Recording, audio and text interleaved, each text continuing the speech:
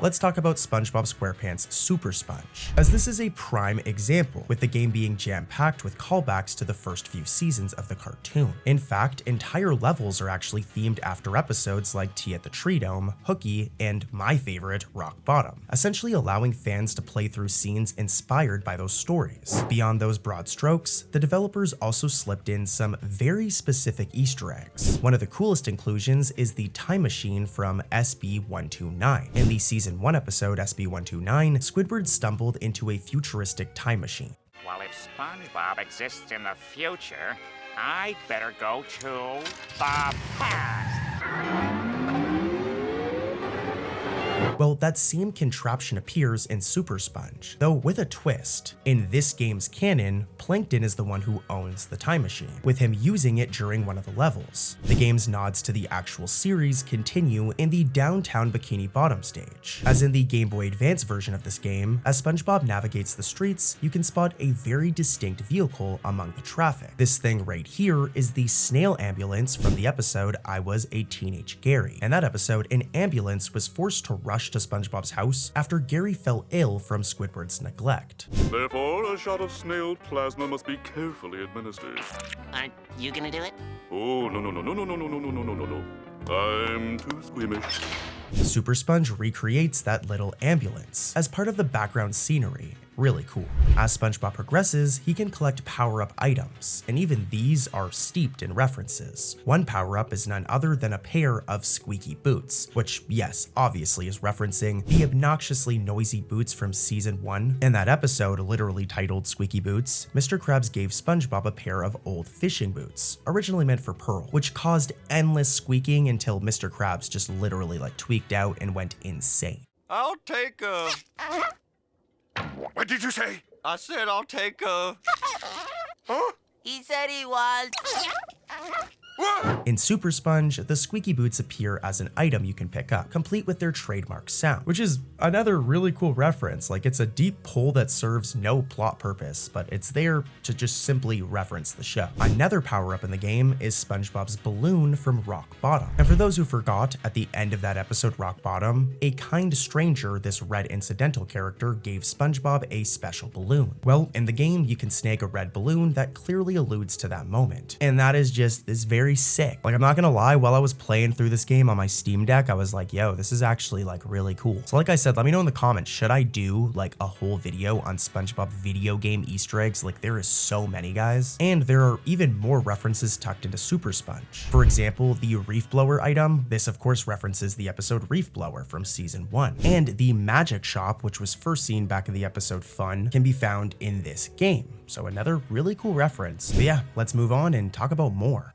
Next up, we have another Camp Coral episode. In Hard Time Out, SpongeBob finds himself punished by camp counselor Krabs and put in an actual timeout jail cell. Patrick, feeling guilty for getting his buddy into trouble, tries a series of hair-brained schemes to free SpongeBob, only to end up locked in timeout himself by the end. Patrick!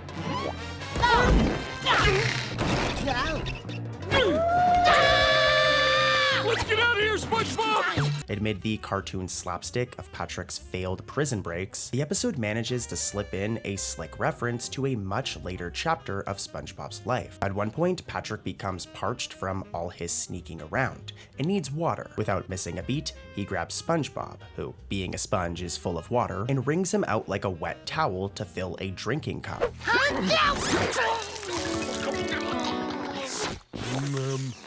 That's disgusting. This prompts SpongeBob to protest as he's literally squeezed dry. And if that visual sounds familiar, it's because we've seen an older version of this duo do exactly the same thing. If we fast forward in the SpongeBob timeline to Scavenger Pants, an episode where SpongeBob and Patrick imagine themselves as grizzled old geezers on a treasure hunt, a dehydrated old man Patrick picks up old SpongeBob and twists him to extract drinking water. Thirsty?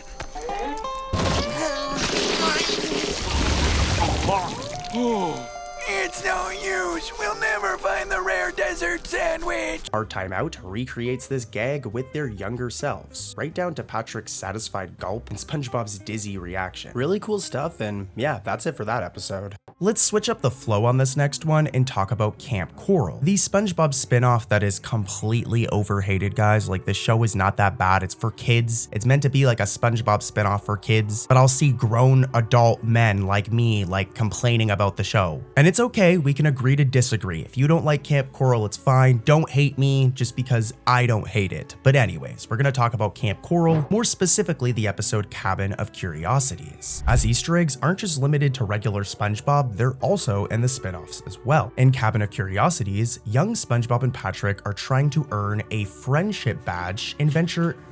You hungry, buddy?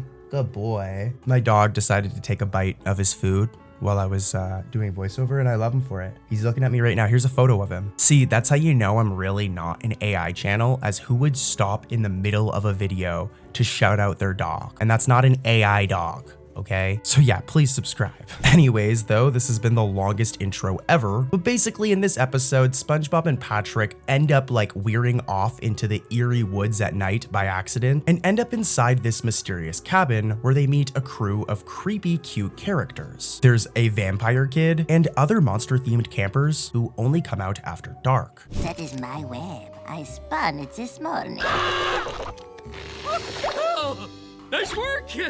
Do you do free alterations? This lead little vampire introduces himself as Kid Furatsu, a name that immediately rang a bell for me because I love SpongeBob. For those who don't know, this is a playful spin on Nosferatu, the classic horror vampire who made an unforgettable cameo in the SpongeBob episode Graveyard Shift. Nosferatu!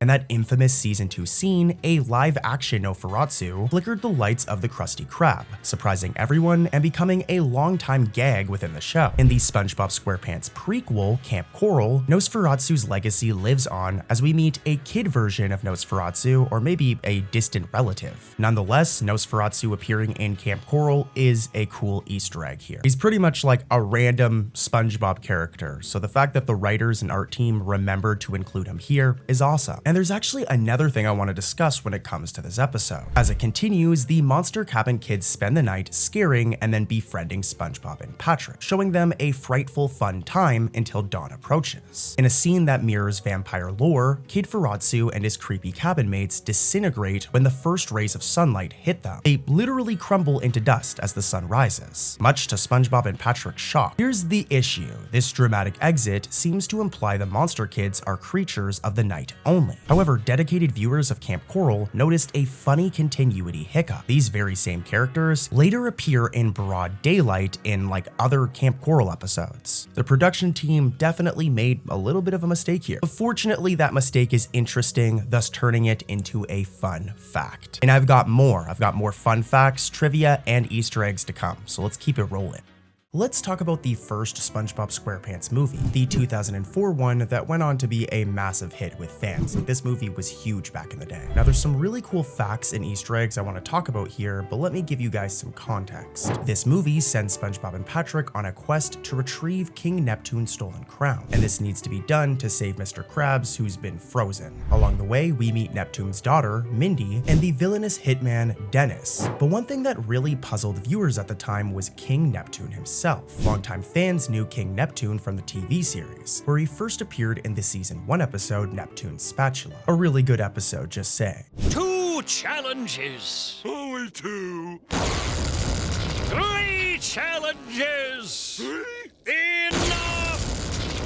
We'll settle for 1. Yet in the movie, he looked and acted completely different from what we've seen in Neptune's Spatula. This redesign wasn't just a random decision though. It's actually connected to the behind-the-scenes negotiations and had a long-lasting effect on the SpongeBob universe, so let's dive into this. Back in the TV show, King Neptune was a green-skinned, muscular deity with flowing orange hair and a booming voice. Very much a god of the sea. Like, I definitely wouldn't mess with him. But in that 2004 movie, Neptune is bald, with a completely different face and physique, and a far goofier personality. You go to Shell City? If we look at them side by side, we can see that these are almost two completely different characters. And it begs the question, why the drastic change? Well, according to the SpongeBob production team, this redesign was done for legal and marketing reasons. It was done for money. To help convince Paramount Pictures to help fund the film, Nickelodeon agreed to create some new characters exclusive to the movie, and Paramount would basically co-own these characters, enabling Paramount to profit from the movie-specific merchandise. It's a very common thing. Essentially, the movie version of Neptune, along with new characters like Princess Mindy and Dennis, as I mentioned before, and this was done so Paramount could make toys and video games without sharing rights. For years after the movie's release, fans noticed that Neptune's movie design never appeared within the TV show. In fact, after the movie aired, the series quietly reverted to the original King Neptune design. For example, in the season 4 episode Krusty Towers, we can see this portrait right here on the hotel wall, which shows Neptune in his classic design, completely erasing the bald movie version from the regular SpongeBob show. And this wasn't a coincidence. It was a result of a content firewall between Nickelodeon's show and Paramount's movie. From 2005 until 2014, elements created for the SpongeBob movie basically couldn't be used in the TV series at all. Neptune's new look, along with the new characters like Mindy and Dennis, were essentially off limits. But here's the thing, once that firewall was lifted, which was around SpongeBob's 10th season, the show finally started to acknowledge the movie. For example, King Neptune's golden crown from the film suddenly showed up as a background Easter egg in the episodes Lost and Found, and later in the episode Insecurity Guards. For the record, I've covered those two Easter eggs in the past, so this section isn't about those Easter eggs, it's more about King Neptune. I'm just giving you guys the story. Just because back at the time when I covered those Easter eggs, I didn't even realize all of the history and lore here. To make things even better, in the 20th anniversary special, SpongeBob's Big Birthday Blowout, we finally saw Princess Mindy return to SpongeBob canon, with her making a guest cameo in that special, giving us another Easter egg, and her first appearance since 2004. The creative team even released an official anniversary poster that pokes fun at Neptune's dual designs, with it showing TV Neptune and movie Neptune back to back. Right here, this poster isn't really available in high resolution, so sorry if it's blurry, but how cool is this? If you really think about it, this poster kind of implies that the two might actually be separate characters in SpongeBob's universe. We might have two Neptunes. Things were made even more complicated in the SpongeBob movie Sponge on the Run, with them literally introducing another character that's King Poseidon, but things could have been even more confusing, as it was revealed with concept art that in the original plot for Sponge on the Run, it was supposed to be King Neptune who kidnapped Gary, with him having plans to clone Gary. As you can see in this concept art right here, this is who King Neptune was supposed to become. I guess we would have gotten a live action version, but thank goodness they didn't do this because we already have two King Neptunes. So think of how confusing this would have been.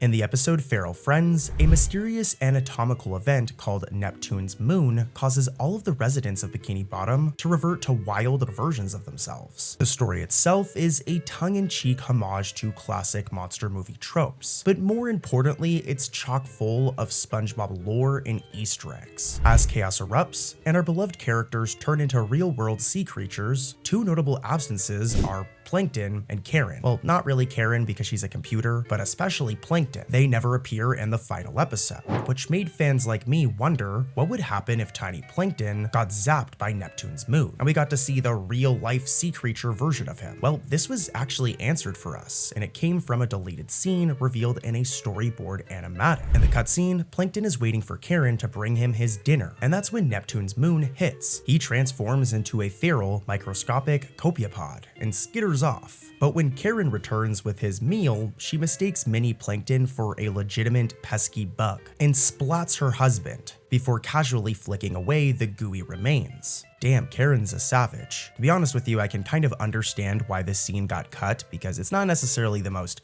graphic scene. There's been some worse stuff in SpongeBob. I mean, especially if you've seen the episode The Splinter, but this was pushing it for a kid show. But deleted scenes isn't the only thing I want to talk about. Don't worry, there's some actual Easter eggs coming up and lots of interesting facts as well. With the town in crisis, Sandy Cheeks deliberately calls on somebody who might understand what is going on? This leads to the surprise reveal of the French narrator. And not just the voice that we hear all the time, but in person. Sandy contacts the narrator, and we can actually see him in his undersea submarine. And fun fact, this is actually only the second time that we've ever seen the French narrator on screen. The first was all the way back in season 2's No Free Rides, during this clip right here. It means another whole year of boarding school! What happened? Well, Feral Friends brings him back after over a decade, which honestly is pretty cool. As the scene progresses, the narrator explains that Neptune's moon is a rare event that happens once every century, explaining what's been going on here. But if you pay close attention, you'll notice that the narrator has actually gotten a costume update. In his 2000s appearance, he wore sleek modern scuba gear. But if we look at it side by side with a shot from his original appearance and this one, he's now decked out in like an old-fashioned brass diving suit. It's pretty fresh. This retro suit, complete with a round metal helmet, is itself an Easter egg, as producers have confirmed that it was supposed to bear some sort of resemblance to the Cyclops from the original SpongeBob SquarePants movie. I mean, the French narrator's new look isn't exactly identical, his helmet is a bit different, and there's some other differences, but hey, if the creators are saying it's a reference, then I'm not going to argue with them. But there's actually some more references here with the French narrator. As speaking of his submarine, the vehicle itself hides a historical reference, as the submarine he pilots through Bikini Bottom's waters strongly resembles a German U-boat from World War II. Feral Friends is also special for bringing back Patchy the Pirate and his iconic pet, Potty. Patchy, the live-action pirate played by Tom Kenny, SpongeBob's voice actor by the way, was a staple of early SpongeBob specials, but they kinda did away with those after a while, and he hadn't been seen on the show for about 5 years prior to this cameo. The episode frames Patchy and Potty as observers of the Neptune's moon incident, corresponding with the French narrator from land. And this marks their first live-action appearance within the series since Legends of Bikini Bottom. Fans welcomed Patchy's return, but there's another Easter egg hidden in plain sight, or rather in earshot. If Patchy the Parrot sounds a bit different, it's because he's now voiced by somebody new, or actually somebody old. Doug Lawrence, Mr. Lawrence, and the person who voices Plankton actually took over Patty's voice acting role in this episode. And this is actually a pretty full circle moment, as Doug Lawrence is the person who created Potty's character as a writer. And I mean, this voice change is something I never even noticed, but it's actually happened 3 times. In early seasons, Potty was originally voiced by SpongeBob creator and legend, the GOAT, Steven Hillenburg, before Steven Hillenburg was replaced by Paul Tibbitt. And now, of course, Lawrence has taken on the role. So let's compare all 3 voices. Let's hear how Steven Hillenburg sounded when he voiced the character. Patty, what cookie dough? Cookie. Patty, no! And now let's also take a listen to Paul Tibbitt's version of the character. Look, Patchy, a Rolodex. Why, it's probably full of celebrity phone numbers. You don't need SpongeBob.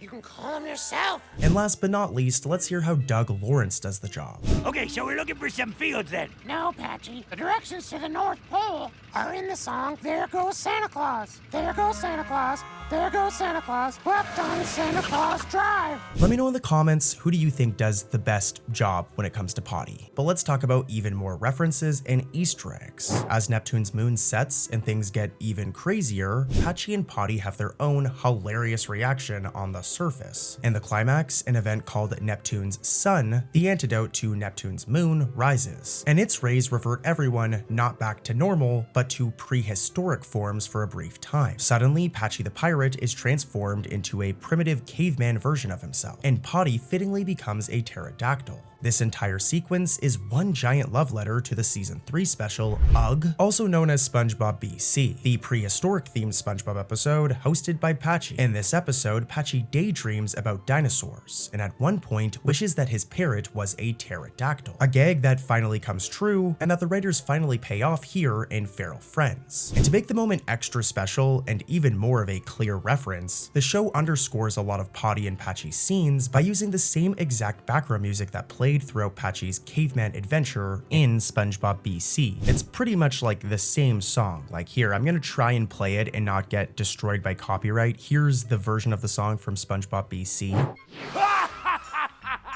I told you prehistoric times were fun. Hey, how's about I teach you kids how a caveman makes a fire with 2 sticks? And here's the version of the song from Feral Friends.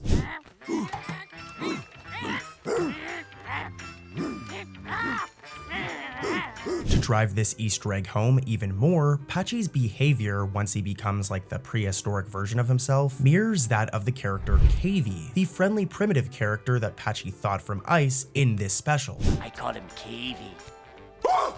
And he jumped in. It's okay, Cavey. In Feral Friends, as soon as Patchy devolves, he starts grunting, stomping, and acting like a caveman himself, just like Cavey did. And honestly, it's a great multi-layered reference. And also, I know I've been saying it a lot lately, so don't worry guys, I'm gonna say it quickly, but if you're new to the channel, please subscribe. I'm one of the only non-AI SpongeBob sleep channels. I'm not like Cartoonology or any of those other channels that use like AI voices and stuff. I make real content. It took me like hours to confirm all of the stuff I'm talking about, so please subscribe if you enjoyed it. And I'm just saying to my regular viewers, I'm sorry that you have to hear that every video, but it's for the new people and I love you all. But let's head into another episode with more Easter eggs, trivia, and facts. In the episode Patrick's Tantrum, Patrick Star develops a very weird problem. Whenever he hears the ringing of a bell, he flies into an uncontrollable destructive rage. Yes, even more uncontrollable than usual Patrick. The episode follows SpongeBob's attempts to cure his best pal's odd condition, and along the way it pays homage to pop culture and SpongeBob's own past. Right from the opening scene, the episode hits us with a clever musical Easter egg. SpongeBob gets covered in all of this black stuff and ends up with a mop top of hair. Striking a pose, he speaks in a British accent and says the following line.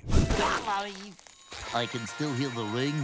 Go. Now, if that made you do a double take, it's because SpongeBob is intimidating the Beatles. The mop top hairstyle and accent are a send-up of the Beatles' early days, when the Fab Four sported that signature shaggy haircut, and SpongeBob's line cheekily references drummer Ringo Starr. Also, if you pay close attention, as SpongeBob says this, a guitar riff plays in the background that closely mimics the opening of a Beatles song, the song Revolution. It's honestly a really cool surprise of a reference, essentially turning SpongeBob into an impromptu Beatle for a moment. But let's keep it going with more references. The core of this episode delves into Patrick's childhood to explain why this bell-triggering phenomenon happens. And to explain this, we get a flashback scene. We see a young Patrick with his parents, Herb and Margie Starr, at home. It turns out that whenever a bell rang to signal dinner, little Patrick would just tweak out and throw a massive fit. This story is bittersweet for SpongeBob aficionados, because it actually marked the final appearance of Herb and Margie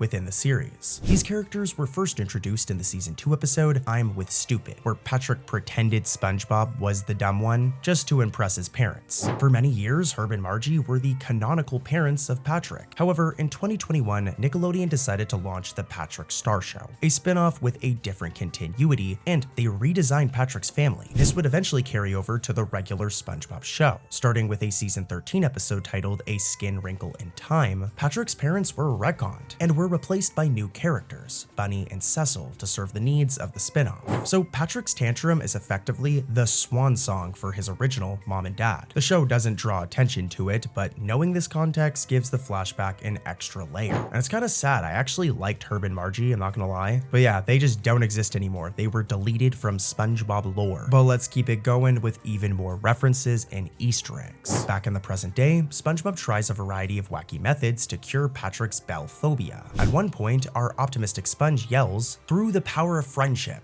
and launches into a heroic motivational speech to snap Patrick out of his rage. While doing so, SpongeBob dramatically dons a superhero costume. And this time it isn't the Quickster like we've seen in Mermaid Man and Barnacle Boy 5. And if you think it looks familiar, it's because it's a very clear spoof of, Superman's iconic outfit. Another fun little reference. But as the chaos escalates, Patrick's bell-triggered tantrum spreads through Bikini Bottom. Others start reacting to bell sounds wildly too. And this leads to a scene of massive traffic accidents downtown. But amid that pileup is a blink and you'll miss it Easter egg by a very special vehicle, the Bass Blaster 3000. Die-hard fans will remember this flashy speedboat from season 4's Driven to Tears, a classic episode, where in that one, Patrick won this vehicle as a prize for being the 1 millionth person to pass his boating test. Much to SpongeBob's envy, as you can imagine. Like, SpongeBob's been trying for years and then Patrick just comes in and passes the exam. But yeah, the Bass Blaster was a sleek, high-tech boatmobile, which Patrick loved, until he ran out of gas because he thought E on the fuel gauge meant end. It stopped working, so I threw it away.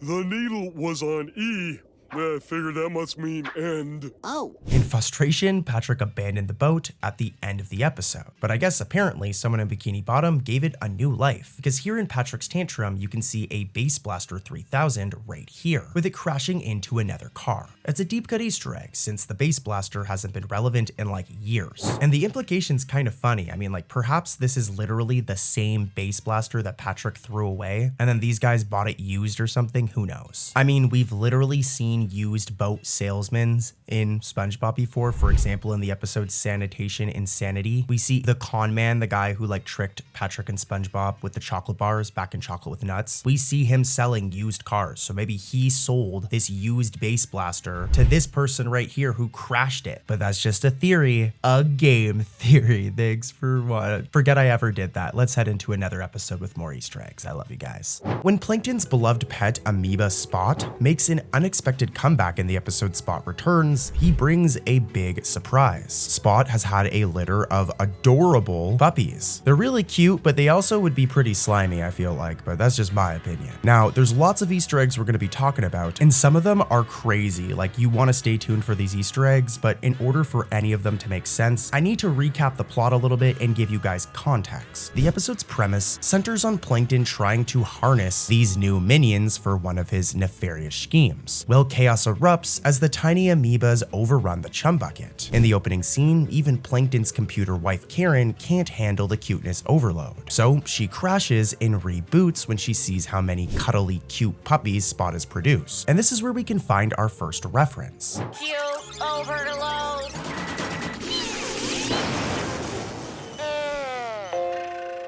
Now, when this happens though, Karen makes a certain sound effect here, as you guys just heard. Attentive fans will notice that Karen's reboot sound is a nostalgic nod, as it mimics the classic Apple Macintosh startup chimes. Here's a side-by-side, here's the sound effect from Spot Returns. And here's the iconic sound effect that it's referencing. They're very close, right? I mean, this cheeky real-world reference fits perfectly with Karen's computer persona and immediately sets the tone for all of the other references and Easter eggs in this episode. But let's keep it going and talk about another Easter egg. As Plankton regains control, Karen helps name a few of the new amoeba, and the names themselves are actually like a huge Easter egg, as they hide tributes to SpongeBob's real-life creators.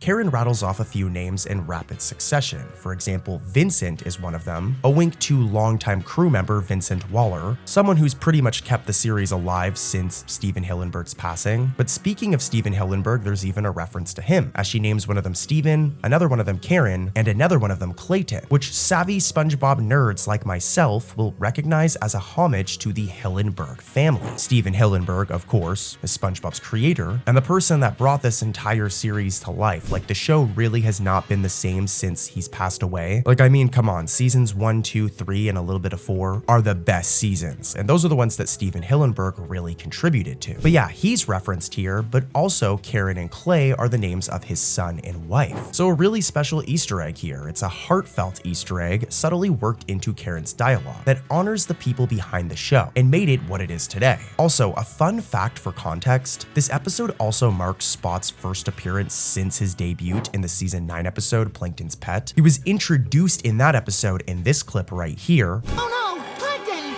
You know, I can't say I'm surprised.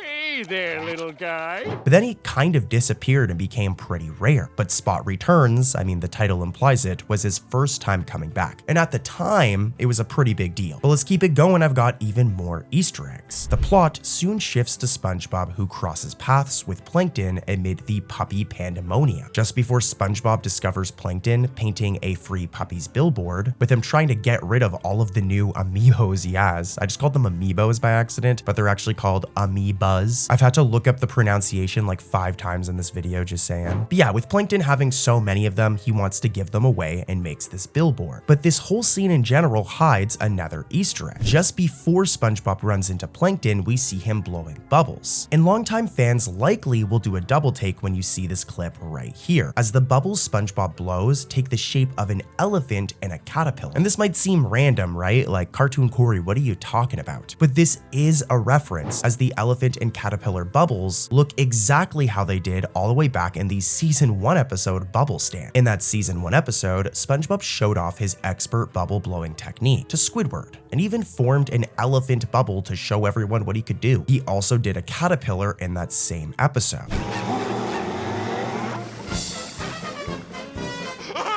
It's a giraffe! Well, Spot Returns recreates these whimsical bubble shapes as a really cool callback, dude, visually linking SpongeBob's early antics to the present day. It's a seamless reference that fits within the scene, and also rewards nerds like me with a cool little Easter egg or reference. And there's more. Later in the episode, SpongeBob agrees to help find homes for Spot's offspring, leading to a sequence where he delivers amoeba puppies to various Bikini Bottom residents. And we're gonna get an Easter egg here, but I'm just saying, would you guys take one? Like, if SpongeBob and Plankton were going around giving free amoeba puppies, these slimy things right here, would you take one? I think I would, but I don't know. Let me know if you would in the comments. I'm curious. But yeah, when this happens, one stop is Mrs. Puff's house. And this scene is packed with deep cut SpongeBob lore. As an overexcited amoeba puppy wreaks havoc at Mrs. Puff's place, we can see this very important photograph right here, which turns out to be Mr. Krabs. A cool nod and a nice little bit of continuity referencing their on and off relationship which spans the series. Longtime fans will recall episodes like Krusty Love, where Mr. Krabs courted Mrs. Puff. You're a very sweet man, Mr. Krabs. So seeing her keep a photo of them, like I said, is cool continuity and a cool reference to Krusty Love. And just saying, like, what makes this special is the fact that Mr. Krabs and Mrs. Puff's relationship isn't always acknowledged. It's more of a background detail, and it was actually pretty rare up until this point for it to be referenced. Nowadays, it's referenced all the time. Like in modern SpongeBob, there's an episode where Mrs. Puff starts flirting with Larry and Mr. Krabs gets jealous in the more recent seasons. But at the time, this right here in Spot Returns was a pretty cool and rare Easter egg. And believe it or not, there's another Easter egg in this exact same scene. Another picture on Mrs. Puff's wall shows a pet snail. And this one right here is a deep cut. This is actually an Easter egg that only the most dedicated nerds like me will catch, as this snail right here is Annette, Mrs. Puff's pet snail, who first and up until now only appeared in the season 3 episode, The Sponge Who Could Fly. My snail is up a tree longer since I was a little girl. Gotcha! Next time, try the elevator. In that lost episode, SpongeBob rescues Mrs. Puff's snail Annette from a treetop. Now, we haven't seen Annette like in the flesh since then, but it's cool to know that, you know, the writers and the art team, and more importantly, Mrs. Puff, hasn't forgotten about her snail. So yeah, lots of cool references in this episode, Spot Returns. I highly recommend it, but you guys already know what's gonna happen here. Let's head into another episode with more Easter eggs. Real quick though, and I know that this is annoying, guys, like I watch YouTube myself as a viewer, and it's very annoying when YouTubers try to push you to subscribe. But seriously, guys, I'm like one of the only non-AI sleep SpongeBob channels on YouTube. All of those other channels making like 2-hour long, 7-hour sleep videos are all AI, whereas I use no AI in my videos, guys. You can tell. The way I talk, the way I write the scripts and everything, it's all original content. So please subscribe, guys. I'm trying so hard to hit 10K. Help me pass cartoonology, all right? Please. Anyways, though, back to the video, and just saying, I genuinely really appreciate all of the love and support the channel's been getting. We're almost at about 7K subscribers, and the comments lately have been so positive, so I'm very thankful. But I'm gonna shut up and give you guys what you clicked on the video for, and that's SpongeBob Easter eggs and facts and trivia. In the episode The Checkup, Mr. Krabs faces one of his greatest fears, not sea monsters or competitors, or even losing money or going broke, but a simple physical examination, a checkup with a doctor. Is there a... You take Krabs! Now, the setup for this episode has the Krusty Krab due for employee physicals, and Mr. Krabs refuses this checkup. And because of this, the Bikini Bottom Better Business Bureau, the BBBBB, will shut down his restaurant. Not the BBBBB. You heard her. The Now, the Easter eggs are coming. I'm just explaining all of this for context, so that way the Easter eggs make sense, but this weird premise of an episode leads to SpongeBob and Squidward coming up with weird schemes to trick their boss into finally completing the exam. That way the Krusty Krab doesn't get shut down and they don't lose their jobs. To rewind a little bit though, at the start of the episode, as a nurse explains the situation, SpongeBob remains unnaturally optimistic, even making a rainbow shape with his hands, as he proclaims everybody wins. We'll give Mr. Krabs his checkup over the weekend, and you just pick up the results on Monday. Everybody wins. You may have already caught it, but this little moment is a clear riff on SpongeBob's famous imagination rainbow pose from one of my favorite episodes, the very nostalgic Idiot Box. Squidward, we don't need television. Not as long as we have our imagination. As you just saw in Idiot Box, SpongeBob used a handmade rainbow to teach Squidward about imagination. And here in the checkup, he reprises the jester, while also making a really cool reference to an awesome episode. But let's keep it going. As the episode progresses, poor Mr. Krabs is so terrified of doctors that he literally starts chewing on his own claws to cope. And this comical image mirrors a scene from another iconic episode, Graveyard Shift. In Graveyard Shift, SpongeBob once responded to a spooky story, the tale of the hash-slinging slasher, by nervously nibbing on his arms until they were stumps. Finally, the hash-slinging slasher arrives in the ghost of the bus that ran him over. Then he exits the bus and crosses the street without looking both ways. Well, years later in the checkup, Mr. Krabs does something insanely similar. And here's the thing, I don't know for sure if this was an intentional reference or if it was an intentional Easter egg. But when we look at the two shots side by side, there's a lot of similarities here, and who knows, maybe this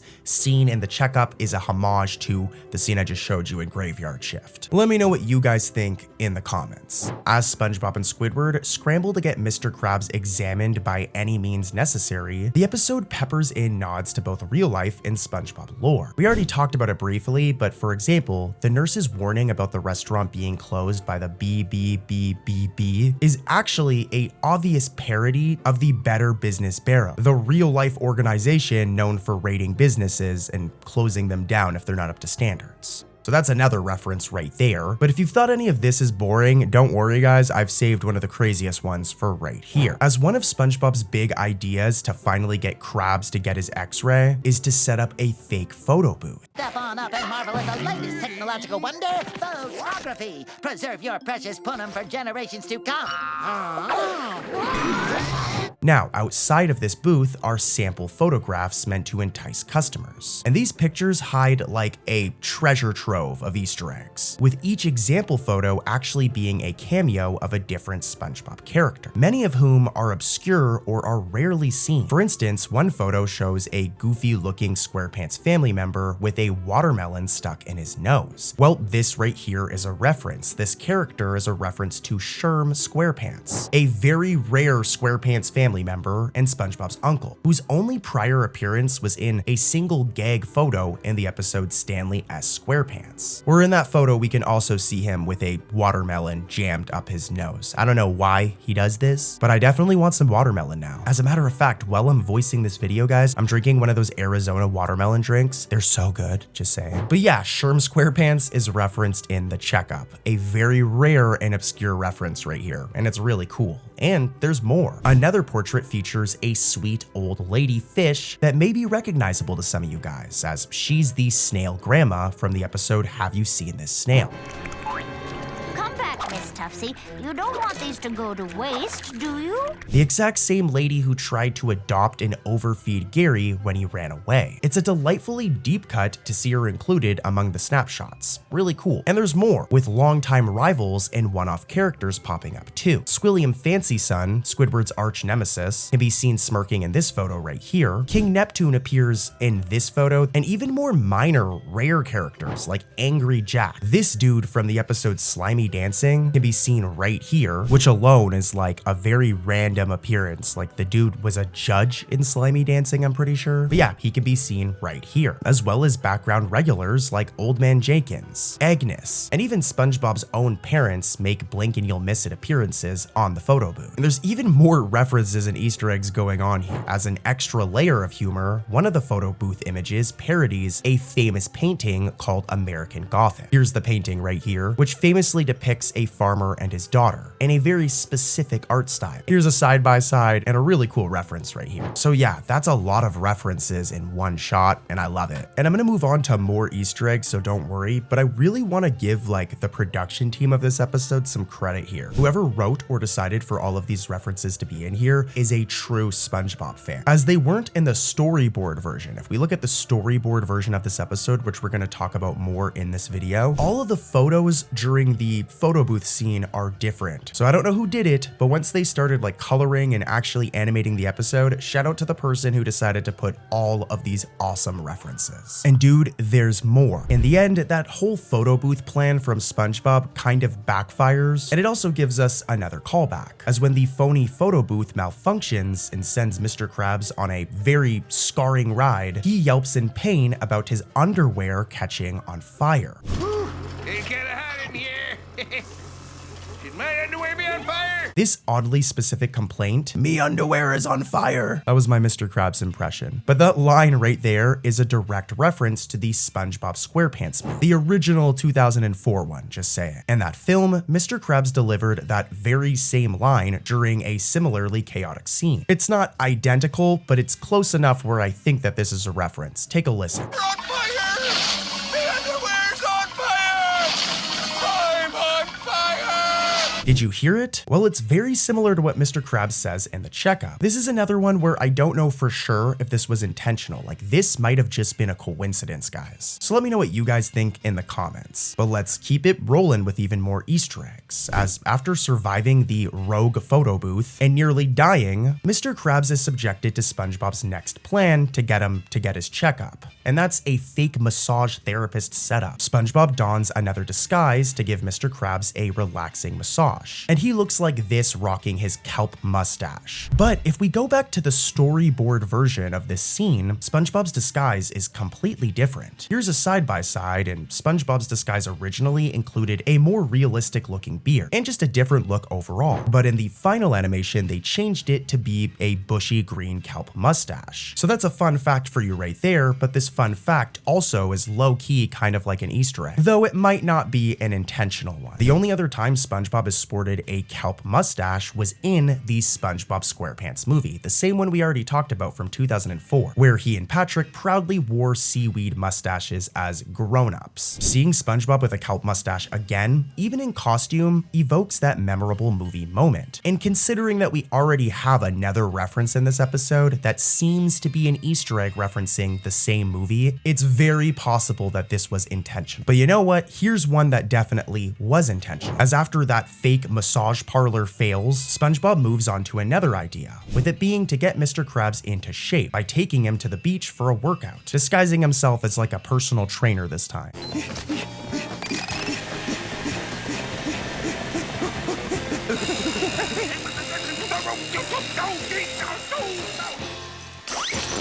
Now, here's the thing. Rather than the usual Goo Lagoon, the iconic beach location that we all know from Bikini Bottom, they go to a different beach, This is Muscle Beach, a very specific location that hasn't actually been seen since all the way back in the episode Muscle Bob Buff Pants from season 1. So like it's been like over 25 years, I'm pretty sure at this point. In fact, as another little Easter egg within the scene, keep an eye on the background muscle men, as one of them is incidental to 4D, who is last spotted lifting weights at Muscle Beach in that same Muscle Bob Buff Pants episode from over 20 years ago. Well, years later, this extremely rare character makes a reappearance in the Checkup in the background right here. So like seriously, dude, whoever wrote this episode like went all out. I guess it wasn't necessarily the writers, it would have been the art production team. And when I look at the credits for this episode, animation was done by Tom Usami, supervising was done by Sherm Cohen, and the supervising producers were Mark C. and Vincent Waller. So shout out to these lovely people for just cramming so much cool stuff in this one episode.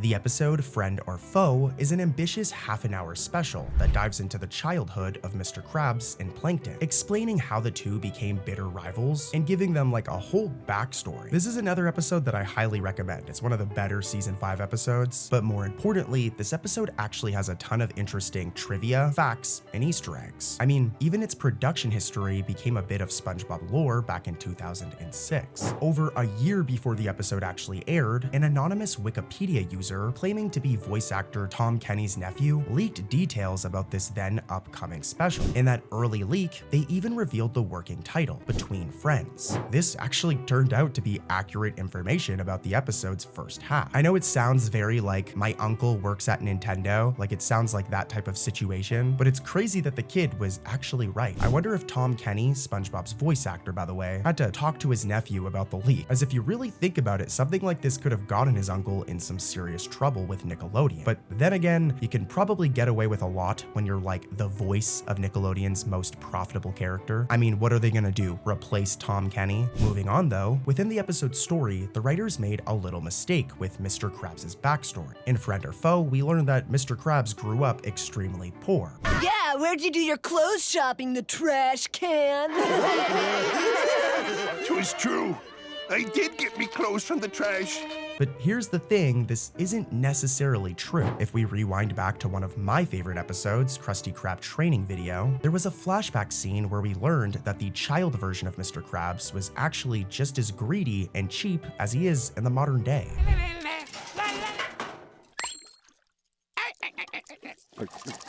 I mean, I guess he could have been cheap because he was broke when he was younger, but I don't know. This just seems like the writer of Friend or Foe isn't super familiar with older SpongeBob episodes and they haven't seen the episode Krusty Krab training video. And because of this, they got the backstory slightly incorrect, but I'm also admittedly nitpicking. So let's switch it up and talk about some interesting facts about this episode. And the first one can be found when Mr. Krabs and Plankton concoct their very first burger together. As they argue over the failed recipe, Mr. Krabs blurts out an ingredient. Well, it was your fault the patty was tainted. You're the one who put too much seaweed sauce in the burger. This is really interesting, as for the first time, the show drops a hint about the legendary Krabby Patty secret formula. Krabs essentially confirms that seaweed sauce is one component of a Krabby Patty. I know this recipe technically failed, but Mr. Krabs says that he put too much. So it does seem like seaweed sauce would be in a Krabby Patty, or on a Krabby Patty. Just Plankton puts too much. Pretty cool though, right? Now we just need to find out all of the other ingredients and find out if Mr. Krabs uses crab meat, as it's been hilariously rumored for years. Who's heard that one before? But another interesting fact about this episode revolves around Karen, Plankton's computer wife, of course. Friend or Foe actually marked the first ever TV show appearance of Karen's mobile robot form. Before this, Karen was always depicted as a screen in the Chum bucket. But in Friend or Foe, Plankton wheels Karen around in a robot body. In those days, I was just starting out as a security system. Plankton and I met when he installed me. It was only our third day. This probably seems like not a big deal at all right now, but at the time, this was a pretty big change. And honestly, it was a really smart one from like a writing perspective, as it let Karen as a character evolve. Like she really turned into the Karen we know after this, due to the fact that she wasn't confined to Plankton's lab anymore, allowing her to interact with other characters other than Plankton. And this gave us many memorable moments. But yeah, some interesting trivia, but how about an actual actual Easter egg? Well, the Patchy the Pirate segments carry their own hidden gems. As in one scene, Patchy is in his kitchen, and if you look closely at the background right here, there's a large wooden barrel labeled SpongeBob SquarePants sitting in Patchy's clutter. If it looks familiar to you, it's because this barrel is a direct prop from the opening of the SpongeBob SquarePants movie, where a similar barrel with the show's logo appears on the pirate ship. It's almost as if Patchy salvaged that movie prop for his own use. All told, Friend or Foe is a great episode. One of my favorites from season 5, other than Jim, the original fry cook, that's also a banger season 5 episode, but I highly recommend watching Friend or Foe after you're done watching this video, because I've got more Easter eggs, lore, facts, trivia coming up. And also, I hate when YouTubers do this, but if you guys are enjoying the video, please subscribe, guys. I'm almost at 10K, and just saying, I'm one of the only non-AI SpongeBob like sleep channels. All those other channels like Cartoonology are completely AI. So if you want to support real creators, please subscribe, guys. I'd really appreciate it. In the episode Plankton's Old Chum, Plankton faces a very messy and pretty disgusting problem. His usual dumping spot for rotten chum, the disgusting bait slop that he sells, is overflowing. With nowhere to dispose of his old chum, Plankton resorts to some slimy tactics, trying to trick people, and I mean, who's better to trick than the ever-helpful SpongeBob? This guy is so gullible, like he falls for everything. Plankton convinces SpongeBob that it's Chum Day, a special holiday where people exchange chum as gifts, and recruits him to secretly stash buckets of old chum all around Bikini Bottom. Ooh, and does it snow chum on Chum Day? Sure. Do the kids make chum, man? What about icicles? Do you call them chumsicles? Yeah, whatever. Now I know what you guys are waiting for, and it's the Easter eggs and trivia, so let's get into that. As this episode is packed with cheeky references right from its opening seconds. As Plankton is about to illegally dump a barrel of chum, he's caught red-handed by a familiar authority figure. Excuse me, are you responsible for all this chum? Yes, that's right. You're welcome. Well, as the health inspector, I've got something for you. $1 billion? This right here is the health inspector, a very nostalgic and iconic character from the classic episode Nasty Patty. The deep-voiced purple fish, known as Andy in later episodes by the way, who once nearly met his end eating a tainted Krabby Patty. Like Mr. Krabs nearly killed him, but yeah, he returns here in a cameo, still doing his job. In Nasty Patty, Mr. Krabs and SpongeBob thought this inspector was a fraud and served him that iconic Nasty Patty. Would you eat one of these? I definitely wouldn't. So it's really cool to see in Plankton's Old Chum that same inspector reappearing. Back to the plot though, and as you can imagine, SpongeBob helps Plankton, and their spree of hiding that disgusting chum yields a quick gag for observant fans. In one house they sneak into, a young boy sleeps peacefully with a poster on his wall, and that poster is actually of Quarter Guy, a minion character from the episode Slimy Dancing. Quarter Guy is a tall purple fish who, in Slimy Dancing, wowed the judges with a coin juggling dance before being disqualified later on. The rulebook clearly states a single dancer must perform without any further assistance from a partner. Therefore, you're the winner. Oh, man. The jig's up, Pedro. We're going home. It's all right. I'll go call a taxi. Here, the animators placed him as a pop culture figure in the world of SpongeBob. Like, it seems he's a celebrity in the world of SpongeBob, which is why he's on this kid's wall. Apparently, Quarter Guy's dancing career took off, at least enough to make him poster worthy, I guess. But nonetheless, this is a really cool Easter egg, and I'm very proud of myself for catching this one, just saying. As SpongeBob continues hiding chum in people's homes, we encounter another nod to continuity, as when he sneaks into Mrs. Puff's house, we can see that she has a framed photo of Mr. Krabs right here. This is a subtle reference to the long-running, if rocky, romance between Mrs. Puff and Mr. Krabs. It's not often like directly acknowledged in episodes, so including this photograph here is some cool continuity. We recently covered a very similar Easter egg to this, like from the episode Spot Returns. Just saying, but this is a different Easter egg. It also happens in the episode Plankton's Old Chum, and it's equally as cool, as moments like this reward nerds like me for remembering that a cartoon crab and a cartoon pufferfish are dating. Eventually though, Plankton's big plan backfires when all of the hidden chum starts to overflow and literally rain down onto Bikini Bottom like a sludge storm, or more like a snowstorm to be honest. Merry Chum Day, everyone! Panicked citizens gather outside their chum-covered homes. And in a really funny scene, Squidward leans out of his window to ask a passing child, the character Sprat Morty, by the way, a very specific question. You boy! What day is today? Today? Such an intelligent boy. What is today? Why, it's Chum Day! Then I haven't missed it. Wait a minute. Chum Day? That's disgusting! For those of you who don't know, Squidward's dramatic, hopeful delivery of that question is actually a direct nod to Scrooge from the classic story A Christmas Carol. In that series, Scrooge wakes up on Christmas morning, a changed man, and calls out to a boy in the street to ask what day it is, with him overjoyed to learn that he hasn't missed Christmas. What's today, my fine fellow? What Christmas Day? Do you know the poulterers on the corner? I should hope I did. What an intelligent boy. Here, Squidward's line intentionally mimics that famous scene, only instead of snow on Christmas, it's disgusting, nasty chum raining from the sky. Now, I've got some more Easter eggs to talk about today, guys, but I just want to say I'm one of the only non-AI SpongeBob sleep channels on YouTube right now. I know I've been saying this every video, so to all of my regular viewers, I'm sorry you have to hear it every time, but this is for anybody new. If you're new, please subscribe, guys. These videos are a lot of work. I have to go in, confirm every Easter egg or fact I talk about. I can't just read off the wiki or else I'll have misinformation in my video. So if you like real content made by someone who's actually a real freaking goofy goober, I'm a real SpongeBob fan, please subscribe. But yeah, I love you guys, and here's more Easter eggs.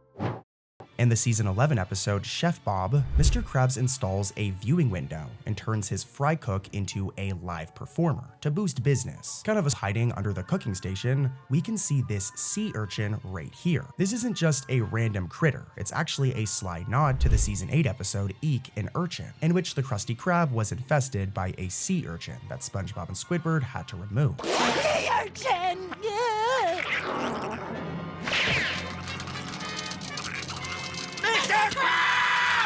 This is cool, as the presence of a sea urchin under the grill in this episode implies that maybe not all of those spiky pests were cleared out. It's a subtle bit of continuity that connects SpongeBob's current problem to an earlier adventure, and also suggests that Mr. Krabs needs to clean his kitchen, bro. It's been multiple seasons since those sea urchins. What's this dude doing? No wonder the health inspector has been called on his butt so many times. The Bikini Bottom Better Business Bureau needs to get their butts down here, just like they did in that other episode we covered the other day. Also, I'm just gonna say this one is also potentially a coincidence, so let me know what you think in the comments. It's still pretty interesting. Eventually, SpongeBob's stage fright in Chef Bob drives him to a desperate solution, but it also highlights a really weird character inconsistency that's really freaking weird. Historically, SpongeBob has never been shy about performing. Quite the opposite, actually. He's been in the spotlight numerous times in episodes like Culture Shock or Squirrel Jokes, relishing in performances on stage, and even leading a stadium of thousands in band geeks. Remember when he literally headlined the Bubble Bowl? Given that track record, seeing SpongeBob paralyzed by stage fright in this episode is some weird writing. It seems to contradict his established character. I mean, he's usually it doesn't necessarily ruin the episode's fun, but just a weird situation, and this is another one where whoever wrote this episode or whoever wrote this scene needs to educate themselves on SpongeBob lore, alright? When I know more about SpongeBob lore than a writer, then there's definitely something wrong.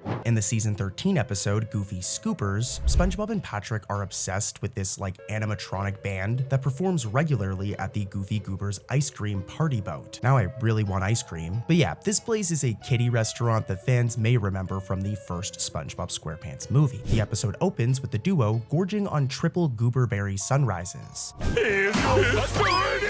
These delicious sundaes right here, which in itself is kind of a cool nod to the 2004 film. And here's your triple gooberberry sunrise, sir. Also, if you listen to SpongeBob's voice at the very start of the episode, he sounds drunk, which in itself is another reference to that 2004 SpongeBob movie. As throughout that whole film, the intro of the film, SpongeBob and Patrick are pretty much drunk off of gooberberry sunrises. But yeah, SpongeBob and Patrick love this place so much that they even refuse to leave despite it being time for the place to close. They are true Goofy Goobers, and they're probably the #1 fans of the Goofy Scoopers. Well, in a cheeky musical nod, the Goofy Goobers manager looks at his watch and pointedly says, "Closing time. You don't have to go home, but you can't stay here." which may just seem like a random line of dialogue, but this is actually a line directly quoting the famous Semisonic song Closing Time, as that exact line is a lyric from the song Closing Time. And just saying, like, Closing Time is a famous song usually played to let people know like it's time to leave. Like if you're ever at a bar or you're at a party or something and like somebody plays that song, it's usually a sign that it's time to go. I mean, not that I ever even leave my bedroom. I'm just in here researching SpongeBob videos all the time. But yeah, a cool little reference right here. But back to the plot. Soon, SpongeBob and Patrick learn that the Goofy Scoopers band has been fired and replaced by this futuristic DJ right here. Sorry, but the Goofy Scoopers are the only ice cream-themed musical robot act we'll ever love. Poor Goofy Scoopers. Here's the thing though, this whole forced retirement storyline thing is actually somewhat of a meta gag. For one, the Goofy Scoopers trio, Clem Clam, Rock T-Puss, and Bongos are clear parodies of a real-life animatronic pizza parlor band, like the Rock-a-Fire Explosion or Munch's Make-Believe band from Chuck E. Cheese. In fact, the plot of them being retired and replaced by a modern DJ references how Chuck E. Cheese has been phasing out its animatronic band during recent restaurant remodels. Pretty cool, but let's keep it going as there's even more trivia and Easter eggs in this episode. Which I'm just saying, you guys probably have noticed in these videos, we don't just talk about Easter eggs, we also talk about like fun facts about the episode and trivia. But I don't just talk about random trivia, I make sure it's like entertaining stuff. Like you gotta admit, I cover entertaining stuff. But yeah, this episode is also packed with cameos, as SpongeBob and Patrick go on a mission to find and reunite these scrapped robots. When they search the Bikini Bottom dump, you may be able to notice that Filthy Muck appears right here in the background at the ending of the scene. Hey, what are you doing in my precious junkyard? Filthy Muck is actually Patrick's dirt-covered alter ego from the season 12 episode, The Ballad of Filthy Muck. Essentially, it's Patrick so grimy, he becomes a walking sludge pile. Just imagine how bad that would smell, dude.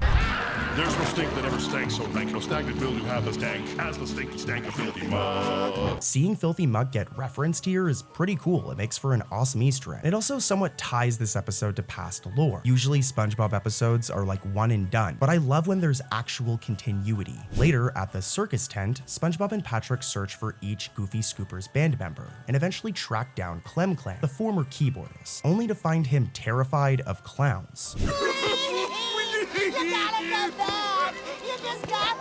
Just get me out of this crazy circus. I'm terrified of clowns, man.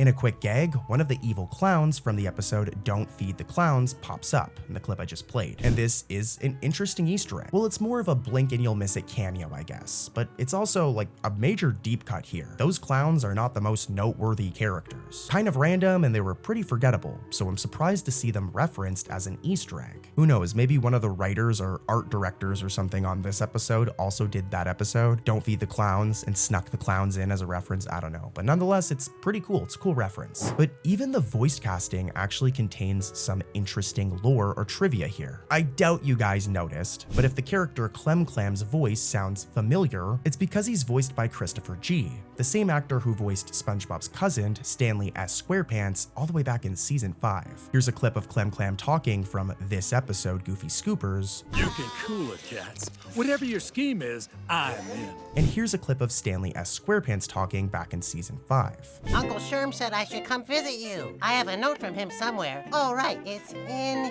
here. Here it is. Well, that does it for Goofy Scoopers, but decent episode. It's not the best episode, but it's not the worst. And hey, all of those references and like all the trivia was really cool, but I've got more, and let's head into another episode. Our next episode, Squid Noir, drops us into a stylistic mystery in which Squidward turns detective, literally, to find his missing clarinet. And along the way, it dishes out some delicious cameos for observant fans. The episode opens at the Krusty Krab, with Squidward's jazz performance annoying everyone. Make it stop! Now, you may have missed it, but if you look at the crowd throughout the Krusty Krab, there's a rare character here. None other than Flats the Flounder, the bully from the season 3 episode titled, well, The Bully. Tell the class something about yourself, Flats. Well, I like to kick people's butts. Flats really has not been seen in ages, aside from a brief miscolored cameo at a party. Pretty sure this happens at the end of the episode, The Slumber Party. You can see him right here, miscolored. But aside from that, we haven't seen him since his original episode, pretty much. And I also love the fact that he's kind of like a background character. It's not like one of those Easter eggs where it's right up in your face. It's kind of subtle. And these types of things like expand the world of SpongeBob to me, because it shows that, you know, Splats the Flounder is like a regular Bikini Bottom citizen. He wasn't just exclusive to that one episode. But I'm rambling. Nerd Corey's coming out here. Can you guys tell that I really like SpongeBob? But back to the episode, when Squidward's beloved clarinet does vanish and the world turns black and white, a really cool effect by the way, the hunt for clues leads our heroes to a local comic book shop. Here, the animators pack the scene with inside references. For example, look closely at the shop's merchandise, and you'll spot action figures of several obscure characters. For example, the Moth right here from the episode Nightlight. Nightlight is a random episode, and the Moth is like a character who only appeared in that episode like one time. Another thing. What the? Even the background art of this scene gets playful. On the table, there's a gaming dice that features a staircase-shaped symbol, almost identical to the escalator icon from the board game Eels and Escalators. That board game appeared in Sailor Mouth, obviously, where SpongeBob and Patrick rolled dice marked with little eels and escalators instead of numbers. If we put them side by side, the die in Squid Noir has the same stylized stairs. However, the other symbol is different, I'll admit, so I don't know. But you guys know what I'm talking about here and see it. The stair or escalator icon is like identical. You know, it's probably possible that the prop designers of this episode reused the Eels and Escalators design for a generic comic shop dice asset, but who knows? In Camp SpongeBob, a Camp Coral episode set during SpongeBob's summer at camp as a kid, SpongeBob finds himself accidentally left all alone at Camp Coral. Rather than mope, our favorite sponge turns the deserted grounds into Camp SpongeBob, making the best of solitude. That is, until some friendly critters join him. This episode carries a breezy, zany tone, but it still sneaks in references bridging back to the main series. For instance, in one early scene, Patrick thinks he's chatting with SpongeBob, only to realize that he's been chatting to a box of Kelpo cereal. I got mine, buddy! You're awfully quiet today, SpongeBob. As you can see, Patrick is holding a yellow Kelpo's cereal box and actually thinks that it's SpongeBob. This absurd gag is actually a clever nod to the episode as seen on TV. And that classic season 3 episode, SpongeBob appears briefly in a Krusty Krab commercial, and later an elderly fish mistakes him for a box of Bran Flake cereal. This also happens in a bunch of other episodes where SpongeBob has literally been mistaken for Kelpos before in particular. But back to the episode. Left to his own devices, SpongeBob soon attracts a large audience of forest animals to Camp SpongeBob, including sea bunnies, a sea serpent, and even a few wild clams. Oh, hello! Would you like to join Camp SpongeBob? It's free for sea bunnies. In a particularly charming sequence, two sea bunnies blow bubbles together for fun. They end up blowing a giant bubble in the shape of SpongeBob himself, which floats above them, just as the SpongeBob-shaped bubble pops in the air. Ooh, who's that handsome fellow? My eyes! It's a meta moment that breaks the fourth wall musically, with the characters literally inside the show acknowledging the theme song of the show. Throughout the episode, SpongeBob's camp adventures carry echoes of the main series. At one point, Patrick returns, having realized SpongeBob was left behind, and joins the fun, only to be trampled by a herd of meeping anchovies at the camp. This flows directly into the next Camp Coral episode. But even here, one could potentially say this was a callback, but I don't know. I mean, seeing anchovies swarming somebody while saying their trademark meep is always going to be reminiscent of Help Wanted, the first ever SpongeBob episode. More specifically, this scene right here. Anchovies!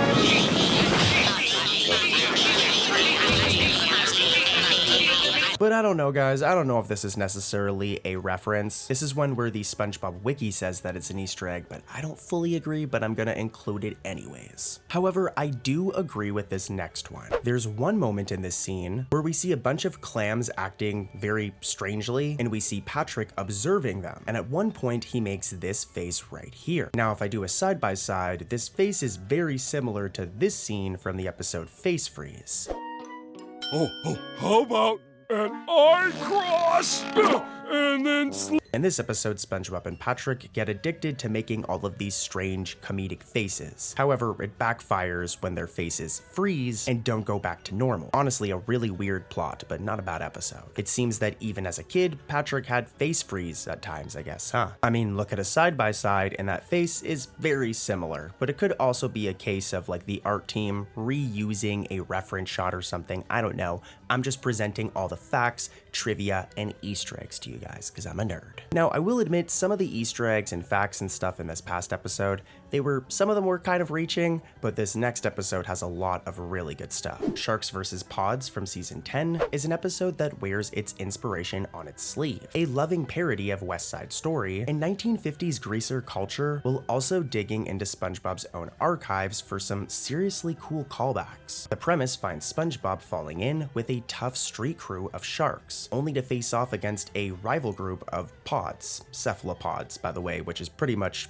what Squidward is, and surprise, surprise, the leader of the pods is Squidward. Now, the title itself is actually riffing on the famous Sharks vs. Jets rivalry from the iconic film West Side Story, and originally, the episode was even stated to be titled Swimming with Sharks. But beyond the musical theater nods, this story deep dives into SpongeBob lore, and I know that's what you guys actually want here, so let's get into that. Early in the episode, as SpongeBob gets swept up in the shark's world, we catch a glimpse of his home decorated with a very meaningful keepsake. I'll have to go into the witness protection program. I'll have to quit working at the Krusty Krab.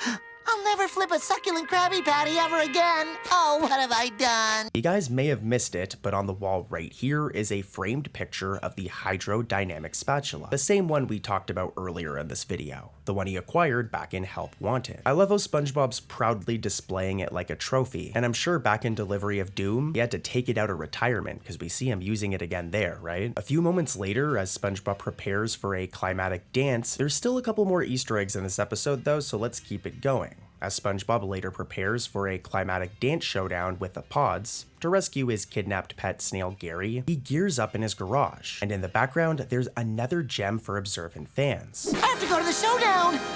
I have to get ready to fight.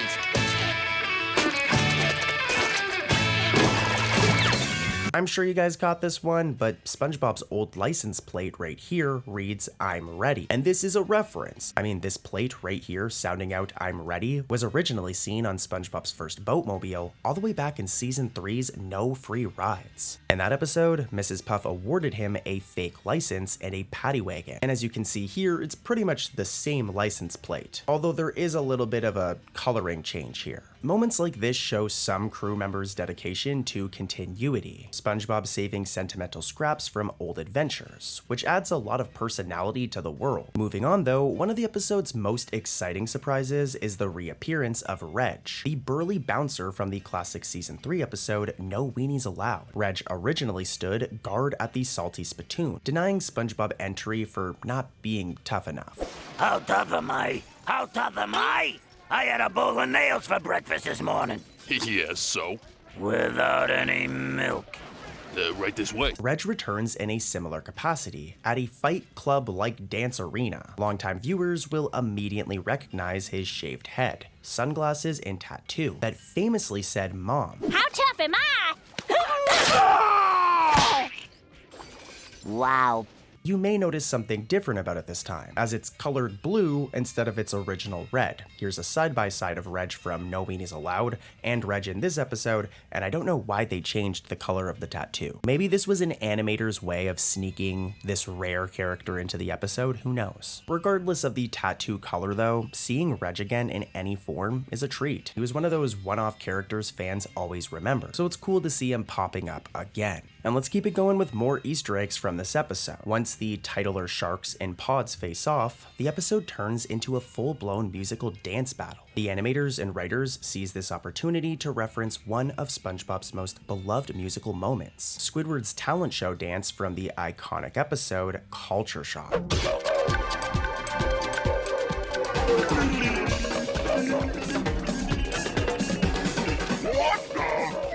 During the showdown, the pods do one dance that is very, very similar. It isn't identical, but honestly it kind of is, as you can see here. I'm showing them side by side and I'm looping both clips, and yeah, the dance is very similar. It was honestly like the perfect moment for this type of callback, and it wasn't just thrown into the episode for the sake of Easter eggs. But beyond the SpongeBob specific Easter egg, this episode's entire framework pays homage to pop culture. The Sharks gang themselves are voiced by television icons. The actors Henry Winkler, Michael McKean, David Lander, and many more. The three I mentioned though famously played Fonzie, Lenzie, and Squiggy from Happy Days. Just saying to all the younger viewers watching, Happy Days is like a very, very old show, but view it like this, back in the day, it was like one of the biggest shows on television. But yeah, this casting is a meta joke. The Sharks are essentially undersea greasers akin to the Happy Days gang. And it's pretty cool, but let's head over to another episode with, you guessed it, more Easter eggs. Also, another quick reminder guys that if you're enjoying the video, please subscribe. I'm really trying to hit 10K and I'm like halfway there, so I'd really appreciate it. In the episode, Delivery of Doom, SpongeBob is challenged to deliver a Krusty Krab order to the League of Evil's secret lair in under 10 minutes, or else the villains get to eat for free, Mr. Krabs' worst nightmare. The episode opens with a charmingly low-tech Krusty Krab commercial that Mr. Krabs and SpongeBob film themselves, using a hollowed-out television and crayon-drawn backdrop. You can let the Krusty Krab make and deliver your meal for you. Longtime fans will recognize this as a homage to SpongeBob's puppet TV gag from Season 3's Can You Spare a Dime, where SpongeBob put on a similar DIY show to cheer up Squidward. Speaking of evil, notably, the entrance to their lair is still through a dumpster. Secret entrance. This right here is a reference, as it was portrayed the exact same way back in the episode Captain Pipsqueak when Plankton sought out the League of Evil. The villains escape to their secret underground lair. In fact, when Mr. Krabs literally cannon launches SpongeBob towards the delivery address, he lands in that very dumpster portal. The door inside the dumpster is a nether blast from the past, as it's modeled after the classic evil logo seen in Mermaid Man and Barnacle Boy 5. From here though, SpongeBob's descent into the lair is filled with tons and tons of nostalgia. For one, as he free falls down Evil's secret chute, he whips out a very familiar spatula. Bob reached for his hydrodynamic spatula with port and starboard attachments. This right here is another reference. This is SpongeBob's hydrodynamic spatula, the same high-tech spatula with port and starboard attachments that he first used in this clip from the very first SpongeBob episode ever, Help Wanted. Did someone order a spatula?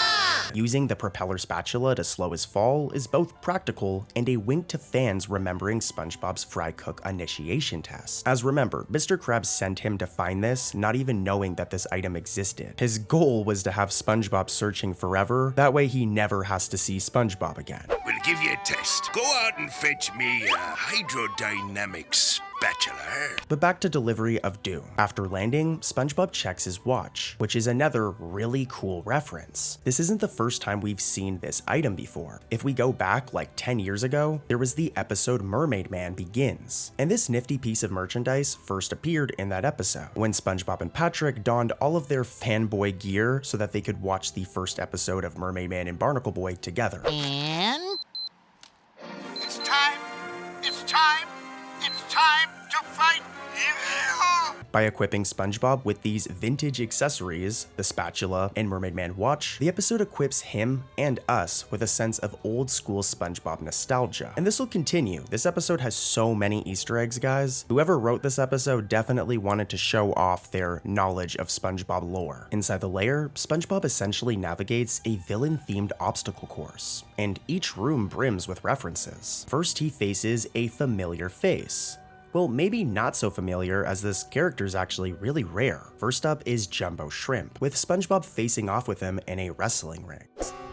Jumbo Shrimp, the biggest name in bad behavior. Now here's the thing, the Easter egg here isn't necessarily Jumbo Shrimp. Like, Jumbo Shrimp is kind of an Easter egg because he's a rare character. It's like a callback to older episodes. But what makes this one really special is that Jumbo Shrimp had a major character redesign in later episodes. When he first appeared, he looked like this humanoid, ripped, jacked version of Jumbo Shrimp. The atomic Flounder. and the dreaded jumbo shrimp.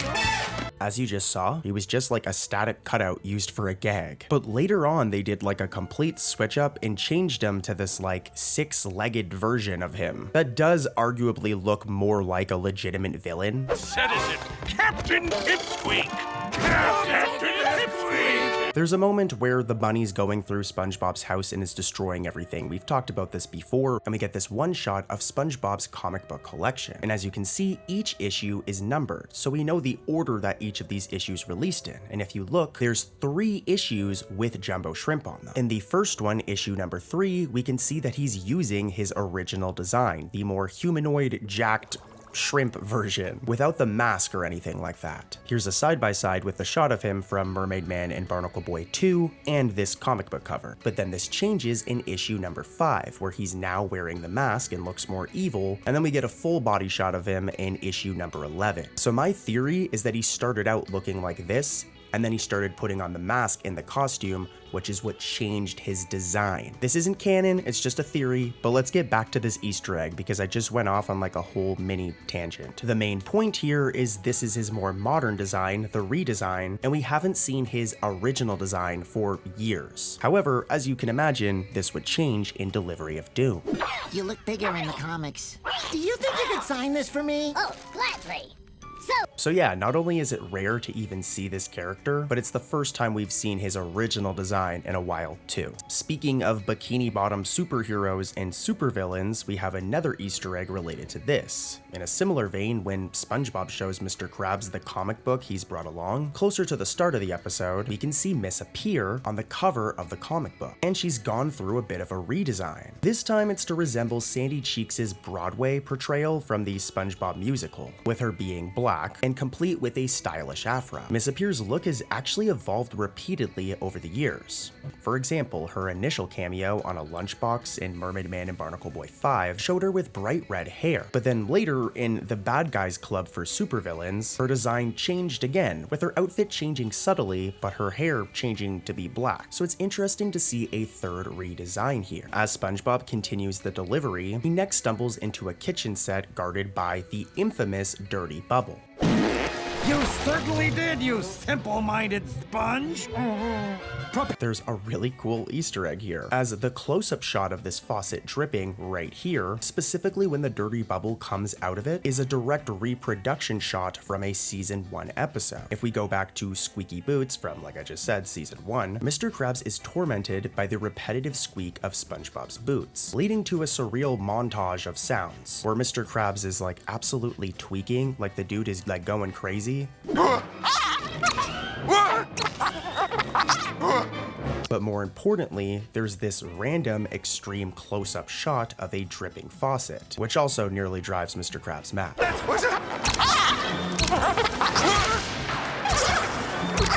Could the world's greatest fight? It's a very weird scene, but over 20 years later, and we get a really cool reference. You know, it's the kind of blink and you miss it detail only diehard fans like myself would catch, and you need to see it side by side. You guys probably think I'm crazy, but as you can see right here, it's identical. I love Easter eggs like these ones, and I've got more. As when SpongeBob first enters the Dirty Bubble area of the lair, there's a certain photo on the wall that serves as a really cool Easter egg. This right here is called a recursive picture, a portrait that contains a smaller copy of itself that just repeats like forever within the picture. This is actually a running gag within SpongeBob's world that dates back to an old school episode like No Free Rides. There's also a recursive picture right here in this shot, a framed photo of Mrs. Puff at her door, included in the very same scene within itself. This also happened again with Mrs. Puff in the episode Potato Puff years later, with the artist slipping in another one of these cool little references. So it happening here in Delivery of Doom is like an intentional Easter egg. And dude, there's so many, there's even more. As this section of the episode continues, SpongeBob finds himself once again unintentionally besting the Dirty Bubble. Armed with his trusty pen, he innocently asks for an autograph, but he also ends up like killing him.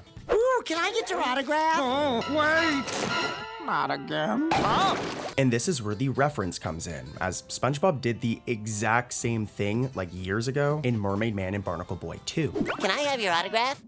Watch the boy now! And guess what? There's even some continuity here. In Delivery of Doom, upon bursting, the dirty bubble even groans, not again, directly referencing the first time where SpongeBob's pencil popped him back in that Mermaid Man and Barnacle Boy episode I just mentioned. Finally, for this episode though, and then we'll talk about another one, SpongeBob reaches Man Ray, the last villain and the leader of evil. With mere seconds left on the delivery clock, Man Ray isn't interested in letting SpongeBob succeed, so he stalls until the time runs out, robbing SpongeBob of a win. Delivery complete! Yes, but it was 1 second late. From here, Man Ray reveals the League's dirty little secret. Evil is completely broke. They've lost all their money. To prove it, he holds up an empty wallet. Notably, it's one of Patrick's wallets from the episode Mermaid Man and Barnacle Boy 3. The very same one from Patrick's Is This Your Wallet bit. You've dropped your wallet. Doesn't look familiar to me. I just saw you drop it. Yeah. Nope, it's not mine. At the very end of the episode, as the hungry evildoers dig into their food, we're treated to a final buffet of callbacks. Among the items SpongeBob delivers are a crusty kids meal with the same box from the episode Mermaid Man vs. SpongeBob, as well as a Patty Pal toy, another callback to the episode Yours, Mine, and Mine. And with that, holy, I'm out of breath. We're finally done with that episode. That was a lot of Easter eggs, guys. Oh my gosh. Also, guys, I just want to say real quick, and I'm going to get right back to the content, don't worry, but please subscribe, guys. I'm like one of the only non-AI SpongeBob channels right here. I put a lot of time into these videos confirming every Easter egg I talk about, and like it's just a lot of time and I love doing it. I'm very passionate about SpongeBob. Let me correct my pronunciation. Just showing you I'm real. So please subscribe. And yeah, back to the video. Let's talk about more Easter eggs in another episode. Let's switch up the flow on this next one and talk about Camp Coral, the SpongeBob spinoff that is completely overhated, guys. Like, the show is not that bad. It's for kids. It's meant to be like a SpongeBob spinoff for kids, but I'll see grown adult men like me like complaining about the show. And it's okay, we can agree to disagree. If you don't like Camp Coral, it's fine. Don't hate me just because I don't hate it. But anyways, we're gonna talk about Camp Coral, more specifically the episode Cabin of Curiosities. As Easter eggs aren't just limited to regular SpongeBob, they're also in the spin-offs as well. In Cabin of Curiosities, young SpongeBob and Patrick are trying to earn a friendship badge in venture. You hungry, buddy? Good boy. My dog decided to take a bite of his food while I was doing voiceover, and I love him for it. He's looking at me right now. Here's a photo of him. See, that's how you know I'm really not an AI channel, as who would stop in the middle of a video to shout out their dog? And that's not an AI dog. Okay? So yeah, please subscribe. Anyways, though, this has been the longest intro ever, but basically in this episode, SpongeBob and Patrick end up like veering off into the eerie woods at night by accident and end up inside this mysterious cabin where they meet a crew of creepy, cute characters. There's a vampire kid and other monster-themed campers who only come out after dark. That is my web. I spun it this morning. Oh, nice work! Do you do free alterations? This lead little vampire introduces himself as Kid Furatsu, a name that immediately rang a bell for me because I love SpongeBob. For those who don't know, this is a playful spin on Nosferatu, the classic horror vampire who made an unforgettable cameo in the SpongeBob episode Graveyard Shift. Nosferatu! In that infamous season 2 scene, a live-action Nosferatu flickered the lights of the Krusty Krab, surprising everyone and becoming a long-time gag within the show. In the SpongeBob SquarePants prequel, Camp Coral, Nosferatu's legacy lives on as we meet a kid version of Nosferatu, or maybe a distant relative. Nonetheless, Nosferatu appearing in Camp Coral is a cool Easter egg here. He's pretty much like a random SpongeBob character, so the fact that the writers and art team remembered to include him here is awesome. And there's actually another thing I want to discuss when it comes to this episode. As it continues, the Monster Cabin kids spend the night scaring and then befriending SpongeBob and Patrick, showing them a frightful fun time until dawn approaches. In a scene that mirrors vampire lore, Kid Furatsu and his creepy cabin mates disintegrate when the first rays of sunlight hit them. They literally crumble into dust as the sun rises, much to SpongeBob and Patrick's shock. Here's the issue. This dramatic exit seems to imply the monster kids are creatures of the night only. However, dedicated viewers of Camp Coral noticed a funny continuity hiccup. These very same characters later appear in broad daylight in like other Camp Coral episodes. The production team definitely made a little bit of a mistake here. But fortunately, that mistake is interesting, thus turning it into a fun fact. And I've got more fun facts, trivia, and Easter eggs to come, so let's keep it rolling.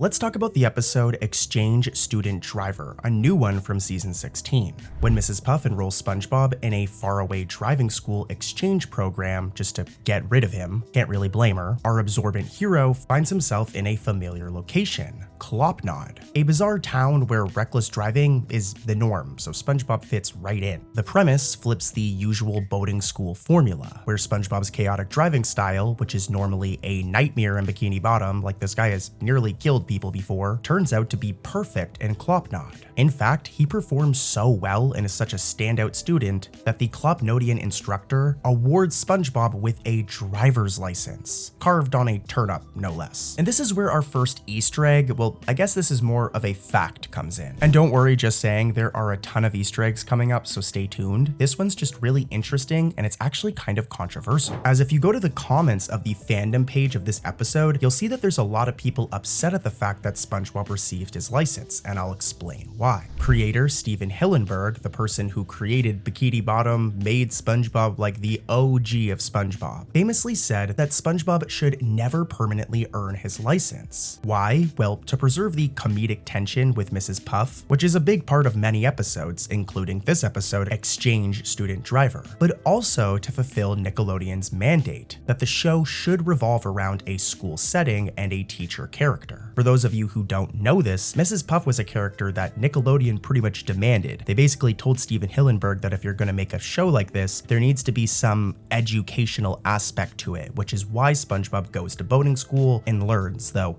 if you really think about it, the dude never really progresses. Well, at least he does in this episode, but that's the issue here. However, there's actually a workaround for this. By giving SpongeBob a license only in Clopnod, the episode cleverly skirts Hillenburg's rule without technically breaking it, since SpongeBob still isn't licensed in Bikini Bottom. He got his license in Clopnod, a completely different location. Let me know what you guys think about this one in the comments, but do you think that because it happened in a different location that it makes it okay? But yeah, a fun fact about this episode I wanted to talk about, but let's get into an actual Easter egg here. As throughout this episode, as it progresses and we see SpongeBob at Mrs. Puff's boating school, longtime viewers may catch a classroom callback in this episode.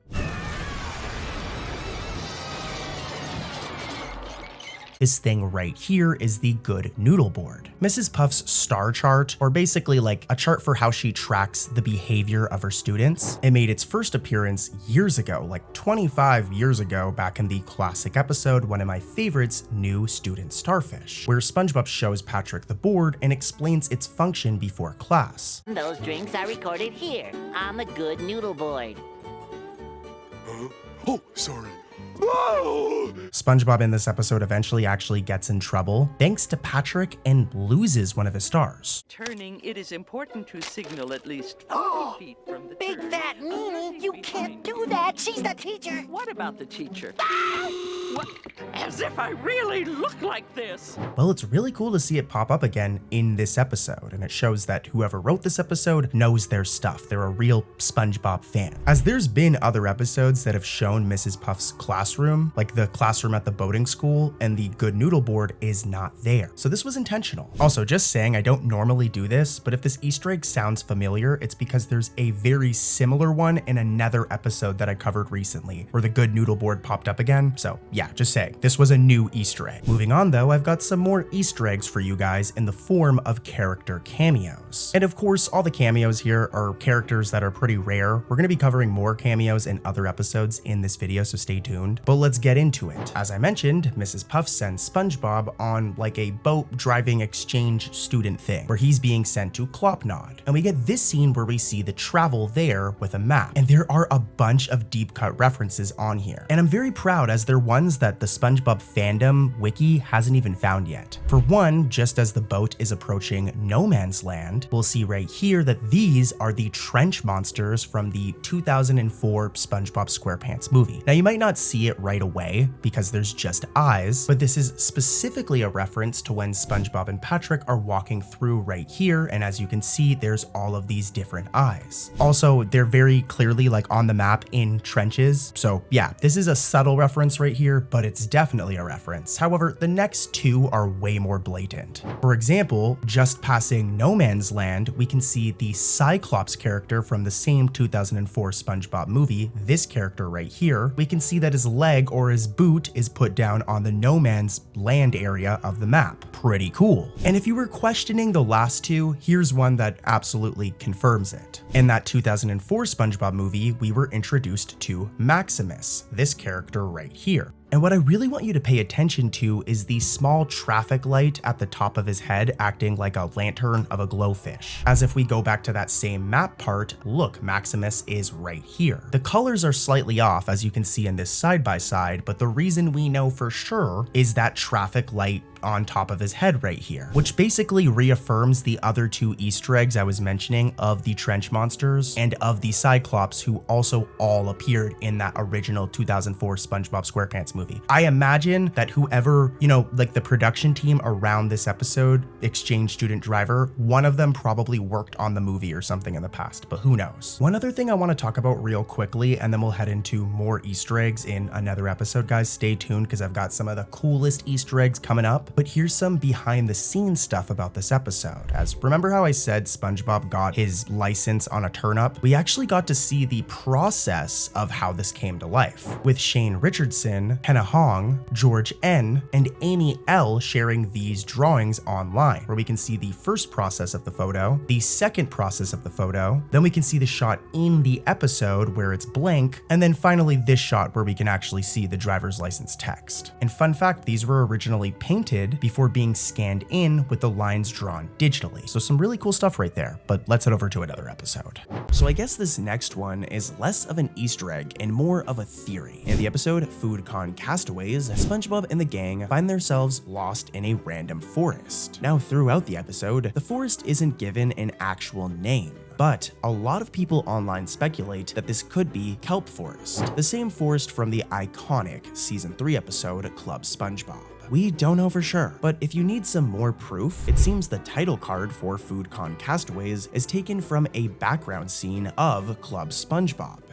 In SpongeBob, every episode has a production code, and sometimes these production codes will be hidden in episodes as Easter eggs. So, as you can imagine, this is exactly the case in the episode Food PBFFT Truck, as one of the signs at the Rock Bottom Mall reads SB138, which is actually a reference to the production code of the Season 1 episode Rock Bottom, which makes sense because it's in the Rock Bottom Mall. So yeah, it's very subtle, but boy, is it cool to see such an iconic episode referenced in the modern day. So as you guys have probably heard, the consensus for SpongeBob's spin-off show, Camp Coral, is pretty negative. I mean, if you just search it on YouTube, there are tons of videos of people criticizing it, and I get it. The show definitely was a little bit of a cash grab, but if you ever hear somebody say that Nickelodeon went against Steven Hillenburg's wishes with Camp Coral, or that he didn't want the show to happen, it's come out that that is not true. And let's talk about that for a second, and then we're gonna get into more Easter eggs in a Camp Coral episode. But this, in and of itself, is a fact and is some trivia. In a 2001 interview with multiple SpongeBob production members, it was revealed that Steven absolutely knew about the show. He was weary about the CGI aspect of the show, but he was working on it and knew it was happening. Furthermore, Vincent Waller, another big member of SpongeBob's production, also went on to say that Steve absolutely knew about the show. The only thing we don't know is how he would have felt about the final product, as unfortunately he passed away before he could see that. But Vincent explains that Steve specifically left him and the rest of the team in charge and trusted them to guard his creation to the best of their ability. And it seems like they're doing that. So there's a little bit of trivia about Camp Coral for you right there. Nickelodeon didn't just force this show to happen like a lot of people think, but let's get back to the original Easter egg I was going to talk about. And it's from the Camp Coral episode Game Night, which is actually a really good episode and a good example of how good this show actually can be. This episode shifts the spotlight from SpongeBob to SpongeBob's summer camp counselors, youthful versions of Mr. Krabs, Mrs. Puff, and Plankton, as they sneak away from the campers for a grown-ups evening of board games. Well, this episode is a treasure trove of playful references, especially when it comes to the board games that they choose to play, with each one spoofing a real-world classic in a character-appropriate way. It's actually some really good writing here. Plankton excitedly suggests a game called Peril, the game of undersea conquest, clearly a parody of the global domination board game Risk, a perfect fit for Plankton's world domination obsession, and a cool reference to a real-life board game. Another reference can be found when Mr. Krabs counters with Money-opoly, a not-so-subtle nod to Monopoly, with the mascot looking exactly like Monopoly's Mr. Moneybags. He also looks like somebody else you guys may have noticed, but he looks familiar to a certain Spongy dad. I mean, if we do a side-by-side, like, the mascot looks almost identical to SpongeBob's dad. A potentially intentional Easter egg that suggests that Harold Squarepants has another job in this universe. But moving on, Mrs. Puff shoots them both down, grumbling that Mr. Krabs always plays the bank and always wins, a wink to anyone who's caught a cheater swiping extra cash when acting as the banker in real-life Monopoly. Funnily enough, in the dialogue, it's recalled that the last time they played Slot Boat Racers, Mr. Krabs accidentally ran over Plankton's leg. This setup delivers a double Easter egg. As Plankton gripes about his still healing leg, we suddenly get a close-up and hear the famous line, "My leg," coming probably from the character Fred. My leg is still healing.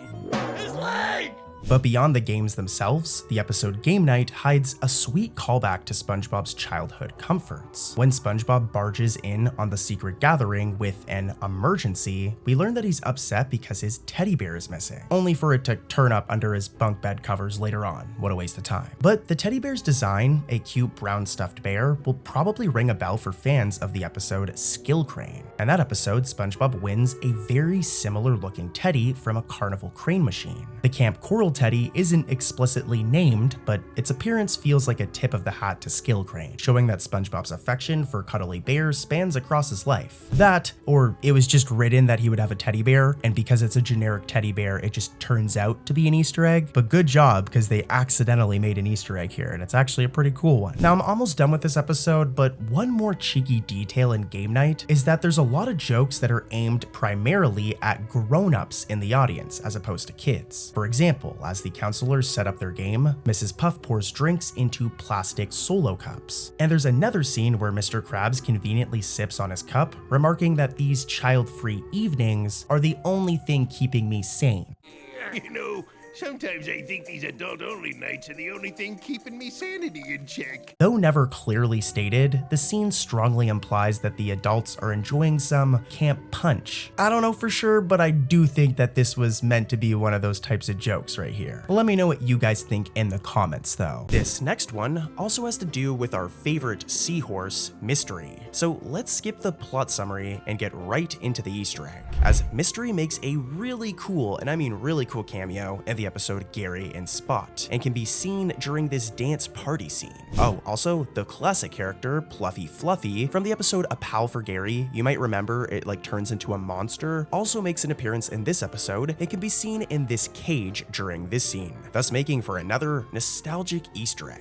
So this next one is a bit of a deep cut, so get ready, as what the episode references is very subtle. I didn't even realize it at first. In the episode Ghost Host, the Flying Dutchman realizes that he's lost his scary mojo. So to try and sharpen his skills, he tries to scare both SpongeBob and Squidward. It doesn't go very well, but during one of his attempts to scare SpongeBob, he transforms into this big red bug thing. And honestly, since this episode, we haven't really seen it since, but it seems that this exact transformation is referenced in the episode Ink Lemonade, as during this scene, where Squidward first enters the creepy nursery, there is a picture of this exact same big red bug that the Flying Dutchman turned into on the wall, thus making for, like I said, a really deep cut in terms of Easter eggs. Like, the Flying Dutchman transforms 50 plus times in Ghost Host, so it's interesting that they chose this one to reference in particular. The episode Go Fetch stands out in SpongeBob history as the first fully CGI animated episode of the series, and it uses unique visuals to drive into a simple, sweet adventure. Gary's favorite red ball bounces into a deep, monster-filled trench, and SpongeBob loyally plunges in after it.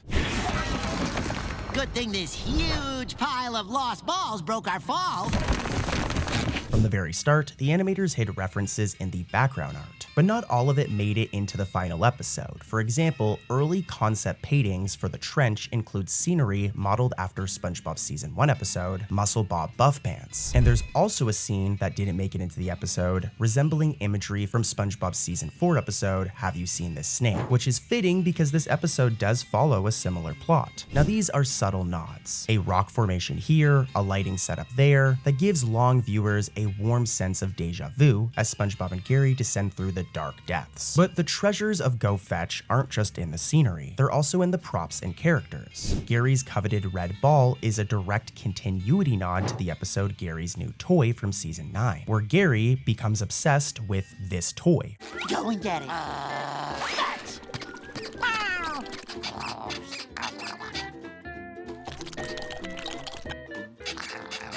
As you can see, this ball is very similar to the one in Go Fetch. In fact, the ball here is actually identical to the one to that episode, down to its color and pattern. Seeing Gary refuse to give up on his toy is extra rewarding if you recall how much the snail loved his bouncy ball back in Gary's New Toy. The thing became obsessed with the toy. I don't know why I just called Gary a thing, but he was obsessed with that ball. And there's more. As SpongeBob chases Gary's ball deeper, they encounter a ghostly translucent fish lurking in the abyss. And if you're a true SpongeBob fan, you'll recognize the design, as it bears a striking resemblance to a quirky character from the SpongeBob SquarePants movie. In the movie, a similarly transparent floater appears during the trench scene, and here that design resurfaces as if the film and show have converged. It's a blink and you'll miss it cameo, but a thrilling one, to be honest. It's really cool to see a reference to that OG 2004 SpongeBob movie. If you haven't watched that, seriously go watch it, it's really good. Now, despite being a modern technical showpiece,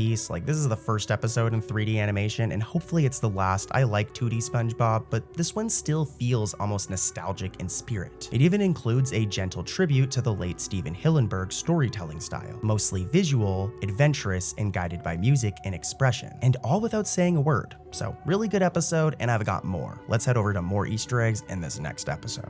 Next up is the episode Gorilla Suit Day, another one from season 16. I've been covering tons of new episodes in this video, just saying, so please subscribe. But if you're a true SpongeBob fan, the episode name Gorilla Suit Day should already kind of give you an idea of one of the Easter eggs here. But like I said, you gotta be a hardcore SpongeBob fan. But we'll get there. So the premise itself of this episode is really fun. On the annual Gorilla Suit Day, SpongeBob dons a full-body gorilla costume, and with Patrick's help, plans to prank the whole town. Right from SpongeBob's morning routine, the episode starts referencing classic SpongeBob moments. For one, when SpongeBob wakes up, he excitedly checks a giant calendar on his bedroom wall. And this itself is a reference, as if we rewind back to the season 1 episode Boating School, take a look at this scene. This is it, Gary.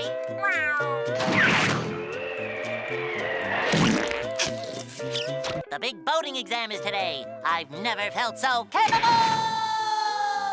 Here's a side-by-side, and yeah, those are the two exact same calendars. So a cool Easter egg there again, but let's keep it moving. SpongeBob then enthusiastically swings on a vine and launches himself into the calendar to mark the date, which is also another direct homage to Boating School, as you guys just saw. The only difference this time, and I'm showing it side-by-side and looping them, is that he's imitating Tarzan instead of using his bed as a catapult.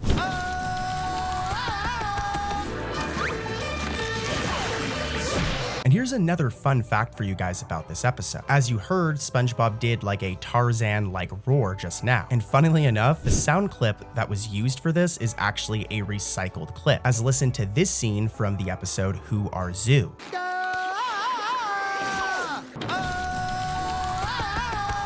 Yeah, the animators or the editors were feeling kind of lazy and they used the exact same sound effect and recycled it in this episode. Also, the whole gorilla suit thing seems to be somewhat of a reference to the episode I Had an Accident, as at the end of that episode, Patrick dresses up in a gorilla outfit. We're not done with this one yet though. As SpongeBob struts around in his gorilla outfit, eagle-eyed viewers might notice a familiar design. The gorilla suit he wears looks identical to the one he briefly tried on in the season 6 episode Boating Buddies.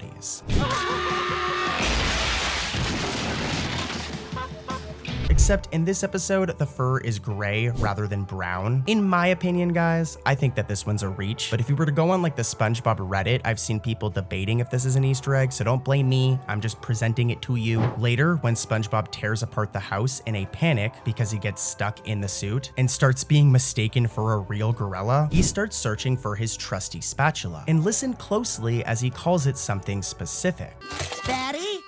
Spatty! As you heard, SpongeBob referred to his spatula calling it Spatty. And if we listen to how SpongeBob refers to his spatula in an older episode, Spatula of the Heavens, listen, he calls it the same thing. My spatula's broken, Mr. Krabs. I can't make Krabby Patties without Spatty. This episode also adds to a running gag about Mr. Krabs and deep fryers. Unfortunately for our favorite crab over here, there have been numerous instances in older episodes where Mr. Krabs has just straight up gotten deep fried. For example, take a look at this clip from the episode Whatever Happened to SpongeBob. Mr. Krabs, are you okay? I'm fine. Ouch, that definitely hurt. And it happened again in the episode Mermaid Pants. Now, I don't know about you guys, but I'm feeling pretty hungry now, but that's not what we're here for, as this gag of Mr. Krabs getting deep fried was actually referenced in Gorilla Suit Day. As take a look at this scene. You can't fry me. I'm not even better. I hate Gorilla Suit Day. Hey, at least it happens off camera this time, but that sounded like it really hurt. Turns out though that Mr. Krabs isn't the only person to get hurt in this episode. For one more final meta gag or reference, Squidward ends up getting physically squashed by a rampaging real gorilla that appears, which is a callback to the episode I mentioned earlier, I Had an Accident, where something very similar happens. By the end of the episode, the town is in chaos, but fans are treated to a treasure trove of references. From SpongeBob's calendar shenanigans to Mr. Krabs getting deep fried, this episode's a good one with lots of Easter eggs. I recommend it. Our next Easter egg revolves around the season 1 episode, Muscle Bob Buff Pants. After getting roasted by Sandy for not being as strong or fit, SpongeBob resorts to some interesting methods to prove her wrong and purchases a new product he sees on TV known as anchor arms. These things are pretty much gloves that can be inflated with air to look like muscles, and SpongeBob is sold pretty fast after seeing the commercial, with him ordering himself a pair so he can lie and flex on all of his friends. Well, this devious product is actually referenced in the season 11 episode Handemonium. Right at the beginning of the episode, we see the outside of Larry's gym, and if you look closely, there is graffiti that reads "Anchor arms are for wimps," thus making a direct reference to the classic season 1 episode. There's also another Easter egg here, but let me know in the comments if you spotted it. The episode Heart of Garbage, another one from season 16, plunges Bikini Bottom into dystopian chaos when Squidward's home becomes ground zero for an ever-growing mountain of trash. Ew. Like, look at this, I can smell it from here. It reminds me of SpongeBob's breath back in the episode Something Smells. It also reminds me of something else, but we'll get to that in a moment. In a storyline that is part parody, part homage, Squidward accidentally angers the garbage men and ends up literally trapped in garbage for 6 months. The trash goes in the truck, not on my lawn. Just put the garbage where it's supposed to go. Dude, imagine being trapped in garbage for that long. Oh my god. Just imagine how bad Squidward smells right now. But more importantly, guys, this is actually a reference to something. This riffs on Joseph Conrad's Heart of Darkness and its famous film adaptation, Apocalypse Now. The entire episode functions as a playful underwater echo of that classic tale. And I mean, just look at the plot. SpongeBob and Patrick must venture through a garbage jungle to find Squidward, much like Marlowe taking a journey up a river to find Kurtz. You made it this far, but you still must pass the booby traps up ahead. Please!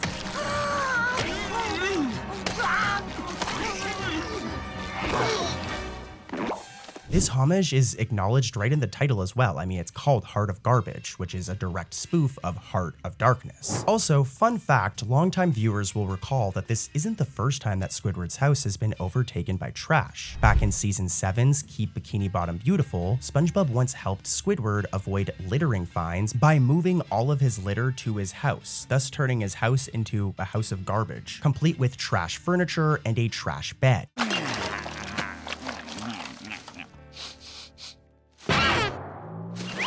I don't think that bed would be very comfy, guys. Like right now, you're probably in bed watching this video. Imagine if you were in that garbage bed, you would not be getting any sleep. But anyways, Heart of Garbage hilariously encapsulates that concept. But instead of a one-off slight gag, the entire interior of Squidward's real house becomes a sprawling garbage labyrinth that SpongeBob and Patrick have to navigate. The episode Hog Hunting follows SpongeBob and Patrick on a wild countryside adventure, tracking down Old Man Jakin's prized worm hog, a pig-like critter, after it goes missing. You keep your hands off my beautiful Beulah! I wasn't touching her, I was just, admiring her beauty. This episode dives into a ton of good humor. It plays into the whole countryman stereotype. Think barnyards, beards, and backwoods shenanigans pretty much. It's a good episode. But it also hides a couple of clever pop culture parodies. One of the first gags comes when SpongeBob stumbles on Old Man Jenkins watching his favorite soap opera, Days of Our Styes. For those of you who don't know, this title is a really funny little goof referencing the long-running soap opera, Days of Our Lives. The show's writers are clearly winking at the audience here. Bikini Bottom has its own version of Days of Our Lives, only with hogs instead of people. And if that sounds familiar, it's because SpongeBob has spoofed this exact soap opera before in the episode Wary Gary. This one is a snail-focused drama called Snails of Our Lives, played on TV as a pet parody of the same series. Later in this episode, Hog Hunting treats us to a musical Easter egg that's perfectly in tune with the episode's country western vibe. SpongeBob and Patrick end up literally living in Old Man Jenkins' enormous beard for a while. Long story short, hiding from an angry Jenkins after a failed hog catching attempt. During their cozy exile in his facial hair, and sings a delightful ditty titled Home in a Beard. Take a listen, but we can't play it for too long because I'm not trying to get destroyed by copyright. Home in a beard, where the whiskers and stubble are weird. If the melody and theme sound old-timey to you, that's by design. Home in a Beard is a direct parody of the classic American folk song Home on the Range. The original 1972 song famously yearns for life on the open prairie, whereas SpongeBob's version yearns for, well, the comfort of living in a bristly old beard. I cannot relate. Between the soap opera spoofs and folk song parodies, Hog Hunting shows that even in jellyfish fields and barns, SpongeBob's world is never far from ours, or from its own past jokes. Next up is Hot Pearl Tato, another episode from Camp Coral. When a baby pearl crabs shows up at Camp Coral, SpongeBob and friends struggle to babysit the mighty infant. I mean, considering how much of a pain Pearl is like in regular SpongeBob, just imagine like baby Pearl. This girl one time almost flooded the entire Krusty Krab because she couldn't find a date to prom. Here, take SpongeBob! The fry cook? Do you know what that would do to my complexion? People will mistake me for a planetarium. What do you mean? I don't know. So just imagine a baby version of her, oh my god. As I expected, she's a handful, crawling off into the woods, which leads to some wild encounters with mythical camp critters. In one scene, SpongeBob's camp buddies, Bubble Bass, Kevin, and Harvey, break out a board game called Escape from Mom's Basement. This hilarious fictional game is a wink at adult Bubble Bass's well-known living situation. I mean, also here's a side-by-side, as this game, Escape from Mom's Basement, basically looks exactly like adult Bubble Bass's actual setup in his mom's basement. And yeah, this is definitely the writers having a little bit of fun here. Later on in the episode, as SpongeBob and Squidward chase baby Pearl through the kelp forest, they bounce off a slumbering giant creature.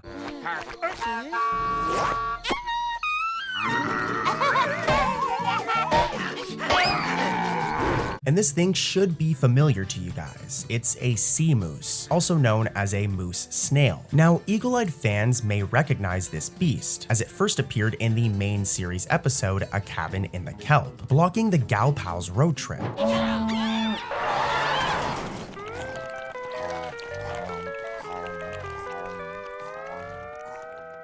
Seeing it here marks the creature's return, now in a CG form, as it swats at SpongeBob and Squidward until Pearl shows off her inherited strength. The episode even brings in a campfire legend, a sea bear. And for those of you who don't know, the sea bear first appeared in the episode The Camping Episode. Maybe it's because you're not wearing your sombrero in a goofy fashion. You mean like this?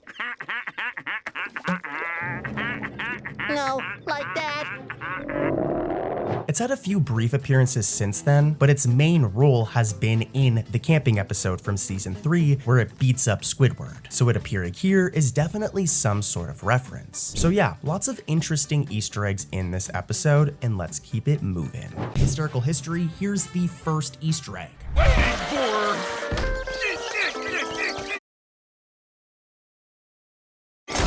Tickets, please. That's really cool. So as you just seen there, King Neptune's crown from the first 2004 SpongeBob SquarePants movie appears in a glass case at the museum entrance. A really cool reference to literally the best SpongeBob movie, just saying. Here's Easter egg number 2. Wow!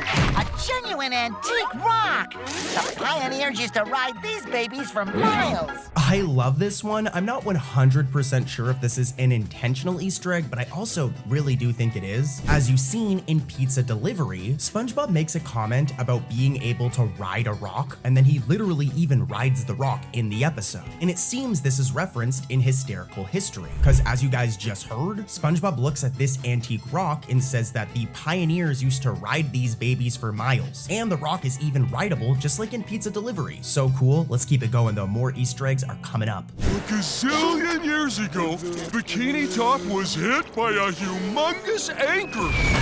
It's really quick, but Primitive SpongeBob and Primitive Patrick from SB129 reappear during the Bikini Bottom origin scene. Also, the prehistoric location and houses from UGG also reappear in the scene. Pioneers have to watch out for those dirty, stinky outlaws. It's the Grungy Gang! Ooh, I knew something smelled fishy. This Easter egg is more of like a recent one, so I understand some of you guys not getting it, but if you look at these guys that are a part of the Grungy Gang, they're actually the same cowboys from the season 13 episode, A Skin Wrinkle in Time. Psychedelic Sea Era. Yeah, so who remembers SpongeBob's Last Stand? Patrick and SpongeBob, they like protest the demolition of Jellyfish Fields, and they dressed like hipster versions of themselves. Well, they make a reappearance in this scene right here, and they look as chill as ever. Next up is the episode In Search of Camp Nudist. In this episode, SpongeBob and friends hear a rumor of a secret nudist camp in the woods. Yes, you read that right. So the group set off on a curious quest to find it. SpongeBob, Patrick, and Sandy tromp through the forest in search of the fabled Camp Nudist, while camp counselors Mr. Krabs and Squidward chase after them in a panic. I mean, they definitely don't want a bunch of kids stumbling onto naked campers, right?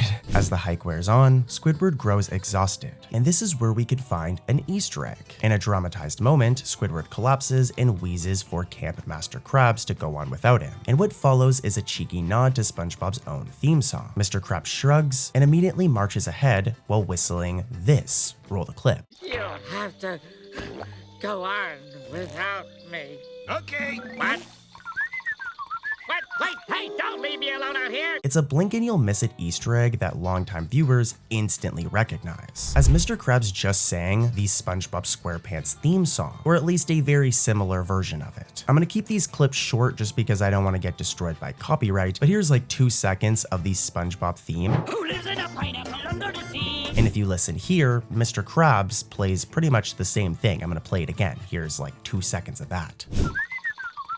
Wait, hey! Really cool, but let's head over to another episode. Just a little reminder that if you're still awake, you should be sleeping. And if you're still awake, you might as well grab your phone and subscribe to us. Please do it. I'm trying to hit 10K and we're really close. So if you enjoy my videos, I'd really appreciate it. At least I'm not like all those other crappy AI SpongeBob channels. I'm a real person. I'm gonna be doing my face reveal soon. This is my actual voice. Blah, blah, blah, blah, blah, blah, blah, blah, blah, blah, blah. There's no AI. All right, go and make AI do that, but I'll do it on camera soon to prove it. But make sure to subscribe, guys. I love you. And back to the video with some more Easter eggs. Our next Easter egg can be found in the season 13 episode Upturned Girls. I know we've covered it a lot recently, but this Easter egg is really cool and new, but it is a little complicated, so pay attention. In the episode Squeaky Boots, it's Pearl's birthday. So we learn about flipper slippers, new shoes that are a bit of a fad amongst teenagers and seem to be especially popular with young girls. Pearl wanted these for her birthday. She doesn't get them, but all of her friends wear them, and we know that Pearl really likes these and really likes shoes. Well, it seems that these shoes are referenced in the episode Upturned Girls, as when Pearl and Narlene enter the shoe area, there is a poster on the wall for what seems to be new, updated, or evolved versions of the shoes. I know this for sure because at one angle, we can see at the bottom that the shoes are by Flipper. And like I said, the shoes that they're referencing are called Flipper Slippers. Don't forget my new Flipper Slippers, Daddy. Definitely a really cool Easter egg here. Whoever wrote this episode, this is a really cool one. Next up is the episode Upward from SpongeBob Season 15. This episode's all about Lady Upturn, which is really cool. I don't know if you guys noticed, but around like Season 10 or Season 11, Lady Upturn became like a regular occurring side character within the show. Like she appears just as much as like Larry the lobster, if you think about it. But yeah, in this episode, Squidward and Lady Upturn actually become like besties. They become really good friends. Reginald, pay the man. You can't just buy the soul of a raw talent like myself. Maybe you just bought yourself an artist. And remember, Lady Upturn is like a rich lady. She's like a Karen pretty much, but a rich Karen, and all of her friends are snobby. And a big plot point in this episode is her introducing Squidward to all of her friends. It actually makes for a really good episode because if you think about it, Squidward and Lady Upturn are kind of similar. So, you know, but yeah, here's some clips of this. It's really funny, and then we're gonna get right into what you clicked on the video for. Oh my, it's incredible. But where are you going to live? The mansion is mine. I cannot wait to show you off to my wealthy, taste-making friends. So you better get writing. Yes, ma'am. Like I said, it's a really good episode, and it's cool to see somebody actually supporting Squidward's dreams of being a musician for once. You know, everybody else just takes a big poop on his clarinet playing, but Lady Upturn actually invests money in Squidward. But anyways, let's get into what you guys actually clicked on this video for, and that's for some SpongeBob Easter eggs. Here's the first one, and here's how it's gonna work. I'm gonna play the Easter egg, and then I'll come back in and explain it for you guys, okay? Let's do it. Lady Upturn! Always a delight to have you back at our gallery. What do you have that's new and interesting?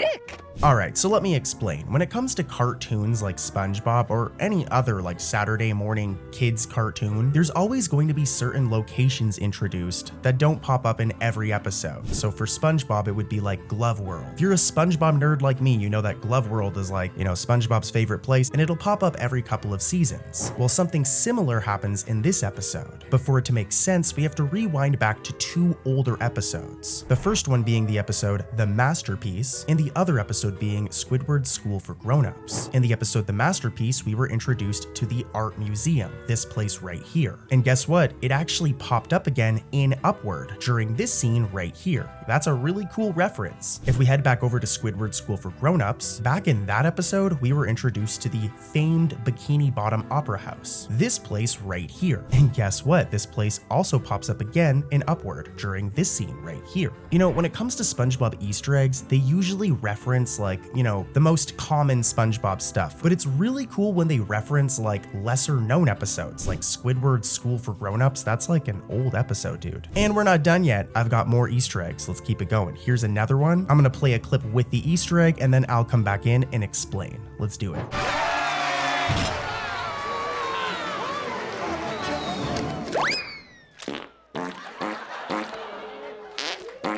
Now this one is really, really funny. So if we go back to the episode Band Geeks, an iconic episode, there's this iconic scene with Patrick. Roll the clip. Is mayonnaise an instrument? No, Patrick, mayonnaise is not an instrument. Yeah, well, that's referenced in Upward. As if you look at the Opera House, Patrick is literally playing mayonnaise as an instrument. So take that, Squidward. You know, if you remember, Squidward said that mayonnaise is not an instrument, but I guess it is, right, Patrick? Damn. Okay, here's another one, and you have to be a major nerd to get it, okay? It references the episode Squid Noir. Roll the clip. Lady Upturn, there's a jellyfish blocking your ears.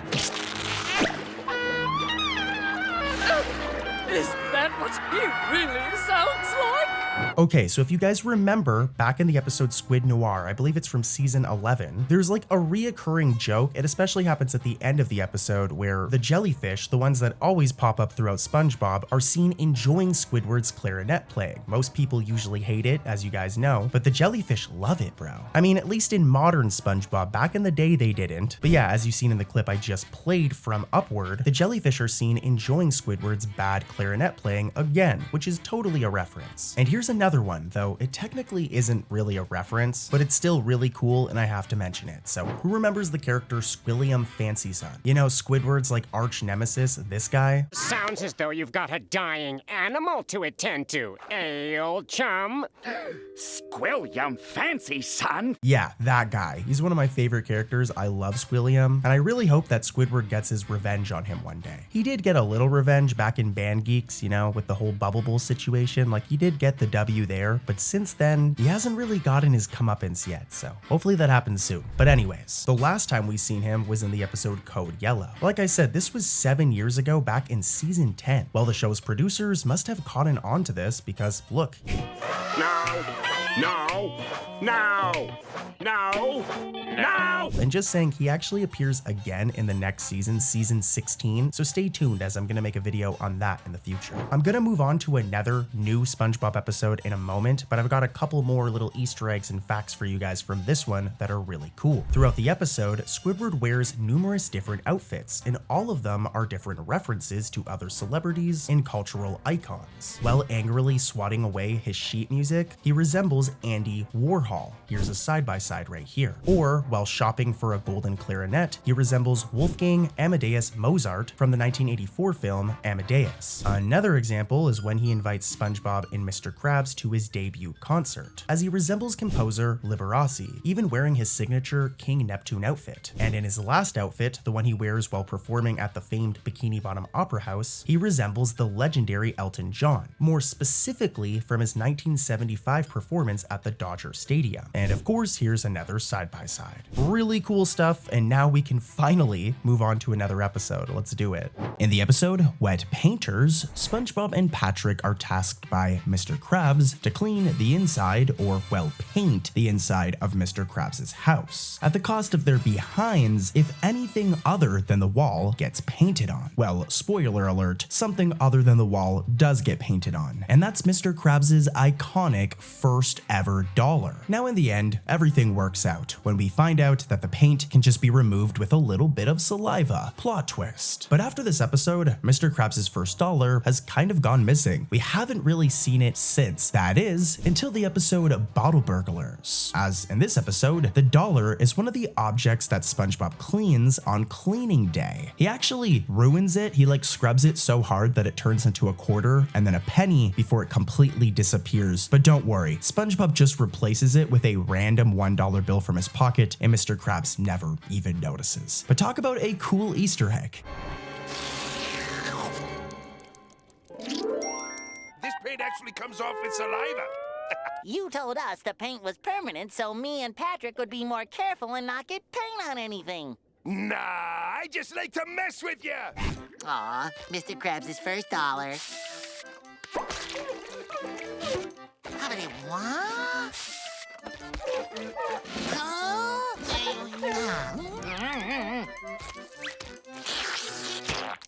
Don't forget to clean the safe, boys. In the episode Whatever Happened to SpongeBob, SpongeBob develops amnesia after running away from Bikini Bottom and eventually finds himself in New Kelp City. This place is very similar to New York, and believe it or not, SpongeBob actually becomes mayor of this place. However, due to him having amnesia and forgetting his name, he goes by a new name.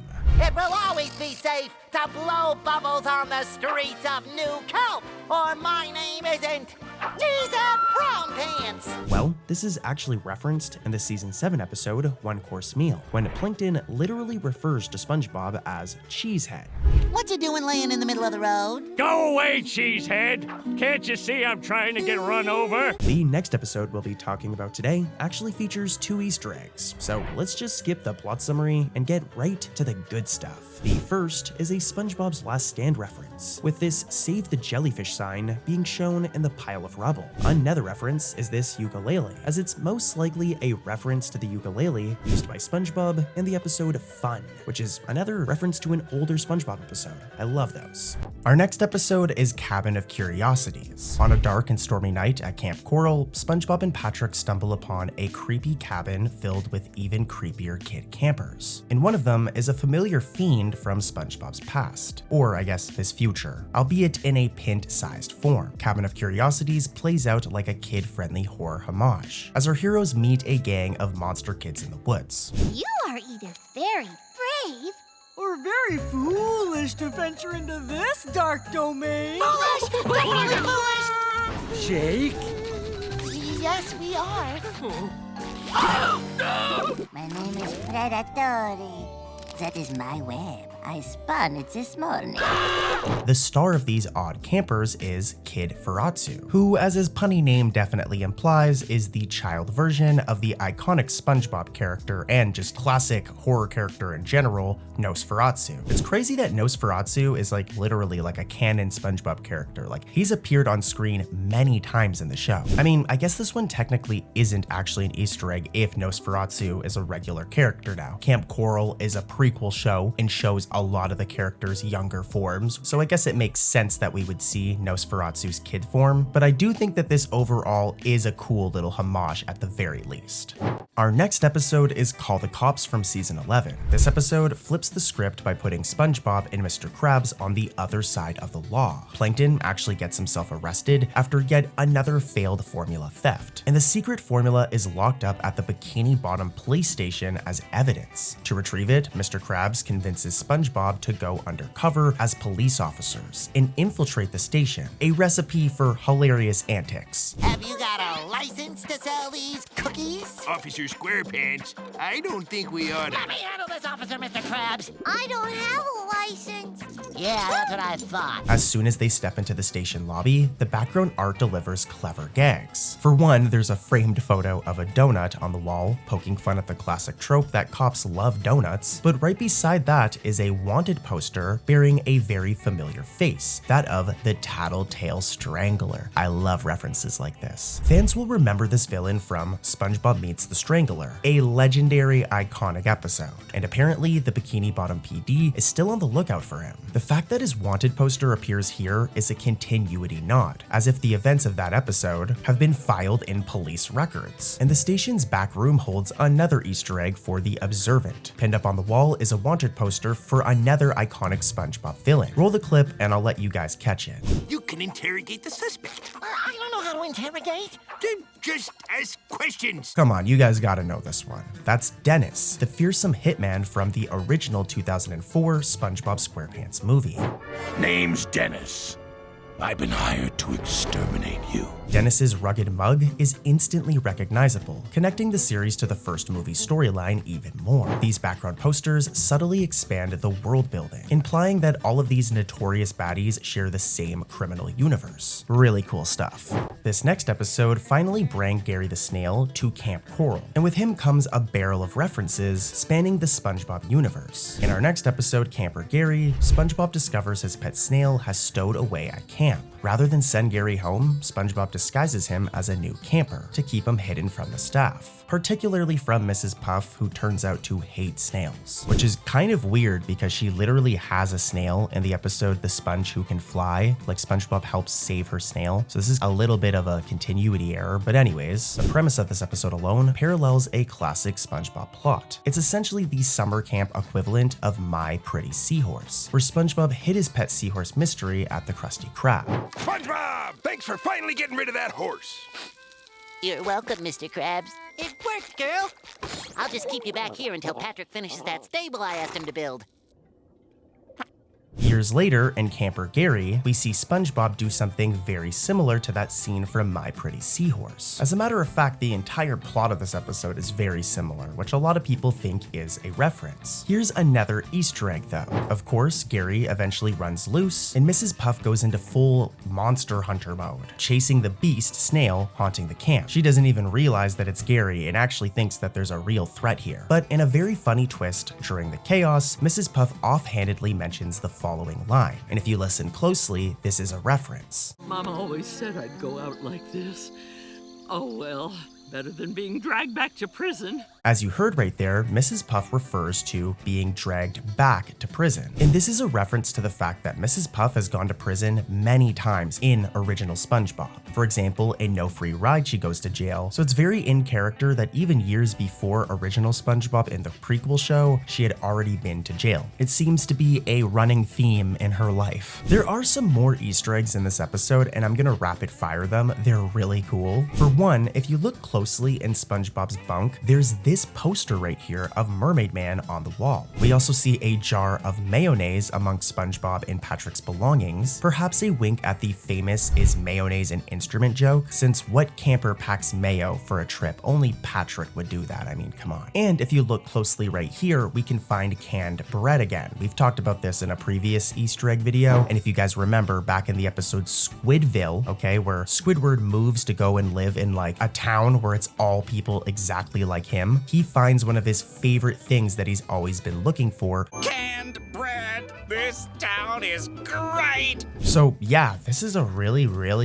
cool Easter egg and shows that whoever wrote this episode knows their lore. This is like a deep cut of a reference, canned bread, really cool. Let's keep it moving though. In the episode, Captain Pipsqueak, Plankton comes up with the ultimate plan to join the League of Evil so that he can take over the world and of course, steal the Krabby Patty secret formula. Well, in order to do this, Plankton has to do an addition, and during this scene, we see numerous villains from previous episodes show up for an addition as well. And boy, oh boy, does it make for an epic scene full of references. First up is Dennis from the first SpongeBob movie. Then there's this guy, a thug who steals the paddy wagon, also from the first movie. Dr. Negative, Squidward's villain counterpart from the episode Mermaid Pants, really good episode by the way. There's also Madame Hagfish, the Earworm, Robot Mantis, Nosferatu, Gordon the Viking, Dorsal Dan, and my favorites, the Strangler from the episode Tattletale Strangler, and Doodle Bob from the episode Frankendoodle. That is like 12 to 13 references in one scene. Crazy.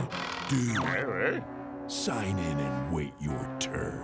Get out of the car, fellas! Take all your money and put it in the bag. No, Mr. Bob, I expect you to fry. Maybe the full moon I am the Strangler. I'm the Strangler. What is this? To be or line? Now, when we first mentioned this episode, I went over all of its cool references to past episodes, but I did leave one out, and this is due to it not being from a SpongeBob episode, but from a SpongeBob video game, and that's this blue little dude known as Prawn. Prawn made his first appearance in the SpongeBob video game, SpongeBob Battle for Bikini Bottom. It's really cool to see Prawn make his way over to the actual TV show. I wonder though, does this mean that SpongeBob Battle for Bikini Bottom is now canon? Let me know what you guys think in the comments. I'm curious. Did someone call? Oh, I thought maybe I was looking at superheroes. But now I see it's just a couple of pieces of gnarled driftwood. What did Prawn do? The worst thing you can imagine. He put all of Mermaid Man's white clothes in the washer with a red sock. What is that yellow thing? Some kind of mold? I'm not mold, I'm a sponge. There's a cellular difference. When Patrick's mother, Bunny, leaves the Star family home for a week in the episode Cleanin' House, she leaves to claim an inheritance in Clopnod, the location we were talking about earlier. And when she does this, chaos quickly erupts in her absence. Each member of the household is tasked with cleaning a different part of the now filthy house before their mom gets home. And it makes for a good plot, but I know what you guys are actually here for, and it's the Easter eggs, as there are a bunch of visual references and nods to SpongeBob's lore in this episode. Here's the first one, roll the clip.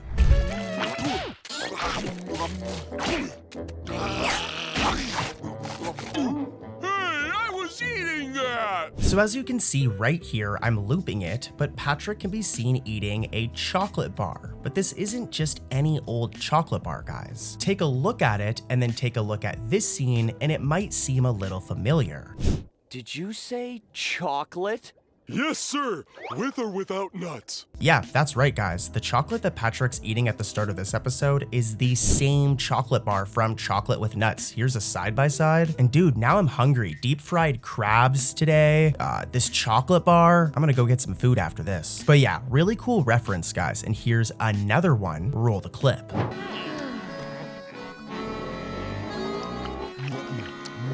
Alright, so let me explain. As you can see, there are 3 disgusting cockroaches right here, and they may seem a little bit familiar to you guys, as their design resembles the one that we seen back in the episode, Mermaid Man and Barnacle Boy 4. Okay, and here's one more from this episode, and you all should right away get this reference. Roll the clip. She says she's coming back home. Home? We gotta get the place clean before Bunny gets back.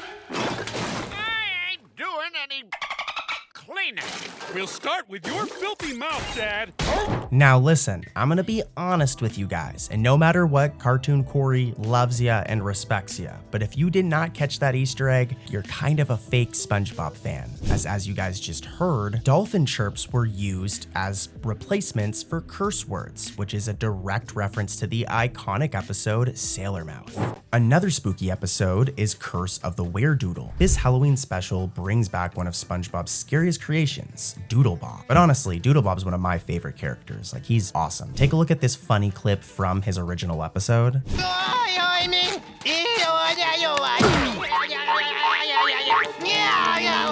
But yeah, in this episode, Curse of the Were-Doodle, SpongeBob is bitten by Doodlebob, the wicked pencil-drawn duplicate of SpongeBob from Season 2's Frankendoodle, and this transforms him into a were-doodle. This happens whenever the moonlight hits, and it's essentially a werewolf-like doodle version of himself. Take a look at this clip.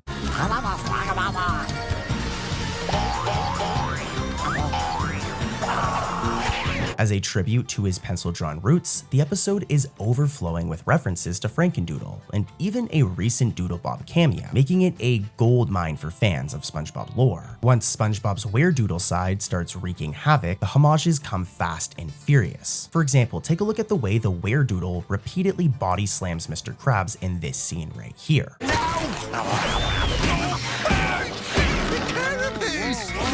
Dude, he's just like flinging the poor crab back and forth like a rag doll. But this is a direct visual callback to Doodlebob's infamous beatdown of Squidward in Frankendoodle.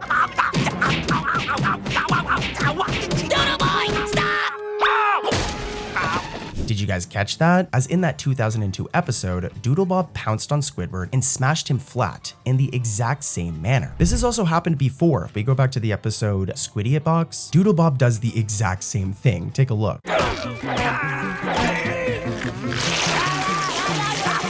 Yeah, really cool references here, guys, and there's more. Let's keep it rolling. As the Were-Doodle's next rampage moment is another scene ripped straight from Frankendoodle.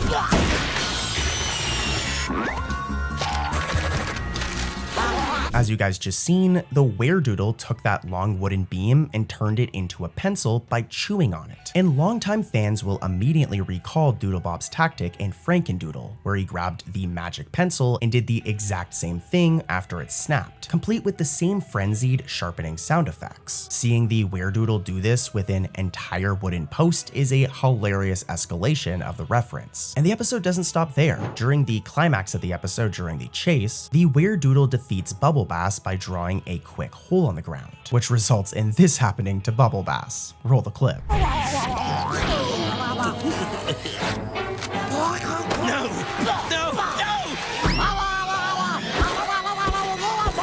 This trick is a carbon copy of Doodlebob's strategy from Frankendoodle, of course, where the villainous Doodle sketched a pit to trap SpongeBob and Patrick. In Curse of the Were-Doodle, the context has changed, with Bubble Bass being the unlucky victim this time. But the visual gag is an instant whole, complete with the scribbled edges and Bubble Bass's shocked expression as he drops through the hand-drawn void. This episode, Curse of the Were-Doodle, is very good. So many cool Easter eggs in it. The character, Flats the Flounder, made multiple appearances in early seasons of SpongeBob. For example, Sandy's Rocket, Texas, but most notably The Bully, where he plays a major role, where he pretty much wants to kick SpongeBob's butt throughout the entire episode just for sitting beside him and saying, "Hey, poor SpongeBob." Now, since The Bully, he hasn't had very many appearances. He has appeared a few times, but it has been fairly limited. That was until the episode Don't Feed the Clowns, as he's actually a customer of the bakery who gets knocked out by getting hit with a pie. Talk about a cool reference. It's nice to see Flats the Flounder back in action again, especially in a more recent episode.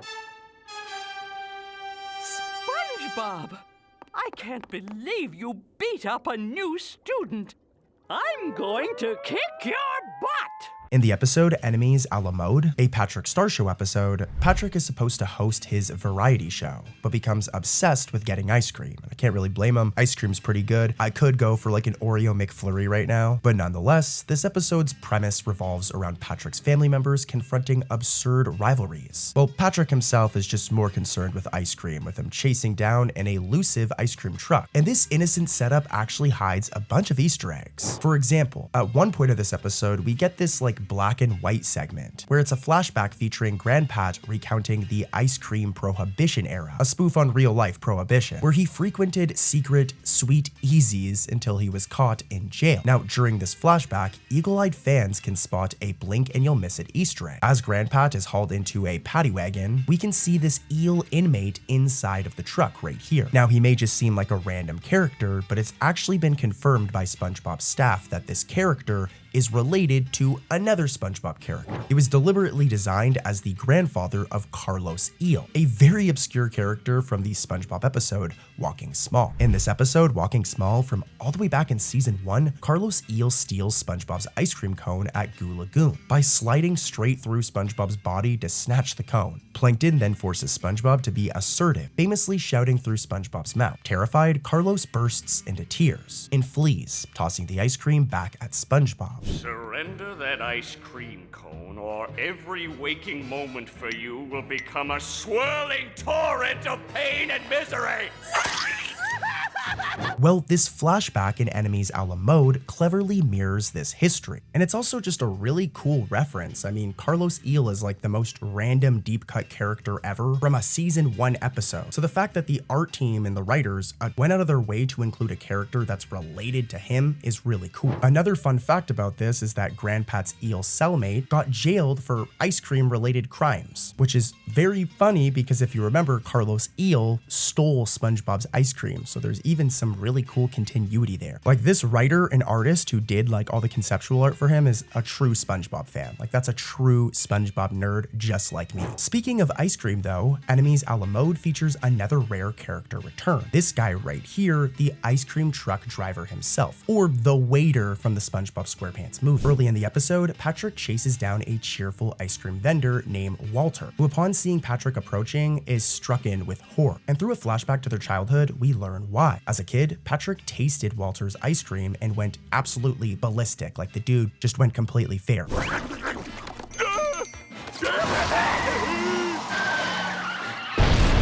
Now, longtime viewers will recognize Goofy Goobers as the ice cream parlor from the SpongeBob SquarePants movie. In fact, Walter appears to be the very same green ice cream man who has repeatedly suffered at the hands of Patrick and SpongeBob in the past, with them just covering him in ice cream. For example, this scene right here from the SpongeBob SquarePants movie from 2004.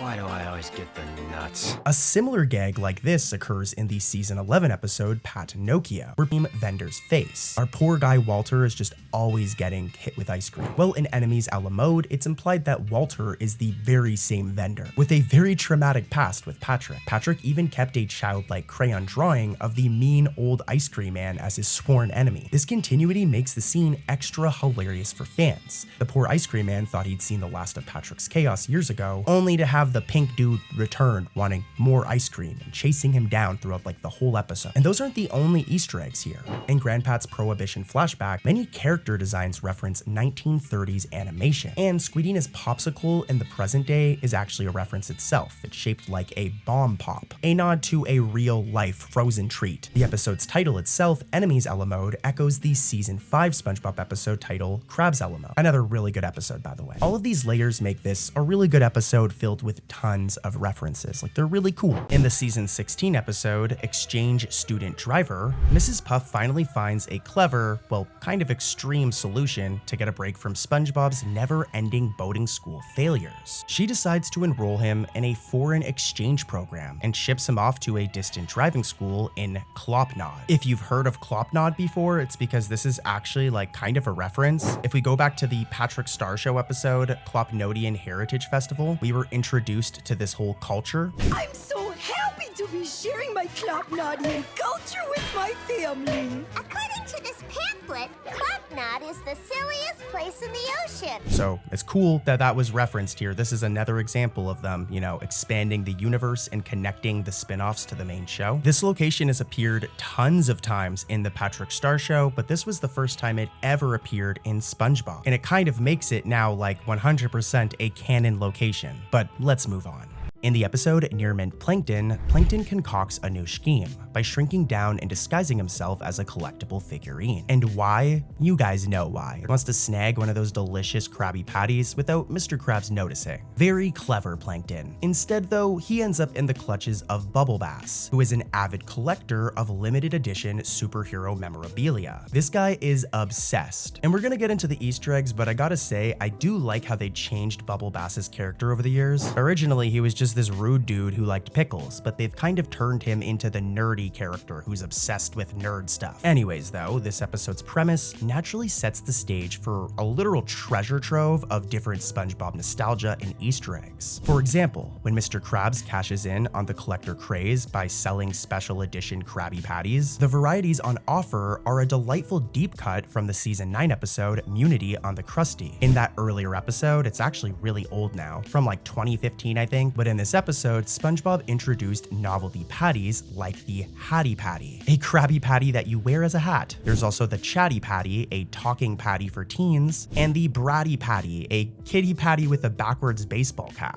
And he's the man who brought you the double Krabby Patty, and the Krabby Patty with cheese, and the Bratty Patty for kids. This patty's stealing my style. I'm the only one who's allowed to wear a backwards baseball cap, guys. Come on. Surely enough, though, Near Mint Plankton shows Bubble Bass proudly adding a new pickle patty to his collection, right alongside his Chatty, Hattie, and Bratty patties. The very same whimsical burgers first seen during Munity on the Krusty. This is a clever callback that rewards eagle-eyed fans. And even Bubble Bass's line, "I'll place it next to my Chatty, Fatty, and Bratty patties," directly references those legendary novelties. It's not like they just showed them, he literally refers to them by name, so we know this is an Easter egg. But let's keep it moving, as Bubble Bass's basement itself is a shrine to SpongeBob lore. Viewers can spot a statue of SpongeBob dressed as a certain superhero. Take a look at this clip from the episode Mermaid Man and Barnacle Boy 5, more specifically the superhero that SpongeBob turns into. This guy right here is the Quickster, and we haven't really seen him since Mermaid Man and Barnacle Boy 5. We've seen some of the other superheroes in this episode. For example, in Mermaid Man and Barnacle Boy 5, Sandy dresses up as Miss Appear, another superhero that can turn invisible. But we've actually seen Miss Appear a couple of times since then. For example, in the episode Delivery of Doom, or in the episode Appointment TV, as you can see here. But the Quickster, we haven't seen this character for a long time, but that all changed in Near Mint Plankton. As look, amongst Bubble Bass's collectibles, there's this statue of SpongeBob dressed up as the Quickster. This blink and you'll miss it background gag firmly anchors the episode in SpongeBob's wider universe. And who knows, maybe we'll see the Quickster again in the future. I would love to see another episode where they all dress up as superheroes, but I've got more, and the Easter eggs are gonna get even crazier as we go. That way, if you guys are still awake, you haven't fallen asleep yet, at least I can keep you guys entertained. But you should be asleep already, bro. What are you doing? You got work or school tomorrow. Go to sleep. I love you. I'm trying to support you here. But anyways, here's the next episode. episode. In the episode, Accidents Will Happen, Squidward feigns a workplace injury at the Krusty Krab, forcing Mr. Krabs to pamper him and triggering an over-the-top investigation. The storyline is packed with sly nods to past SpongeBob moments, so let's get into those. For starters, Mr. Krabs' solution to uncovering the quote-unquote truth behind Squidward's accident is to review the surveillance footage, using cameras that he claims to have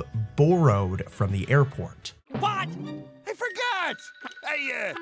I borrowed that from the airport. Now I'm gonna get to the Easter egg, but just saying, stealing from the airport is like insane. Mr. Krabs is like wild for that. I'm surprised he isn't in jail. But anyways, this throwaway line is a direct reference to the classic episode Life of Crime. In that episode, SpongeBob and Patrick learned from a hypocritical Mr. Krabs that borrowing without permission is another word for petty theft. What about all the stuff you stole? What do you mean? Like that barrel. Oh, that's where I rent me pickles from. Are you renting the barrel too? No. Then you bought it. No. Then isn't that stealing? All that stuff is, borrowed. Here, Mr. Krabs hasn't changed a bit. He still acquires things like security cameras through borrowing, echoing that earlier gag, and potentially making for a reference. I mean, at the very least, it's a clever bit of character consistency, but this also could have totally just been a coincidence. You know what I mean? Like, one of the writers it just could have been an accident, who knows? This next Easter egg, though, was definitely intentional. It comes when Squidward demands that Mr. Krabs pops the barnacles on his back as part of his treatment. The sight is so gross that customers in the Krusty Krab recoil and abandon the restaurant. And as they flee, you can hear one customer disgustingly ask, "Is that the secret ingredient?" While another one mutters, "Hold the special sauce, man." This dark little joke plays on the show's long-running gag about the mysterious Krabby Patty secret formula, and it's very meta that they're acknowledging it more. I know Plankton wanting to steal it is a big plot point. You don't hear other characters reference the secret formula very often, or question what's in it, but let's keep it going. Patrick Star contributes his own goofy reference during the investigation scene. When SpongeBob brings in Patrick for expert help, Patrick babbles nonsensically, saying the following. I needed help investigating the accident. Right, buddy? Breakfast, green Finland. Did that sound familiar? As him saying Finland is actually like a direct reference to one of my favorite episodes. Who remembers the character Doodle Bob from the episode Frankendoodle? Such an iconic episode. Well, in that season 2 episode, Patrick was struck by a bowling ball dropped on his head by Doodle Bob and said something very similar.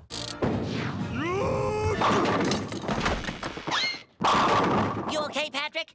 Finland! Well, Accidents Will Happen recreates the joke, with Patrick once again uttering, I guess, his famous catchphrase. I mean, what's more famous for Patrick, him saying Finland or him asking if mayonnaise is an instrument? Let me know in the comments. But we're almost done with this episode. I've got a little bit more though, and here's some behind the scenes details about this episode. I know I'm going on about Easter eggs all the time, but as you guys have probably noticed, these videos are about facts, Easter eggs, and trivia, with Easter eggs being the priority. But anyways, towards the end, when Mr. Krabs exposes Squidward's fraud and his lie, we get one more behind the scene Easter egg, as I mentioned. As Squidward lounges, Mr. Krabs storms off to fluff Squidward's pillow in anger. Squidward deadpans under his breath, "Oh, just fluff it," in a perfectly bitter tone. I mean, listen for yourself. Okay, if that's all, I'll just get back to me. Fluff it.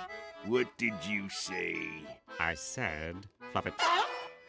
I'll fluff him. Well, this line wasn't in the script at all. Voice actor Roger Dumpass ad-libbed fluff it during recording, going off script and adding to the episode. I mean, it's not a big deal, but I like covering everything and it's an interesting behind the scenes detail. But let's head over to another episode. Here's another nostalgic one from an older episode, a much older episode. The reference can be found in the more recent episode though, Pat Heart's Squid, and it has to do with a certain garden. Here, take a look at this. More luggage, please.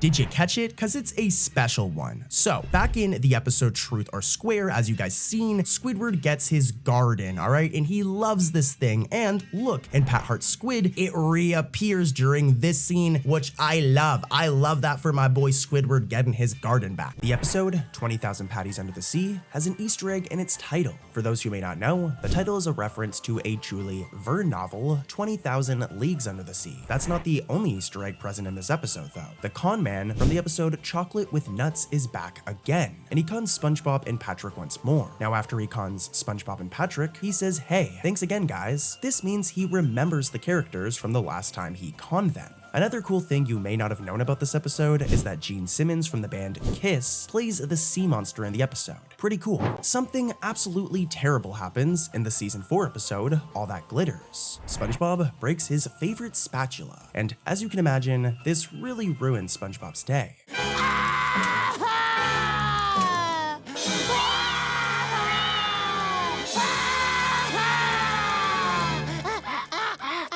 Don't worry though, at the very end of the episode, we get this hilarious scene of SpongeBob being reunited with his old friend, and the episode ends with everything back to normal. Now, the Easter egg in question can be found during this scene, and it has to do with everyone's favorite incidental, Fred. If you're a true SpongeBob fan, you'll know that this isn't the first time we've seen Fred in this outfit, as it's actually a reference to the outfit he wears in the classic season 3 episode, One Crab's Trash. The episode, Appointment TV, has been covered many times on this channel, and that is due to it being full of Easter eggs. Like seriously, there is a good 5 to 10 Easter eggs in this episode, but today we're just going to focus on one. Back in the season 3 episode, Mermaid Man and Barnacle Boy 5, SpongeBob, Patrick, Squidward, Sandy, and Mermaid Man dress up as the IJSLA, and Sandy dresses up as Miss Appear and wears this costume. Well, she wears the exact same costume 8 seasons later in Appointment TV, thus making for an awesome callback or Easter egg.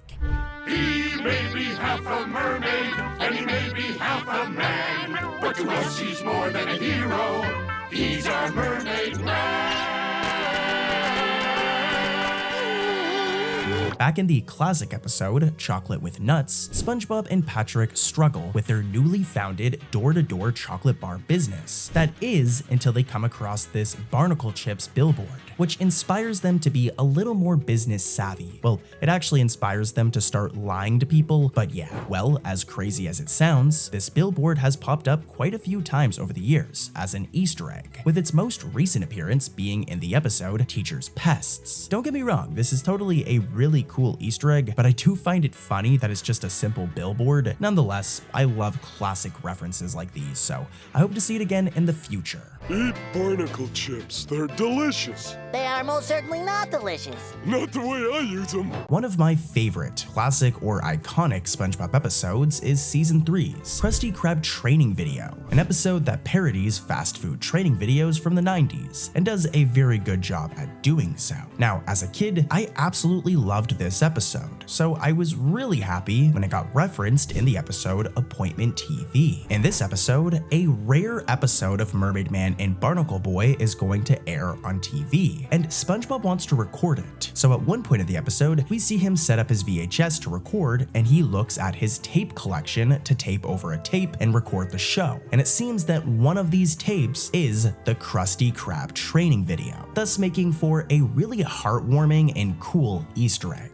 Sounds like a lot of... Hoopla! Sounds like a lot of... Hoopla! Sounds like a... Hoopla! Hoopla!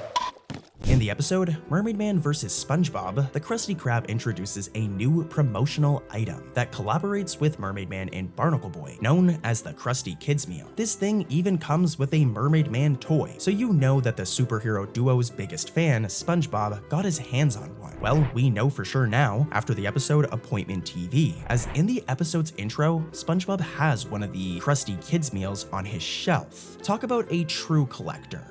So I'll admit that this last one is a little bit iffy, but in the episode Just One Bite, we see SpongeBob throw on these spicy reading glasses as he pages through a dictionary. Now, I'm not entirely sure if this is a direct reference or not, but it seems that SpongeBob wears these exact same glasses in the episode Stanley S. SquarePants. I don't know for sure, but they're pretty much identical. Like, they are identical. Leave a comment though. Do you think they're the same glasses? And do you think that this is a direct Easter egg? Leave a comment. In the episode Bad Luck Bob, we're introduced to SpongeBob's lucky tie clip, this thing right here. And SpongeBob pretty much believes that this thing causes him to have good luck. In his mind, whenever he isn't wearing it, bad things happen to him. For example, at the start of the episode when he isn't wearing it, he slips out of bed, he gets crushed by his alarm, and even this happens.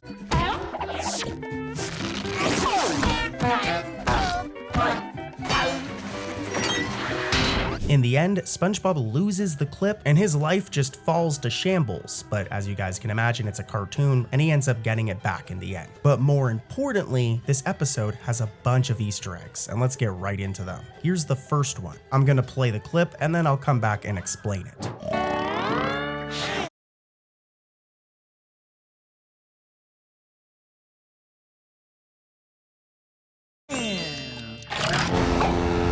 You have to be a major nerd to catch this one. But if we go back to the old school episode Bubble Stand, a big plot point in that one is SpongeBob blowing bubbles, and he blows all sorts of bubbles.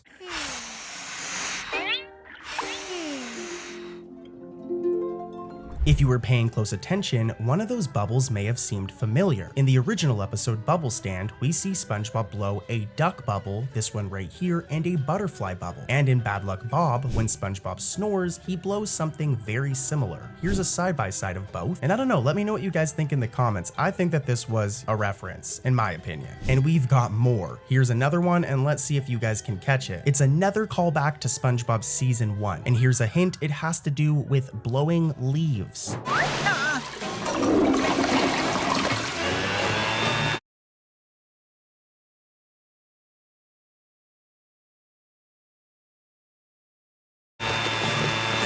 You may have caught it, but the reef blower, as previously seen in the classic episode Reef Blower from SpongeBob Season 1, returns for the first time in a while and is used again by SpongeBob. This was actually the reef blower's third appearance, and it also appeared in the SpongeBob Sponge Out of Water movie. But I'm going to be doing a video that's pretty much all about movie Easter eggs from SpongeBob, like specifically in the SpongeBob movies, so subscribe for that video in the future. But yeah, let's keep it moving. Here's another Easter egg. I'm going to play the clip and then I'll come back and explain it. Roll the footage.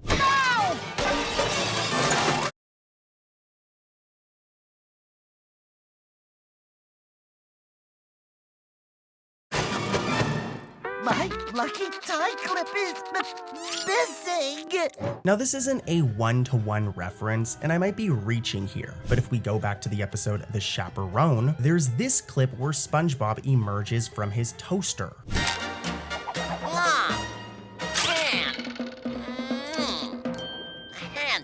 It seems that this is referenced in Bad Luck Bob, but SpongeBob looks kinda different. I don't know, let me know in the comments what you guys think. I think that this is a reference, but I don't know. But here's a fun fact about the episode. Take a look at this clip where SpongeBob gets his feet run over by a truck.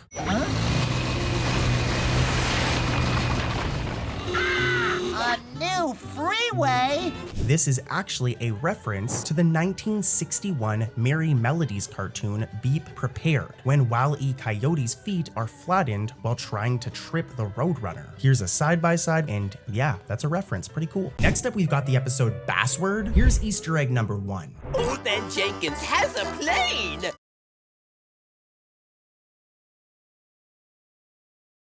Oh yeah.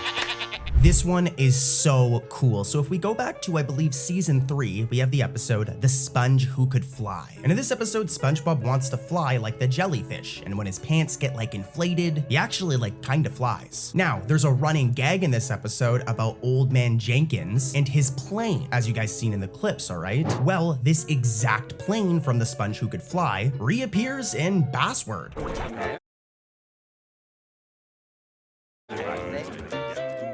Flotsam City. Here I come. This one's like interesting, but the Bikini Bottom Station has the exact same design it had back in the Great Patty Capital. Another cool Easter egg can be found in the episode Biddy Sitting. Well, to be honest with you guys, the entire second half of the episode is essentially an Easter egg, as it features two classic characters. In the episode Chocolate with Nuts, SpongeBob goes door to door with Patrick, lying to people about their magic chocolate bars, and eventually come across this dynamic duo, Incidental 87, aka Mary, and her mother. Well, Mary has shown up a few times over the years since her debut, but her mother has been absent ever since Chocolate with Nuts. That is, until a few years ago, as she plays a major role in the episode Biddy Sitting, and it is a major nostalgia trip. Our next set of Easter eggs, or well, Easter egg, there's only one, can be found in the episode Biscuit Ballyho. In this one, Sandy's Science Scouts, these characters right here, try to raise money for a trip to Mars by selling these biscuit boxes around town. Well, Mr. Krabs, being a greedy crab, decides to get in on the action himself, stealing Sandy's idea. Crusty Doodles. Blech. These are just stale Krabby Patty buns. Yeah, Mr. Krabs sucks, and this whole thing leads to like a town-wide war with both troops fighting to get sales. It's a fun, wild episode that I definitely recommend, but we're not here for that, we're here for Easter eggs, and there's one I want to talk about. I'm gonna roll the clip and then I'll explain it after. Roll the footage. All right, Science Scouts, listen up. This here business is serious as a rattlesnake bite.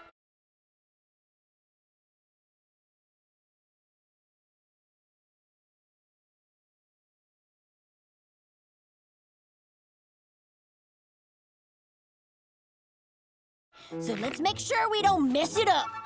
If we earn enough money, we can finally afford that trip to Mars! This is a very obscure reference, but some of the writing that Sandy uses in her blackboard in the beginning of the episode are references to one of my favorite episodes, SpongeBob in Random Land. Particularly this K equals AZ equation and 1220, which is the exact production code for the episode SpongeBob in Random Land, which is how we know for sure that this is a reference. And let's keep it rolling. I've got another episode coming up after this with more Easter eggs. Next up, we've got Blood is Thicker Than Grease, which only has one Easter egg, but it's really, really cool. Roll that clip, guys, and here's a hint. It has to do with Plankton's family. There's room for the whole Plankton clan!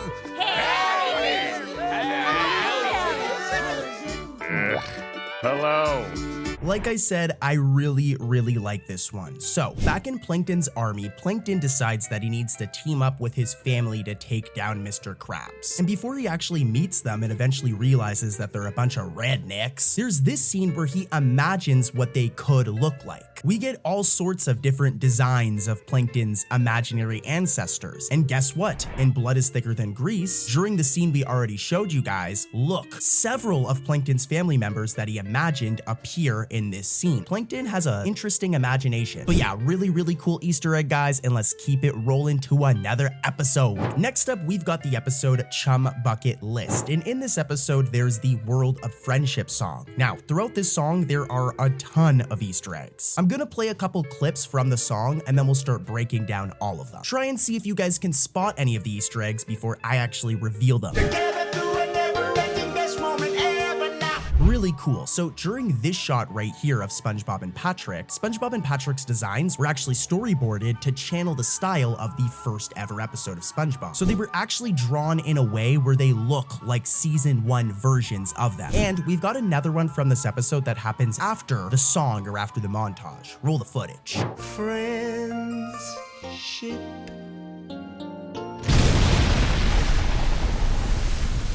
Did you guys catch it? So after the song, this explosion is played, and it might seem familiar because it's actually a reference to 3 older episodes. This exact same explosion clip was shown in Dying for Pie. It was then also used in The Krusty Plate, Frozen Face Off, and Neptune's Ball. And we still ain't done yet, gang. We've got more Easter eggs. Let's head over to another episode. Our next Easter egg can be found in the episode Boating Buddies. In this episode, instead of a typical SpongeBob boating school episode is all about Squidward attending boating school after getting a ticket. As you can imagine, this was all SpongeBob's fault, of course. But luckily for him, SpongeBob decides to help out, eventually leading us to this scene where Squidward does his driving exam. For a few frames, the rare incidental character Granny appears, thus making her first appearance since her debut episode, Have You Seen This Snail? Our next Easter egg can be found in the episode Potato Puff, but we need to go back for it to actually make any sense. Mrs. Puff, as always, is stressed out and defeated after yet another failed driving lesson with SpongeBob.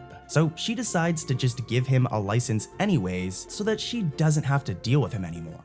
Mrs. Puff, Thank you, SpongeBob. Congratulations. Have a nice life. Now when she gets home, if you look on the wall, there's a portrait of the exact frame on screen. This is known as a recursive image, and it's actually referenced in the opening of the season 13 episode Potato Puff. As look, there's a portrait of the exact frame going on in the episode on Mrs. Puff's wall yet again. Our next Easter egg can be found in the episode Bottle Burglars, and it references the iconic season 2 episode Frankendoodle. In this episode, SpongeBob and Squidward accidentally let Plankton slip away with the coveted Krabby Patty secret formula. So as you can imagine, the episode is primarily focused on the not-so-dynamic duo trying to retrieve it. Well, spoiler alert, they do, and the episode has a happy ending. But if we watch closely, when Squidward turns on the Krusty Krab security footage, a drawing of Doodle Bob can be seen on the bottom of the table, referencing both Frankendoodle and Doodle Dimension. In the season 2 episode, Survival of the Idiots, SpongeBob and Patrick overhear a dream Sandy has about fighting two very popular Western criminals, Dirty Dan and Pinhead Larry, and eventually take on both personas as they play cowboys and bandits. All right, Pinhead, your time is up. Who you calling Pinhead? Now this eventually results in both Pinhead Larry and Dirty Dan getting their butts absolutely handed to them. Like they get their butts kicked and presumably killed, thus giving us these two gravestones with the names Pinhead Larry and Dirty Dan on them. Well, these gravestones are referenced in the episode Shopping List, as both can be seen during this scene, thus making for a heartwarming little Easter egg for all of the longtime fans like myself. Let's head over to our next episode, Buff for Puff. Of course, here's the Easter egg and what the Easter egg is referencing. Nice show, bro! Whoa, Mr. Krabs, looking cut! Was that Larry? Alright, if you aren't a massive SpongeBob nerd like I am and tapped into the SpongeBob universe, you might not get this one. But as some of you probably know, there's a SpongeBob spin-off show called Camp Coral. Both Moe and Craig Mamelton appear weightlifting together, which is also a reference to them being Frigate Captain members back in Camp Coral as well. So yeah, here's Easter egg number 2 from Buff for Puff. This was a mistake.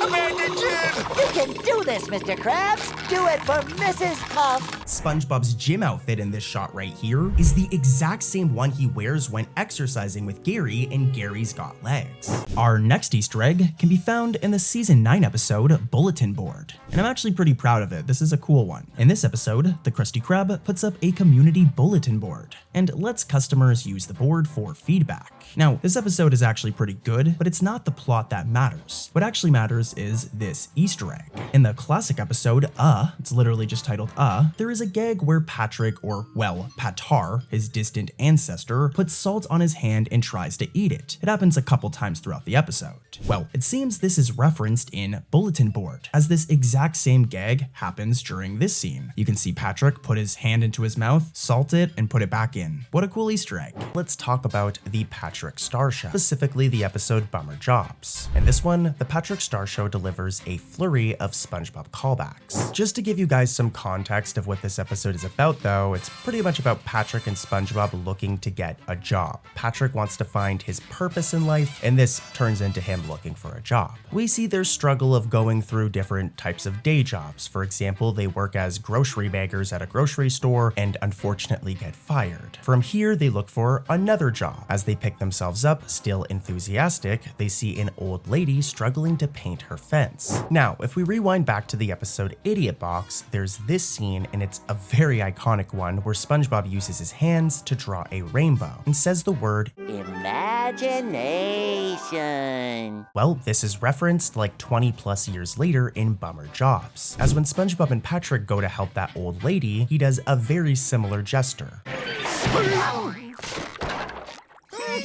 I love this so much. You guys know I'm like a massive nerd when it comes to the Steven Hillenburg era. I always ramble on about it in these videos, so any reference to, you know, a season 1, 2, or 3 episode, especially Idiot Box, is gonna warm my heart. And we've got more. Who remembers the episode Sailor Mouth? We've talked about this one many times before, but in this episode, Patrick and SpongeBob learn to swear, and they're taught not to. But the main thing here, as you guys know already, is whenever SpongeBob characters swear in SpongeBob, they make this sound effect. There are 13 bad words you should never use.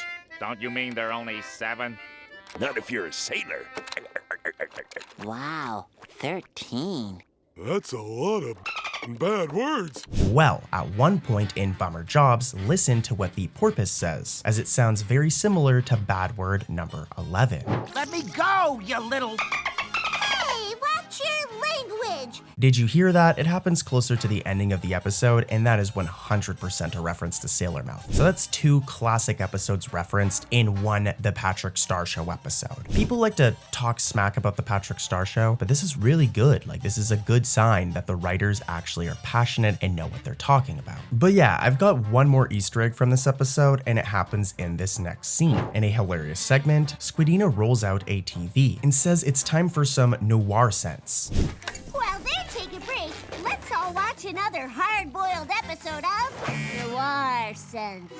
Suddenly, we're now in a black and white detective parody where Fred the Fish is being interrogated. And if you listen to what he says, it's a very clear reference to, I mean, his entire character. This is the whole point of Fred the Fish at this point in the show, is to scream the following.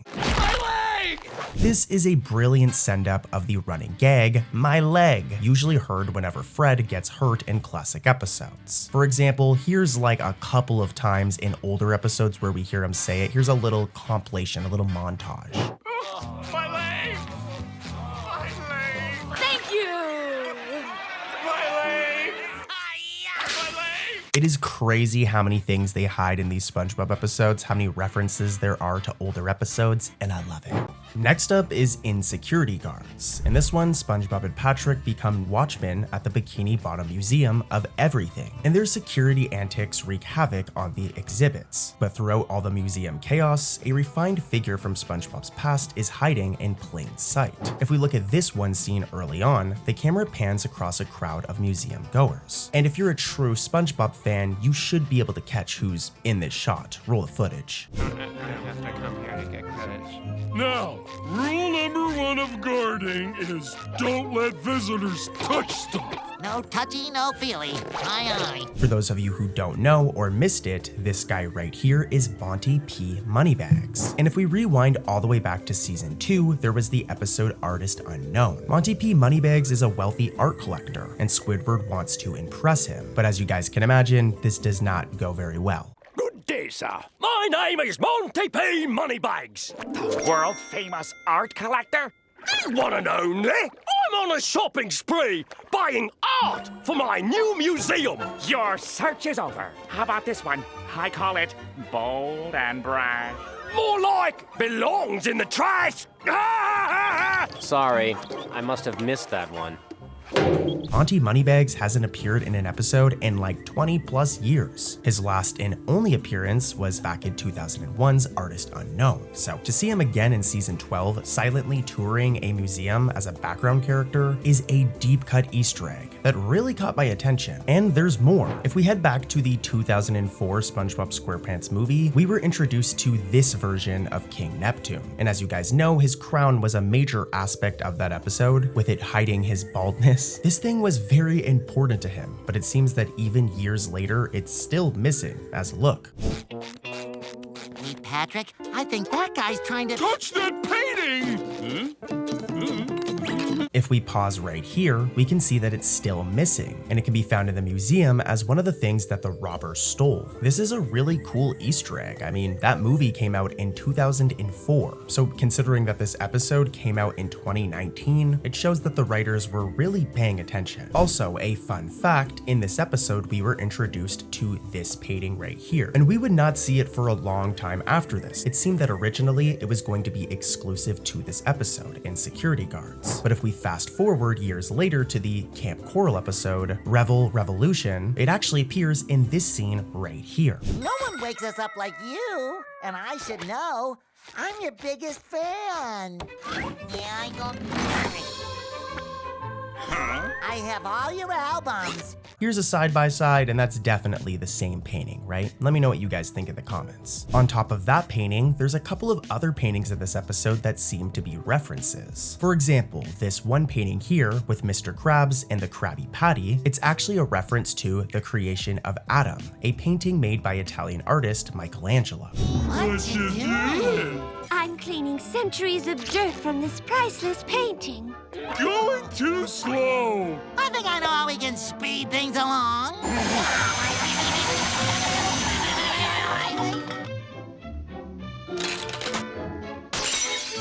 Or there's also this painting with Mrs. Puff right here, and it's actually a reference to the Mona Lisa, obviously, one of the most famous paintings ever. And there's actually a bunch of other cool references throughout this episode to famous statues and paintings, but we can't cover them all. So let's head over to another episode with more Easter eggs. I'm talking about Jolly Lodgers. Here's Easter egg number 1.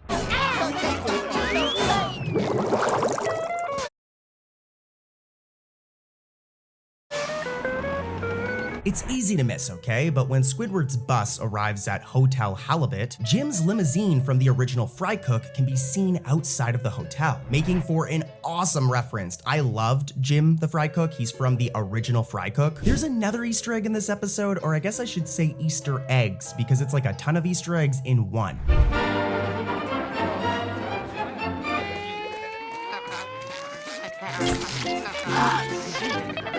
There are numerous references to the episode I'm Your Biggest Fanatic. In I'm Your Biggest Fanatic, we learn that SpongeBob is obsessed with Kevin C. Cucumber, who's like a famous jellyfisher, and he attends a jellyfishing convention where we see Dr. Manowar and the Jelly Spotters. And all of these characters reappear in Jolly Lodgers. So the continuity of SpongeBob's universe definitely gets like messed up a little bit in this next episode, Kitchen Sponge. Or maybe it was fixed, depends on who you ask. In this Camp Coral episode, young SpongeBob volunteers to help Plankton, who runs the camp's mess hall. And the goal is for him to help Plankton improve his menu. Disaster strikes in a scene that is very similar to the show's very first episode, Help Wanted. Plankton's kitchen is overrun by a ravenous swarm of fish campers.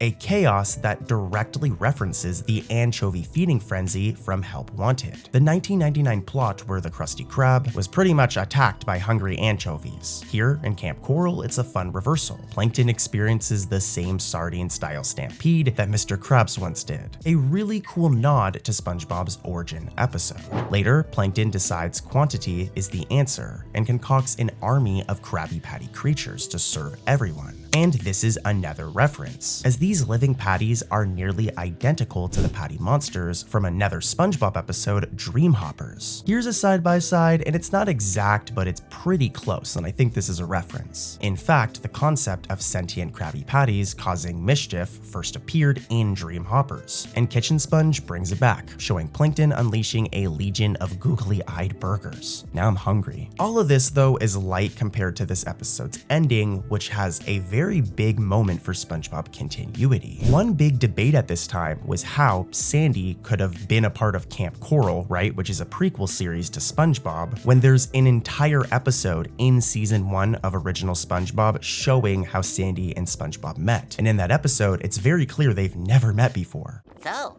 what's your name? Sandy? Well, in the climax of Kitchen Sponge, when SpongeBob inadvertently invents the Krabby Patty's secret formula and nearly changes history, Sandy steps in by literally calling her future self. In a sci-fi twist, adult Sandy appears via video to her younger self, congratulating her on a successful plan to keep the formula out of Plankton's hands. Affirmative, little cheeks. This is Big Cheeks, receiving you from the future. The formula burned out before Mr. Plankton could nab it.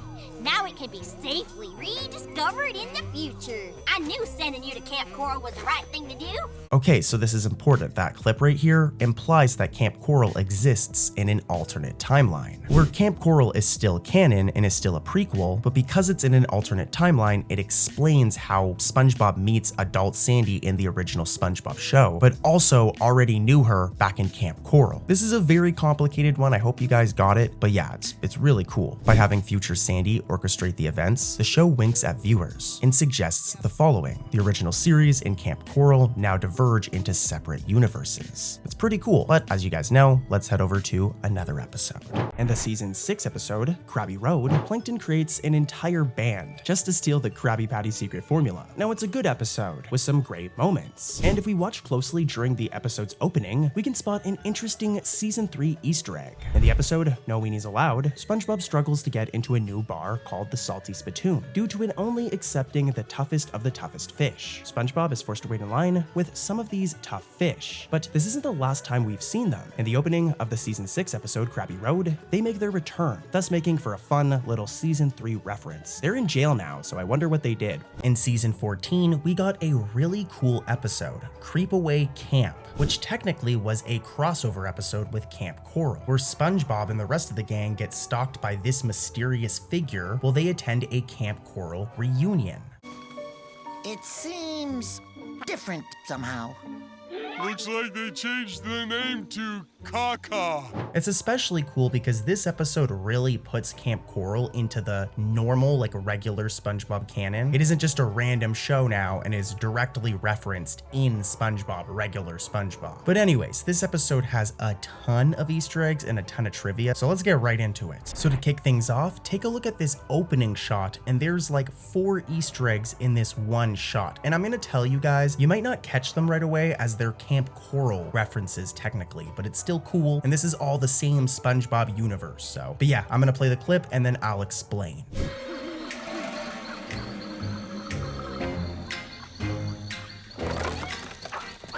Like I said, 4 Easter eggs in one shot. For one, we have Moe's possessed intertube. This was originally in the Camp Coral episode Boo Light Special. Here's a side-by-side. Sandy's helmet from Helter Shelter. The Squidward-shaped rock from the episode In Search of Camp Nudist. And Patrick's shelter from the episode Squishery. Like I said, those were Camp Coral references, so you might not have caught them, but if you're a fan of OG SpongeBob, you'll definitely catch this next one. Let's take a look and I'll explain afterwards.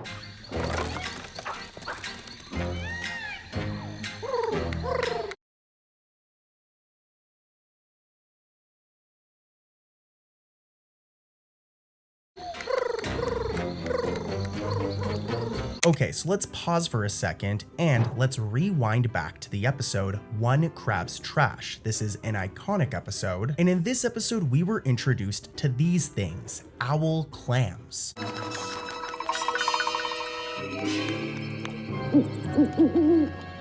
Remember these things as they pop up again and Creep Away Camp, making their first reappearance in like over 20 years. These things only ever appeared in the episode One Crab's Trash, and as you can see, they appear here, devouring the invitations, making for a really cool reference. And here's another Easter egg. This one is really, really cool.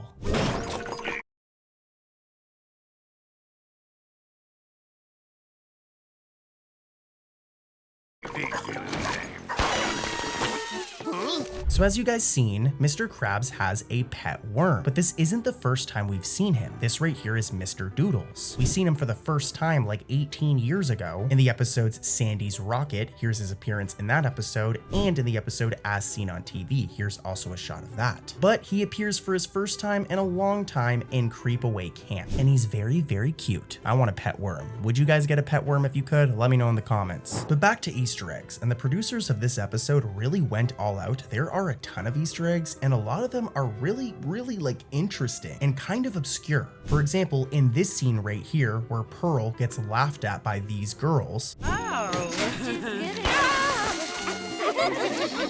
These girls aren't just any random characters. I'm gonna play this clip and they might seem familiar. Hi, girls. Hi, Pearl. Are you guys coming to my totally coral birthday party tomorrow? I don't know, Pearl. Is this gonna be as totally coral as last year? Yeah, well, if we rewind back to the episode Whale of a Birthday, which we just did with the clips I just showed you, those same girls that laugh at Pearl in Creepaway Camp are her same friends from A Whale of a Birthday, which is another episode that's nearly 20 years old. Like, who thought of this? What cool attention to detail. And there's more. Take a look at this scene where all of the different cast members go on this bus to go back to Camp Coral. There's something in the background that is a reference to one of my favorite classic SpongeBob episodes. Roll the clip. Suppose that makes sense. Wait for me, dudes! Did you guys catch it? So this sign right here, which reads, "You are now leaving Bikini Bottom," is actually from the episode Rock Bottom, and it's the exact same sign, which is really cool. Rock Bottom isn't even in this episode. It's just an awesome reference to that episode. And I've got even more. Take a look at this scene, which takes place at a party. There's a certain group of fish here in the crowd, and they're a reference to an older episode.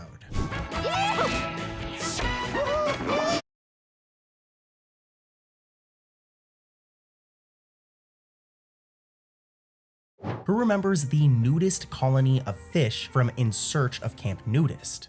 Actually, I'm only partially nude. I like to think of myself as a bridge. It's even stranger than I imagined. Boy, fish sure look weird without clothes on, huh? This is another Camp Coral reference, and this entire group of fish makes a cameo at the party right here. And here's a side-by-side. It's kind of cool seeing their 3D design and then seeing their 2D designs. Now, there's actually a bunch more in this episode, but I'm gonna save them for another video. But for now, let's head over to another episode, guys, with even more Easter eggs. You don't wanna miss any of the Easter eggs I have coming up. Our next episode is a really good one from season 9. Like, I can't even believe that this episode released all the way back in 2016, which was 10 years ago, but the episode is Lame and Fortune. And this is a SpongeBob episode with an unusual premise. Fortune cookies in Bikini Bottom start accurately predicting the future, which Plankton naturally tries to exploit. And I mean, I can't blame him. Imagine if you could get a fortune cookie and know your entire future. That'd be very convenient. Well, as SpongeBob and Plankton duel with fortunes, the episode slips in numerous visual gags and callbacks that reward hardcore SpongeBob nerds just like me and you. I mean, if you clicked on this video, you're just as much of a SpongeBob nerd as I am. But yeah, early on, Plankton gets accidentally squished under a customer's boot. I have had enough! Now, when he peels off the sole, his gooey splat is actually shaped like the old Nickelodeon Splat logo. And this might have been an accident, but I think that this one's intentional considering that SpongeBob is a Nickelodeon show. Let me know what you guys think in the comments, but this orange splat-shaped logo was Nick's iconic branding from the 1980s through to 2003. So it's very likely that the animators snuck in a cheeky network reference. And I love these types of references, as it's the kind of background joke that only fans with sharp eyes and nostalgia will actually catch. I mean, I remember watching this episode as a little kid and I didn't even realize that this was an Easter egg. Nonetheless though, it's really, really cool. And let's keep it going, as the fortune cookies themselves set up a darkly comedic sequence where Mr. Krabs imagines his own death. You will die. Oh, I'll miss you, Daddy. But I really can't wait to spend all your hard-earned money on shoes. Me money! In Mr. Krabs' daydream of his funeral, the show slips in two very deep-cut references, or I guess you'd call these cameos. First is Grandpa Redbeard Krabs, the old pirate grandfather of Mr. Krabs. Redbeard hasn't been seen since the 2008 episode Patchy the Pirate, nearly a decade ago. In that episode, he came to visit, and Mr. Krabs pretended to still be a swashbuckling pirate, just to impress him, as Redbeard thinks that Mr. Krabs should be a pirate. He doesn't want him to own a restaurant. What kind of ship are you running here? Just a second.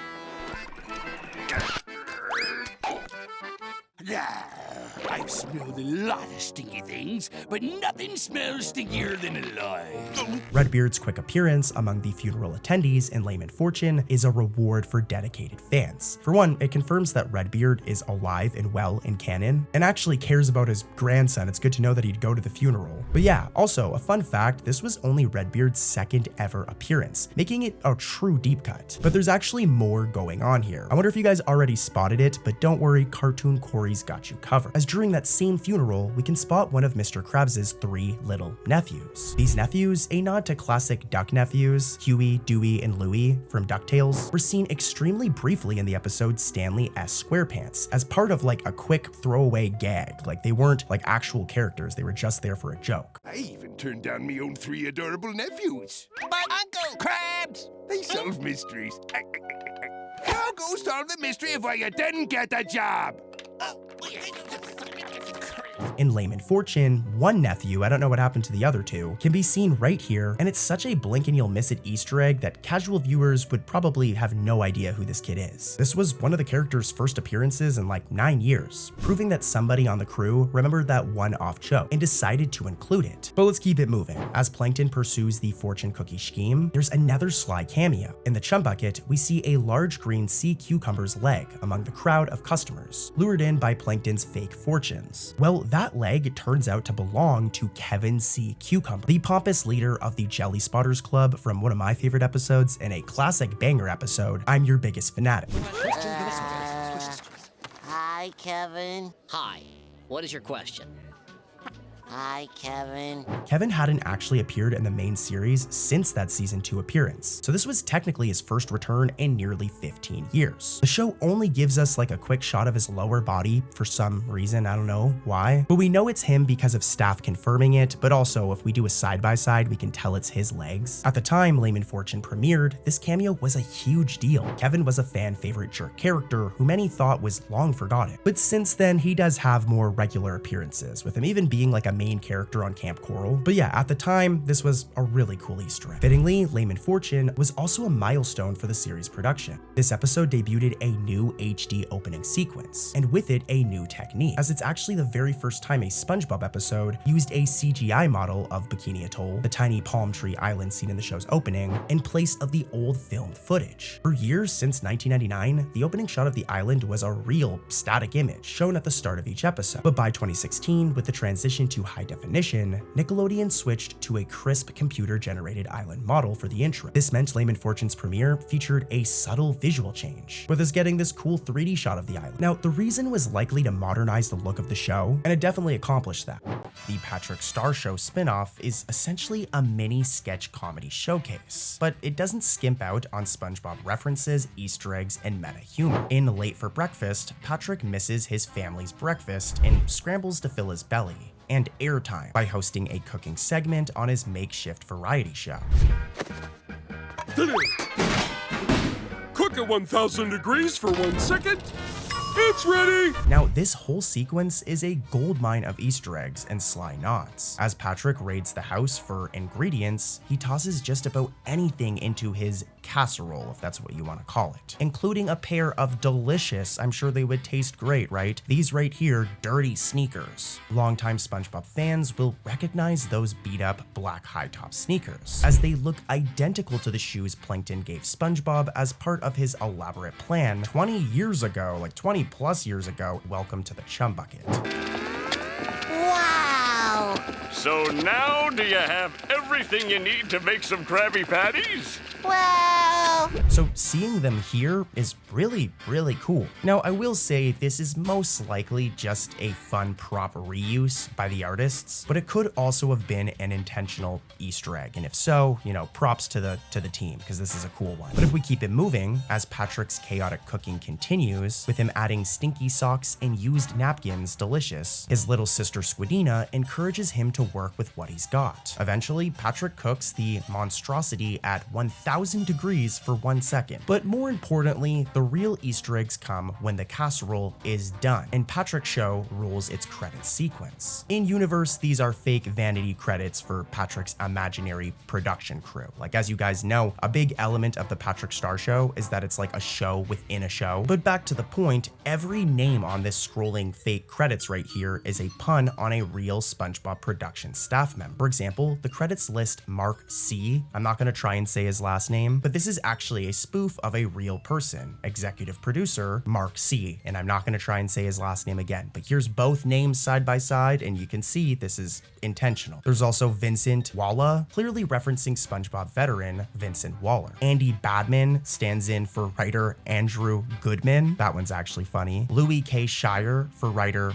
Look Brookshire. And there's a couple of more, but you guys get the point. Another interesting Easter egg from this episode is a specific line that Patrick sings. Take a look at this clip and it might be familiar to you guys. Like I said, you may have heard that before, and it's because this is like a classic gag for Patrick. He said the same line back in the episode Shanghai from season 3, right here.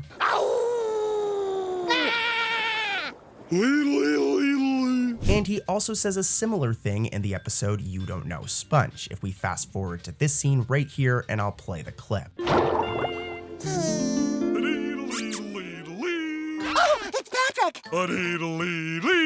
In the episode Laundro Madness, SpongeBob and Squidward take a mundane errand, washing clothes at the laundromat, and turn it into a wacky monster movie that gleefully cleans up on references. The episode brings back the wash, the same bikini bottom laundromat that Mr. Krabs, SpongeBob, and Patrick visited during their night out in Midlife Crustacean. Hello, gang. SpongeBob's back. Let's party! Any port in this door? Wait a minute.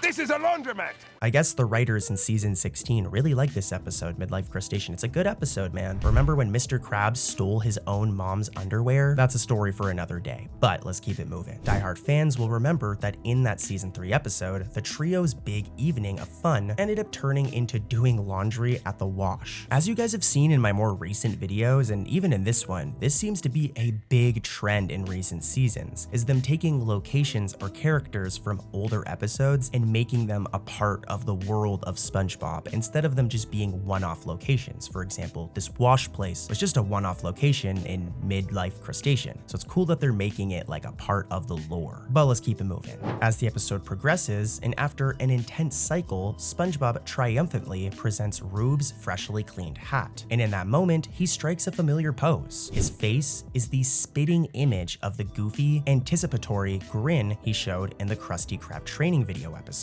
when waiting for the narrator to reveal the secret formula. It's the same wide-eyed, toothy face full of excitement, and fans of that classic training spoof will instantly recall SpongeBob quivering with that exact same expression. Here's a side-by-side, and yeah, like you can see it. This is a really cool reference, but of course I've got more. The mundane soon turns monstrous as an overloaded washing machine comes to life, assembling itself into a sudsy giant. Informing its body, it grabs odds and ends from around the laundromat, and one of those items had SpongeBob fans cheering: Patrick's high-heeled boots. Oh yeah. The washing machine yanks a pair of women's stiletto boots, and we see that they're the exact same that Patrick donned in this iconic scene from the original SpongeBob SquarePants movie.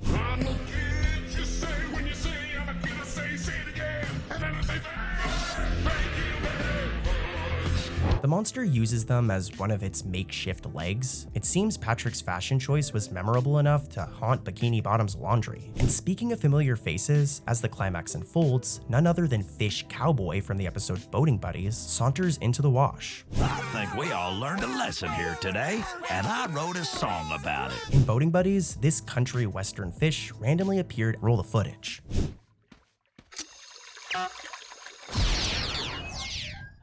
I never will understand these city folk. Laundro Madness brings him back for an encore, as at the end, as everyone celebrates defeating the laundry monster, this cowboy strums a guitar and sings a twangy tune called Wash and Dry. It's the same character and same gag, now hilariously repurposed for a laundromat victory song. It's an Easter egg that could easily fly under the radar, but for those who remember the random cowboy singer, it's a really cool surprise to see him return. It's random, but it's really cool. Finally though, the showrunners couldn't resist one more tongue-in-cheek reference. Throughout the episode, a bright orange and blue detergent box is visible right here, and its design and color scheme are unmistakably evoking from the famous Tide laundry detergent brand. And I mean, come on, this one's obvious. Tilly,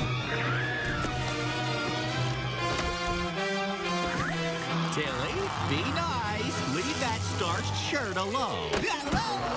By the end of this episode, the laundromat is saved, Squidward's shirt is clean, albeit with some battle scars, and the audience is left marveling at how many jokes and references were put in this episode. I mean, from bringing back the wash, an old location we haven't seen in years, to referencing SpongeBob's first movie, Laundro Madness is a great episode with lots of nostalgia.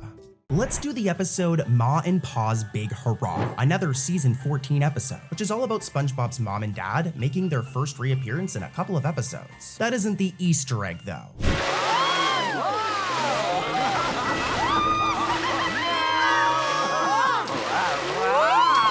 So this one's debatable, but this seems to be a reference to the season 5 episode Roller Cowards. In this episode, SpongeBob and Patrick want to ride a new roller coaster at Glove World, the Fury Fisto Pain. It pretty much like kills people, but they really want to ride it. Now, in Ma and Pa's Big Hurrah, as you guys saw, when SpongeBob and his parents are at Glove World, they skate on a roller coaster that looks like pretty much identical to the Fury Fisto Pain. It isn't confirmed to be an Easter egg, but let me know what you guys think in the comments. I think this is an Easter egg. In the episode Making Waves, Mr. Krabs desperately needs a vacation away from the Chum Bucket's madness, which makes sense. I mean, he has to deal with Plankton doing all sorts of ridiculous stuff all year long. So he sets off on a luxury sea cruise, only to discover that Plankton has also booked the exact same trip. And worst of all, they're actually forced to share a cabin due to there being a mix-up on the cruise. As Mr. Krabs explores trying to find his room, the episode greets fans with a gallery of background Easter eggs, and they're all really cool. Like for instance, a wanted poster on the bottom floor right here features a very rare character, none other than Iron Eye, one of Mr. Krabs' old Navy buddies from the season 4 episode Shell of a Man.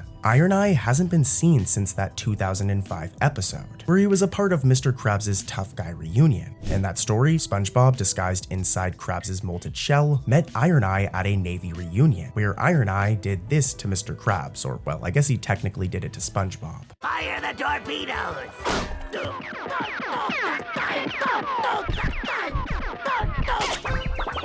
Later in the episode, Iron Eye also revealed that his intimidating metal eye was actually made of formica, while he and the other macho sailors confessed their own insecurities. Well, seeing Iron Eye's face on a cruise ship poster in Making Waves is a deep cut reference, especially for nerds like me, who watched the show growing up, as it playfully implies Iron Eye might be up to no good, hence the wanted part. It'd be cool to see what the dude's been up to after nearly 2 decades off screen, but let's head over to another Easter egg. Real quick though guys, I just want to say I'm one of the only non-AI SpongeBob sleep channels on YouTube, so please subscribe. I'm like a real person. This is my real voice. You can actually probably hear that I'm kind of sick right now. I just played a show. Here's a picture from my concert. That's me right there. So my voice is a little shaky, but please subscribe. I'm more showing that so you guys know I'm a real person. I'm not one of those crappy AI cartoon channels. So yeah. And if you're wondering why I sound so sick, that's why I got sick after the show. But anyways, back to the Easter eggs. Entering the cabin hallway, Mr. Krabs fails to notice a pair of creepy grinning toddlers holding hands in the corridor. And if they look familiar, that's because they are. Longtime viewers will recognize this spooky duo as a nod to the toddler from the episode Escape from Beneath Glove World. In that season 12 episode, SpongeBob and Patrick encountered a little boy, notably the youngest inmate in Glove World's underground jail, who kept wandering off and leading them on a chaotic chase throughout the crazy theme park.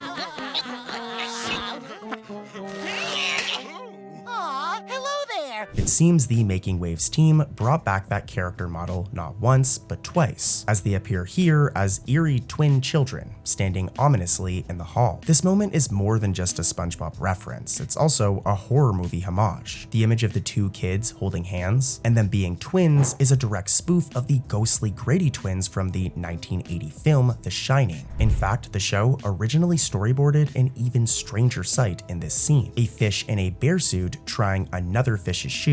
This very random and bizarre clip is actually another reference to the same film and a very bizarre moment from The Shining. However, in the end, the episode went for the twin scene instead, cutting what I just played you entirely from the episode. But there's actually more, as to drive the parody home, the cabin Mr. Krabs ends up in is room 237, another reference to The Shining, more specifically the infamous haunted room 237 from the Overlook Hotel, a location from The Shining. It's a clever multi-layered Easter egg, as within SpongeBob's universe it brings back minor characters, like the Glove World Toddler, but it also plays homage to a classic horror film movie. So whoever wrote this episode, or whoever put this in here, is definitely a big horror movie fan. But let's keep it going, as there's more Easter eggs in this one episode. Once Mr. Krabs and Plankton realize that they must share a cabin, both of their worst nightmares, they spend the cruise trying to one-up each other in various shipboard activities. This montage is packed with quick cameos. For example, at one point, the rivals hit the pool, and as Mr. Krabs wipes out at the end of a wild water slide ride, dragging Plankton along with him, let's take a closer look at the poolside crowd. As if we zoom in right here, we'll notice Squilliam Fancy Son, Squidward's wealthy, rich arch rival, lounging luxuriously by the pool, which is very fitting. You all probably know who this is, but for the few of you who don't, Squilliam hasn't appeared physically in the main series for years, with his last major appearance being all the way back in season 7. So seeing his distinctive unibrow in the background of this shot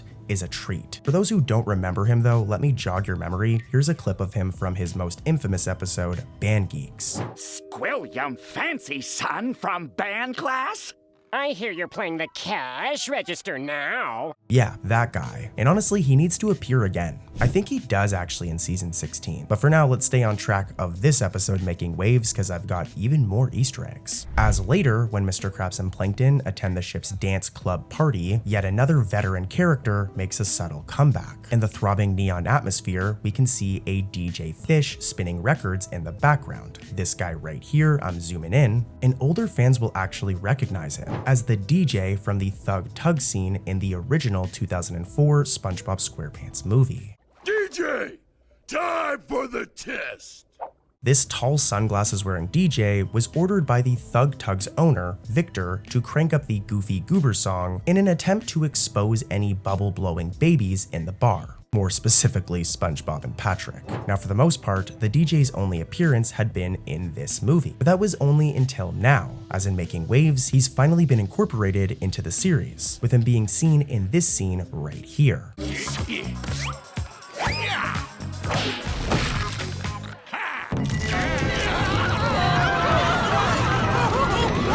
It's a blink and you'll miss it Easter egg, as he's only seen briefly when Mr. Krabs and Plankton hit the dance floor, but it's a satisfying one, as it turns out the Thug Tug DJ has found a new job. He's got a new gig. Now here's the thing with this episode. Not every planned reference made it to air. For example, Making Waves had a particularly dark visual gag that got cut during production. In an earlier storyboard, Krabs and Plankton's rivalry escalated to them riding on firework rockets, which ultimately crashed into a family on deck.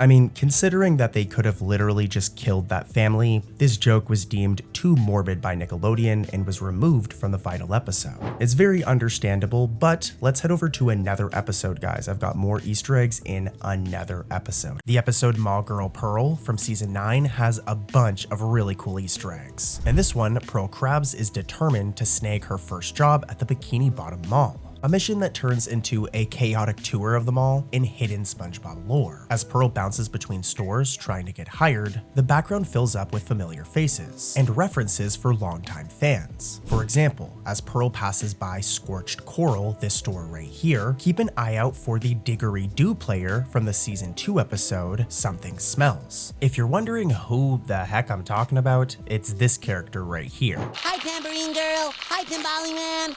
Hi, Didgeridoo Player. It's been like 20 years since we've seen this character. That all changed in Mall Girl Pearl. The character would also pop up in the Season 13 episode Sea Urchin and Snail Fail during this scene, making his second appearance in like 20 plus years. Look at all those people.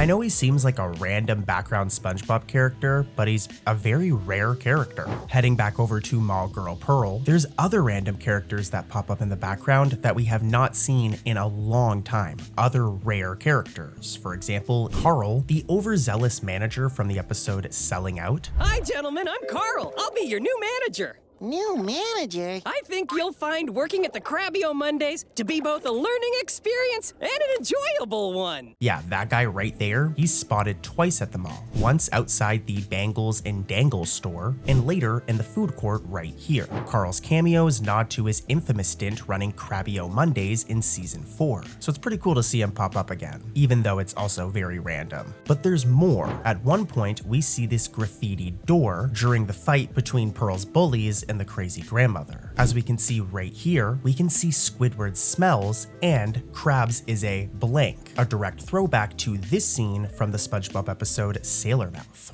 Squidward smells. Good. Krabs is Do you kiss your mother with that mouth? Well, sometimes, but not recently. Even SpongeBob himself only shows up in a blink and you'll miss it moment. He has just 3 quick cameos, which is kind of crazy that he was making cameos in his own show, but I guess it makes sense. This episode is all about Pearl. And there's more background cameos as well, by the way. If we look over here, we can see Mermaid Man, Barnacle Boy. If we head over to this scene, we can see Bubble Buddy. And if we take a look right here, we can find the health inspector from the iconic episode Nasty Patty. I'm going to need you to bring me one of everything on the menu. Excellent choice, my darling. Coming right up! Whoever wrote this episode definitely knows their SpongeBob lore, because it's really cool to see all of these characters that we have not seen in a long time popping up. One of my favorite SpongeBob episodes is Season 3's Just One Bite. In this episode, Squidward tastes his very first Krabby Patty, and though he lies and claims to hate them at first, by the end of the episode, we find out the truth. SpongeBob reveals that there is a patty vault hidden in the Krusty Krab that contains hundreds of Krabby Patties, and in the ending scene, we see Squidward break into this place to get his fix. Now, aside from this episode, we haven't really seen the Patty Vault since. However, it does appear in the episode Mermaid Man and Barnacle Boy 6 in the form of an Easter egg. It's only on screen for a short amount of time, but it can be found during this scene. One of my favorite SpongeBob episodes is Season 1's Bubble Stand, where SpongeBob and Patrick do their best to introduce Squidward to blowing bubbles. Squidward really struggles at first, and boy is it hilarious to watch. But the episode's best moment, in my opinion, is when SpongeBob rotates his body to demonstrate and repeats the sentence, "Bring it around town." I mean, come on, if you're a longtime fan, then you know exactly what scene I'm talking about. It's iconic. Well, in the opening of the episode Mimic Madness, this iconic scene is referenced, thus making for a really cool Easter egg. SpongeBob does the exact same thing and even says, "Bring it around town." Whoa, you tell him, Mr. Krabs! Bring it around town! Yeah! It's in the episode Momageddon, another Season 14 episode that's actually really good, just saying. But I'm gonna play the clip, and I want you guys to pay attention to Squidward's pose, as this is the Easter egg, alright? Roll the footage. I want my Bobby! Did you guys catch it? If not, don't worry. I do think that this one is kind of a reach. I'm only including this one because the internet, the SpongeBob community, has really decided that this one is an Easter egg. But supposedly, the pose that Squidward makes when he, SpongeBob, and Mr. Krabs whimper on the floor is a reference and is identical to the one he did in the episode Immunity on the Krusty right here. Also in the episode Out of the Picture in this scene. But guys, it's time to end this video off with a bang. Like I said, I saved the best for last. Here's our next episode. The Season 8 episode, Move It or Lose It from 2012, presents a high-stakes premise. Bikini Bottom passes a law that 2 restaurants cannot operate within 100 feet of each other. Well, unfortunately for Mr. Krabs and Plankton, the Krusty Krab and the Chum Bucket sit a mere 99 feet apart. So, which one of us is gonna get bulldozed? That's for you two to decide. I'm not going anywhere. You're the one who's moving. You are moving. Oh, no. You have 24 hours to decide which of you moves. This absurd dilemma, one of the few Krabs vs. Plankton showdowns not centered on the Krabby Patty secret formula, drives the rivals into a frenzy, with each trying to save their own restaurant and one-up each other. Like, they really get committed to this, and you can't blame them. You know, they don't want their restaurants to get shut down. Though, I'm sorry, Plankton, I don't think people would even notice if the Chum Bucket got shut down. You don't got no customers. I love you though, Plankton. As SpongeBob scrambles to collect petition signatures to save the Krusty Krab, the animators sneak in some clever in-jokes amid the chaos. When Plankton gets desperate and resorts to paying folks to sign his petition, there's a close-up of the signature sheet right here, and sharp-eyed viewers may notice that if you read the names on Plankton's petition, they're not random at all. They are, in fact, the names of SpongeBob's real-life production crew members. For example, you'll spot signatures like Steven Hillenburg, SpongeBob's creator, rest in peace the GOAT, Vincent Waller, a longtime writer and producer, and other names scribbled among the list. This Easter egg doesn't affect the story, but it's a delightful treat for nerds like me. Just like all the other Easter eggs here, you know, some of them are kind of minor, like this one, but I want to mention every single Easter egg that I can find, alright? Cartoon Corey's the Easter Egg Hunter. Mr. Krabs has quite the misadventure in the episode My Two Krabses from season 12. It all starts with Mr. Krabs sneaking in a tanning session without his shell in his office before a date with Mrs. Puff. It's crazy to think that these two have been like on and off dating since like season 2 or 3, but anyways, eventually SpongeBob walks in to deliver some ice cream, but instead of finding Mr. Krabs, he only finds this. Mr. Krabs, are you okay? Speak to me. We're gonna get into the Easter eggs, don't worry, but you guys need the context of the plot for them to make sense. But from here, SpongeBob literally assumes that Mr. Krabs has melted. Oh, look at that. And right before his big date tonight. What a shame. A date? Oh, must love die meltily in my arms too. In a panic, SpongeBob and Patrick take the empty shell, determined to basically bring Mr. Krabs back to life, Frankenstein style. Meanwhile, the real and shellless Krabs realizes his shell is missing and rushes home to find something or anything to wear, really. And this is where we can find a really cool Easter egg. As he flings open his bedroom closet, and in this frantic scene, the show sneaks in a treasure from Mr. Krabs' past. I'm gonna play the clip and let's see if you guys can spot the Easter egg. Okay, we knew that spare is in here somewhere.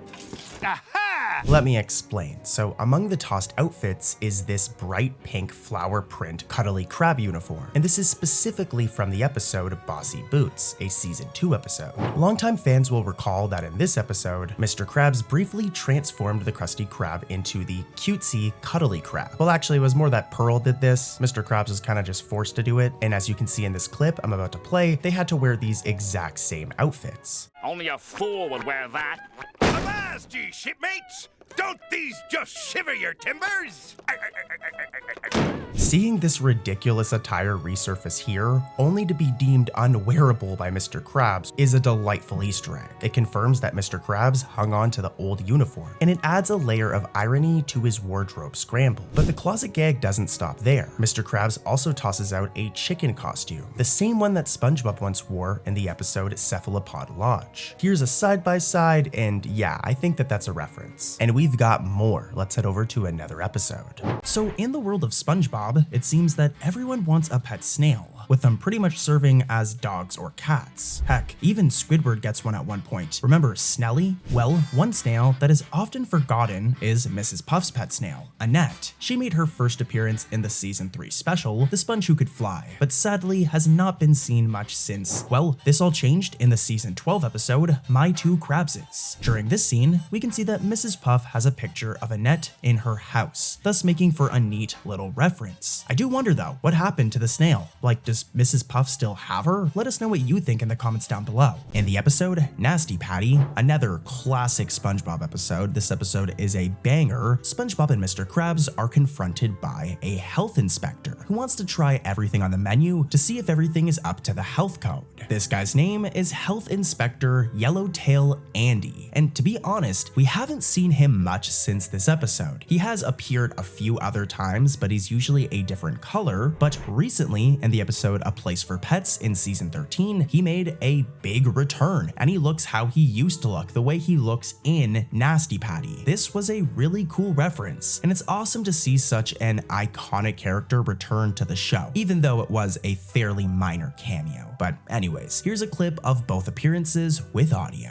I'm going to need you to bring me one of everything on the menu. Fresh sludge pudding. More diet red tie. Some fried Please, gentlemen! Leave me to finish my work in peace. Hold it right there, Krabs. Oh no! The health inspector! Oh yes, the health inspector. Next up, we've got 2 Easter eggs from the episode very strangely titled Necro Nom Nom Nom Icon. And as weird as the title is, the episode's plot is actually really cool, with SpongeBob getting a magical spell book and him just causing all sorts of chaos. It's a good episode, but that's not what we're here to talk about. Here's the first Easter egg. Let's see if you guys can catch it. Speaking of customers, Stop bothering Mom!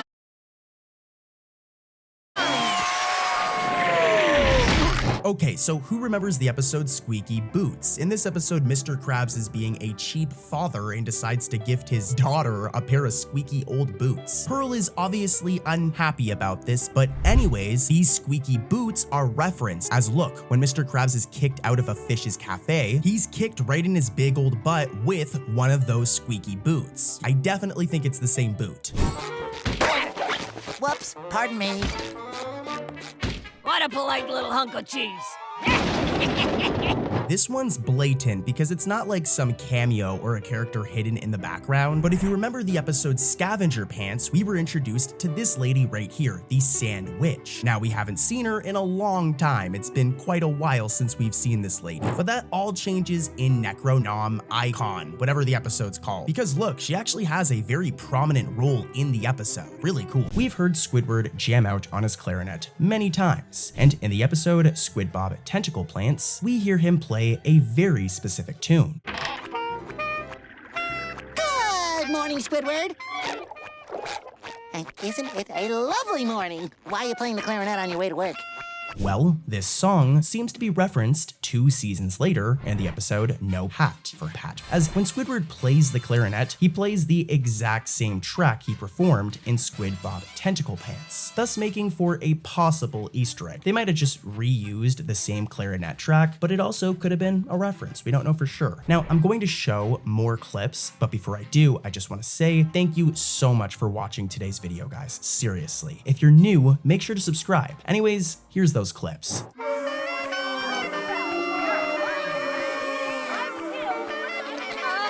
that horrible noise! Let's get out of here! Good morning, Squidward. And isn't it a lovely morning? Why are you playing the clarinet on your way to work? The episode Pablum Plankton puts a spotlight on our favorite one-cell villain and peppers the story with references that you guys are going to love, spanning SpongeBob's history and beyond. Premise is already tongue-in-cheek. Plankton accidentally wins a cutest baby contest and becomes the mascot for a popular baby food brand. The opening scene finds Plankton in his lab, concocting explosive chemicals. When he overhears SpongeBob and Karen, I don't know why SpongeBob is at Plankton's house by the way, but he overhears his wife and SpongeBob giggling over a certain something. And this is where the first Easter egg comes in. To Plankton's horror, they're paging through his baby photos. I was never adorable. These photos have gotta go. You were such a cute baby. Now, here's the thing. This image and all of these different images of baby Plankton that Karen shares are drawn in the exact same way that baby Plankton was drawn back in the season 5 episode Friend or Foe, making for some really cool continuity here, especially considering SpongeBob is a show that is very lazy with continuity sometimes. In other scenarios, they probably would have just done an entirely new design, but if you look at side-by-sides right here, you'll see that it's like almost identical, meaning the animators deliberately pulled from Friend or Foe's character model sheets. It's possible the artists reused it as a handy asset, but I don't know, it also kind of feels like an intentional Easter egg to me. Pretty cool, but let's keep it rolling and continue this episode. Plankton, of course, is mortified by the baby photo display, but the humiliation isn't over. SpongeBob, endeared by Plankton's cuteness, enters one of those baby pictures into the Baleen baby food contest. Shockingly, Plankton wins the contest. Actually, it isn't very shocking, I'm being rude. Look at these baby photos. He's a cute baby, but he wins the contest without even knowing it. And suddenly, he's thrust into fame, with him becoming the new face of the baby food brand. Blipping butt cracks! Buy some Baleen baby!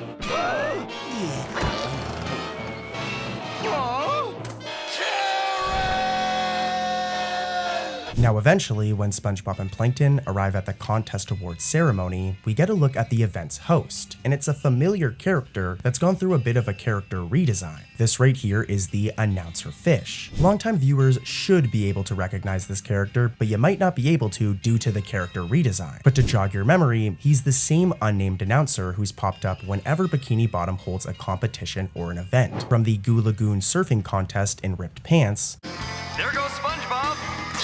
Ripping his pants again. To the snail race in The Great Snail Race. Seriously, I'm just a fan. I was on my way to my seat, the door was open. Hey, what are you doing? No.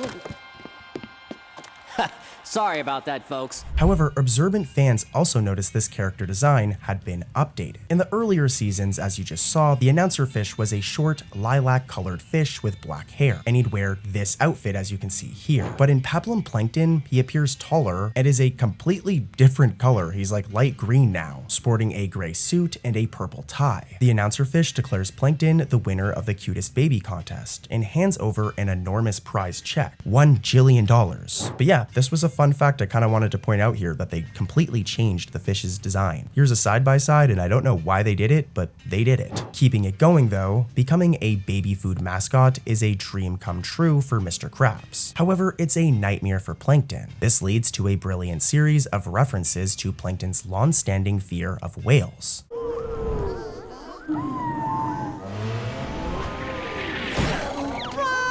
Now you're probably asking, Cartoon Corey, how is this an Easter egg? This is just a random thing that Plankton's scared of whales. It isn't actually very random. This is actually like a running character trait of Plankton. Fans will recall that Plankton is terrified of Pearl, Mr. Krabs' whale daughter, and whales in general, a character trait that we first seen in One Course Meal from season 7, where Mr. Krabs realizes that Plankton is for some reason scared of Pearl and takes advantage of this, dressing as a whale and scaring Plankton any chance that he gets.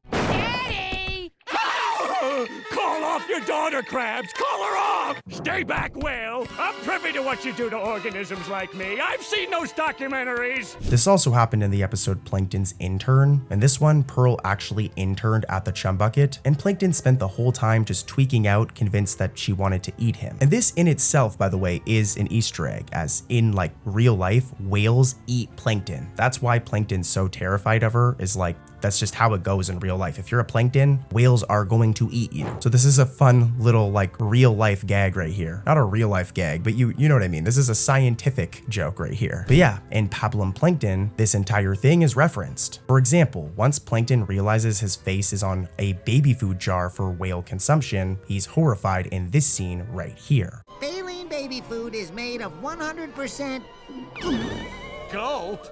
What the heck is gold? Plankton!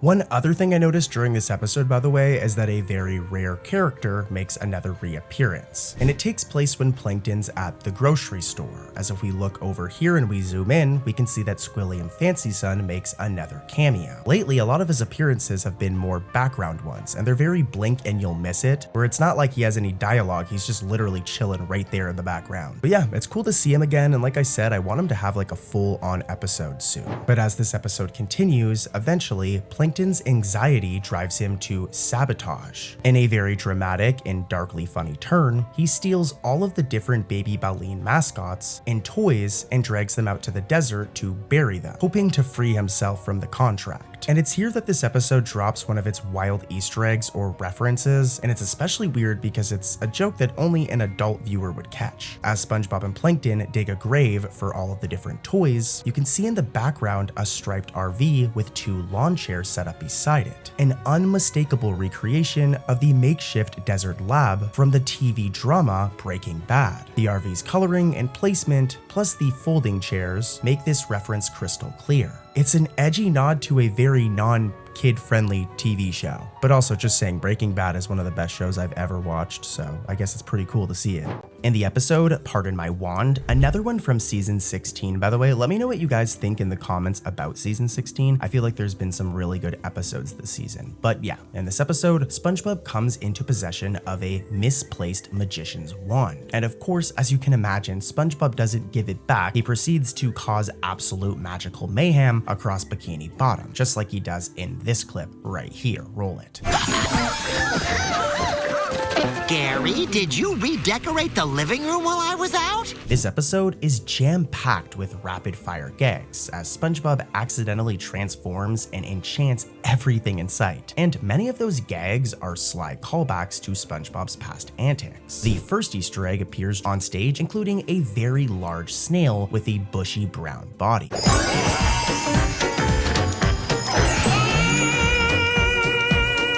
Longtime fans may recognize this creature as the elephant snail from the episode Don't Feed the Clowns, a one-off character from that episode. In that episode, the elephant snail was a circus animal that roared like an elephant and balanced on a beach ball.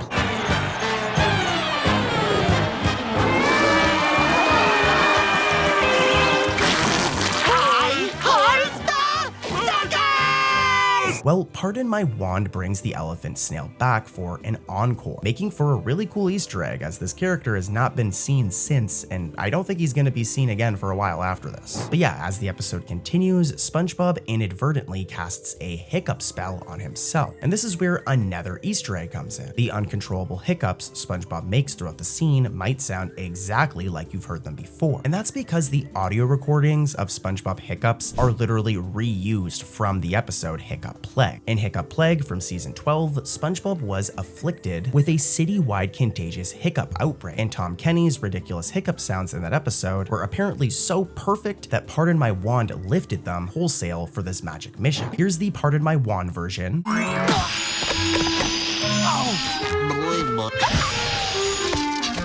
And here's the Hiccup Plague version.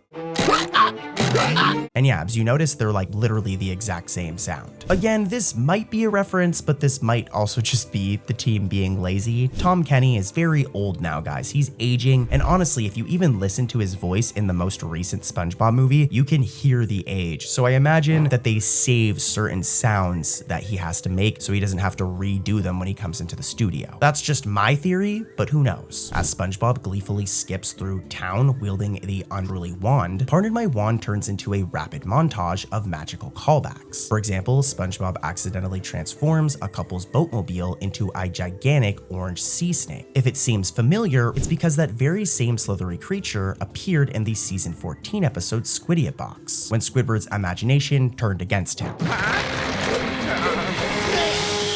If we look at a side-by-side, I'd say that these two are the same snake. They're the same color, and yeah, I think it's the same character. But the surprises continue as SpongeBob prances past familiar locals. For example, he skips by the exact same bench from the episode Something Smells. Here's a side-by-side, and yeah, I think they're the same. I mean, this old bench is drawn and placed exactly as it was in that season 2 episode, making it a little piece of SpongeBob history plunked into the background. Moments later, SpongeBob twirls past the ice cream parlor from the episode Hall Monitor. Here's another side-by-side, and it's definitely the same. And yeah, longtime viewers have seen this ice cream shop multiple times now. It's where SpongeBob caused mayhem as a hall monitor, and where Patrick got severe and comical sunburn back in the episode Sun Bleached. So its presence here further cements the idea that all these episodes share one connected lived-in world, a point that I've been pushing for the past couple of videos. Finally, Pardon My Wand caps off its reference parade with a brilliant deep cut. In the mayhem, SpongeBob SpongeBob accidentally shrinks Squidward, very similarly to the way he did back with Mermaid Man's belt. But yeah, this leaves Squidward tiny in his own garden. As if on cue, the same cockroach from the episode Mermaid Man and Barnacle Boy 4 appears, towering over mini Squidward and proceeding to rough him up. Huh? Why is everything all tiny? This is a direct homage of Mermaid Man and Barnacle Boy 4 from season 3, making for another really cool reference. Okay, so let's talk about the season 16 episode, Pardon My Wand, as this episode has a ton of Easter eggs and they're all really interesting. But first, let me give you guys a little bit of context, that way the Easter eggs actually make sense. But yeah, in this one, SpongeBob gets this magic wand right here, and I mean, just think about it for a second. This is the same dude that when he became hall monitor at school, started walking around thinking he was a cop causing car accidents. SpongeBob and having the ability of magic is kind of a bad mix. It's an entertaining mix, it makes for a really good episode, but you guys know that SpongeBob is about to cause freaking mayhem. What if we just cure your hiccups instead? I'll get you some water. Huh? That'll fix it. Okay, now you guys know the premise of the episode and we can get into the Easter eggs. And this first one is a really good one. You do have to be a SpongeBob nerd to get it. I'm gonna play the clip and let's see if you guys can spot the Easter egg, and then I'll come back in and I'll explain it.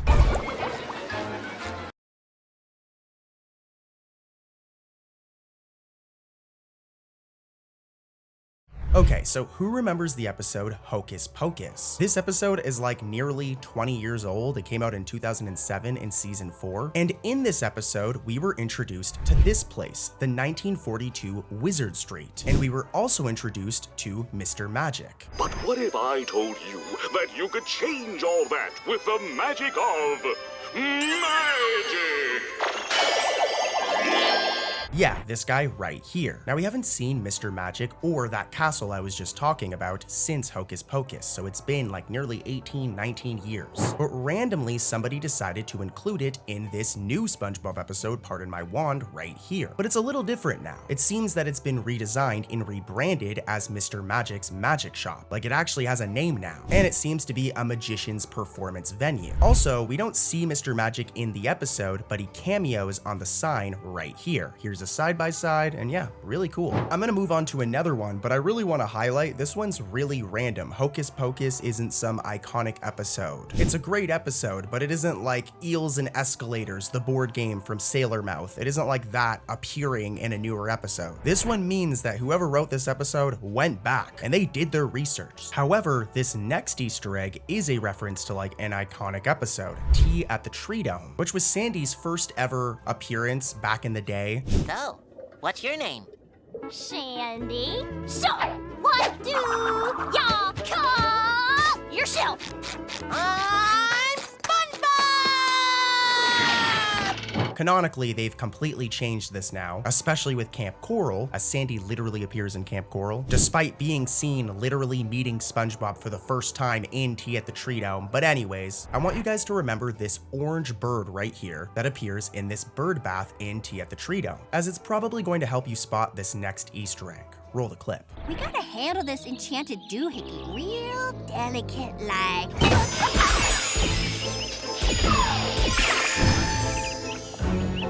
Yeah, this cutie reappears in Pardon My Wand for the first time in a long time. But it's really cool to see this character that's really never appeared since Tea at the Tree Dome reappear in this episode. It's very clearly a deliberate reference, and I freaking love these. The episode Bunny Hunt is a later season gem loaded with background Easter eggs and continuity nods, all wrapped in a silly plot about a wild sea bunny infestation. The episode finds Squidward's garden overrun by a cute but destructive sea bunny named Bunny Wunny, leading to ever-escalating chaos. Like, this bunny is a troublemaker. But let's get into the Easter eggs, as longtime viewers will recognize Squidward's backyard setting from an earlier episode. At the climax, dozens of bunnies swarm and even pop out of a wooden shed behind Squidward's house. And it might just seem like some random shed, but that shed is a blink and you'll miss it reference to another episode, The Curse of Bikini Bottom from season 7. In that episode, a shed randomly appeared in Squidward's yard for a gag. Let's go look for something to do in Old Man Squidward's shed! Ooh. But it isn't actually a part of Squidward's like actual house layout. If we look at other episodes and we see his backyard, the shed isn't there. So its reappearance here years later is a delightful continuity nod for fans who remember the one-off structure. The interiors of SpongeBob's pineapple in this episode are also a treasure trove of callbacks. When SpongeBob temporarily adopts the Sea Bunny, we see his living room shelves decorated with familiar mementos. Notably, this ball right here, which is Gary's toy ball, which is actually from an episode, Gary's New Toy. Okay, that's just creepy. Gary, I think you need to spend some time away from this ball. This isn't helping your case. It's right here on the shelf, making for a cool reference. Here's a side-by-side. And nearby is SpongeBob's ukulele from the classic Fun Song and the episode of the same name. SpongeBob even has a framed photo of a baby Gary the Snail. However, this little touch actually created a little bit of a continuity puzzle. I mean, how would SpongeBob have a baby picture of Gary if, according to the new canon, he met Gary as a kid at Camp Coral? We've talked about this before, but let me clarify, as Nickelodeon has ultimately confirmed that Camp Coral exists in an alternate timeline from the main series. In other words, the main SpongeBob from the core SpongeBob universe likely raised Gary from a young age, hence the baby photo here, whereas Camp Coral is a separate take on their origin. It's interesting stuff, but just wanted to clarify it. But let's keep it moving because there's a lot of references in this episode. Even if we pop over to Squidward's house, as hanging on his wall is a painting that spoofs another famous painting called The Scream, created by Edvard Munch. I hope I said it correctly. I'm sorry, Edvard Munch, if I said your name wrong. Just this time, as you guys can see, it has a more Squidward touch to it. Here's a side-by-side. Even more surprising, though, is the cameo of an extremely obscure character. This human supervillain with a clam on his head appeared once in the very first Mermaid Man and Barnacle Boy episode, back in 1999. Oh no! The raging whirlpool! But after an 18-year absence, he actually shows up again in this episode, on a comic book cover that SpongeBob shields from Bunny Wunny's destruction. It's a blink and you'll miss it detail, but a really cool one that's also pretty rewarding to fans that know their SpongeBob lore. I mean, clearly some of the SpongeBob staff are just as obsessed with SpongeBob lore as I am, as Clamhead Candy Cat's inclusion, however brief, acknowledges the depth of the Mermaid Man universe, and is a treat for any of the nerds out there that remember all of the different villains from SpongeBob. But Bunny Hunt doesn't just reference SpongeBob's past. It throws in a bit of real-world culture too. Squidward, ever the sophisticated squid, drops a couple of French phrases during this episode, and if you were ever wondering what he said, I got you covered. At one point, he exclaims, "Sacre bleu," when speaking to a wooden dummy, a mild, old-fashioned French curse equivalent to the word damn it. Later, during a melodramatic funeral for his garden, Squidward sighs, "C'est la vie," meaning that's life in French. Some more fun facts for you guys right there. And I guess it's canon that Squidward can speak French, which is kind of fitting to his character. It's also kind of a smart way to sneak in a swear. Damn it is kind of like an edgy word, and you don't see a lot of characters from kid shows saying it, so it being in French was a way for Nickelodeon to sneak it in. At least that's my theory. A game theory. And let's head over to another episode. This next one's pretty neat. Now, I don't use the word neat often, but this one's more of like a fun fact. It's still an Easter egg, but you guys will really like this one. In the episode Buried in Time, we get a real-life city imagined by Patrick, all right? Take a look at the clip. What do you think Bikini Bottom will be like in the future? Wow! Special drinking fountains for short people! I dream of a town with the perfect blend of commerce and irrigation. Not to mention the breathtaking views. Now, fun fact, it turns out this is a real place. It appears to be Burbank, California, the home and land of Nickelodeon Animation Studios. So, like I said, fun little fact, let's keep it moving and get back to the real Easter eggs. In Chatterbox Gary, SpongeBob acquires a pet translation collar that finally lets his beloved snail Gary speak his mind. Imagine getting one of these for your dog or for your cat or for your hamster. It'd be pretty cool. Hello there, Papa Bob.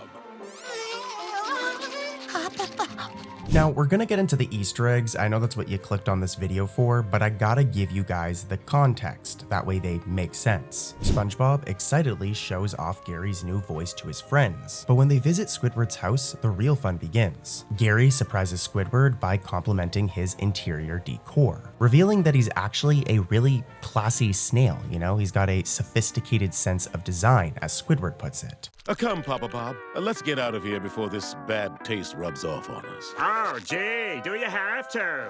Don't be sad, Squidward. We'll be back soon.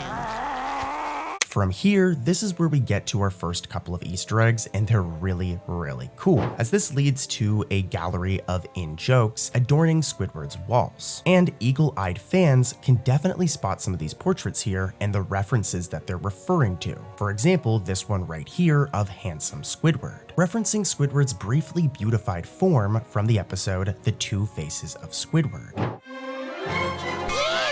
Squidward, you're even more handsome now! If we keep it moving, in another framed piece, Squidward is shown grappling with a sea bear. And this one is a very specific reference. Like, I really like this one. This one's really cool. It kind of brought back some nostalgia for me, as if we rewind to the episode, the camping episode, where SpongeBob, Patrick, and Squidward all go camping. There's this scene where Squidward refuses to heed SpongeBob and Patrick's anti-sea bear precautions. And yeah, this happens. No, like that. Here's a side-by-side, and yeah, this is a really cool callback. If we head back to Squidward's gallery, there's even this painting of a very specific sculpture. It's right here, I'm circling it, and it's a reference to Squidward's sculpture from the episode Are You Happy Now? Again, here's a side-by-side, and yeah, this one's also really cool. And there's more, so let's keep it going. For example, this image right here references the episode Not Normal, specifically this scene, or how about this one? This one references the episode Gone. Here's a side-by-side with the episode Gone and the picture or the portrait, and as you can see, this is a reference, really cool. There's like 3 or 4 more, but I'll let you guys talk about them in the comments. What other portraits here are references to older SpongeBob episodes? To be honest, you shouldn't even be answering this because you should be sleeping, but if you aren't sleeping, it's okay. You can answer this one, but then go like right back to sleep. All right. Anyways, though, the Easter eggs continue when Gary snoops in Squidward's closet. And guys, this is a big one, especially if you're an old school SpongeBob fan like me. I've been watching this show since I was a little kid, even during the Steven Hillenburg era, and this Easter egg really hit me in the heart. Who remembers the episode Band Geeks? In this one, Squidward's arch rival Squilliam shows up, and things get very competitive between Squidward and Squilliam, with it basically leading to Squidward having to form a band and perform at the Bubble Bowl. Well, take a look at this scene where Gary snoops through Squidward's closet. Oh, tacky.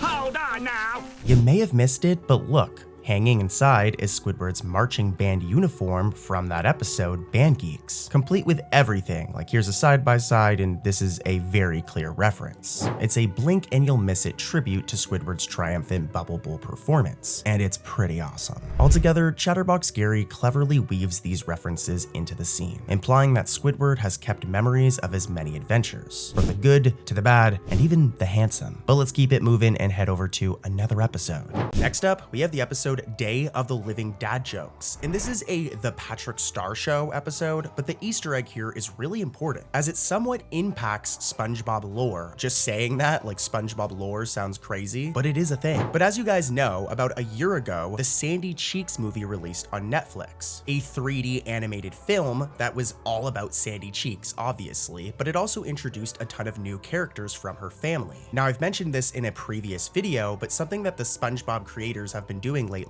is they've been bringing the SpongeBob universe together. So for example, characters introduced in their spin-off projects, so characters introduced in like the Patrick Star Show or the Sandy Cheeks movie or the Plankton movie, etc., they've been appearing in regular SpongeBob. And that's what we're going to be talking about here, as this episode marks the first time that we've ever gotten to see her relative, Paw Cheeks, this guy right here, who before this we've only ever seen him 3D animated, but in this episode it's the first time we get to see the character in traditional SpongeBob animation. So yeah, a quick one, but it's really cool, and roll the clip. Hey, Sandy, what does a bee use to comb his hair?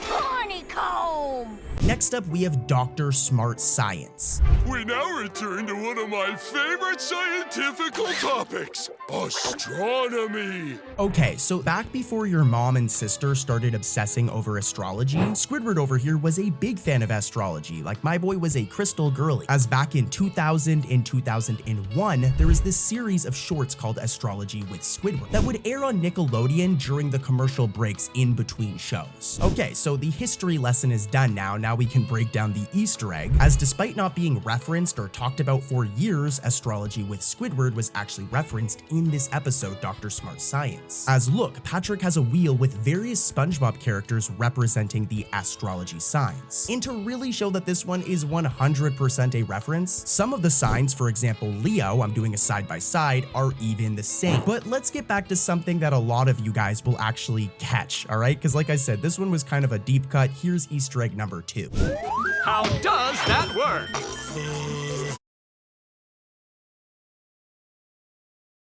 You guys know I love classic references, and that's exactly what this one is, as back in Mermaid Man and Barnacle Boy 4, a big plot element is that Mermaid Man leaves this belt right here behind. It's his super belt. It has all these super abilities. SpongeBob plays with it and ends up shrinking Squidward down. And when he's trying to figure out how he can reverse this and get poor Squidward back to regular size, Patrick over here, being, you know, a genius, suggests that he flips the M to a W to put it in Wumbo mode. Yeah, well, Wumbo mode is somewhat referenced in Dr. Smart Science. As in the Patrick's How Does That Work intro, we can see this text right here saying Wumboology or Wumbology, making a clear nod or reference to what I was just mentioning from Mermaid Man and Barnacle Boy 4. In this episode, Midnight Snack Attack, Plankton schemes to turn his fellow campers into mindless mutants with a secret midnight snack experiment. The mini-villain imagines using the campers as the first step in a quest for world domination, but it's the tongue-in-cheek references that truly feed fans. Early on, Plankton monologues about his plan, with him saying the following. First, I'll take over this camp and then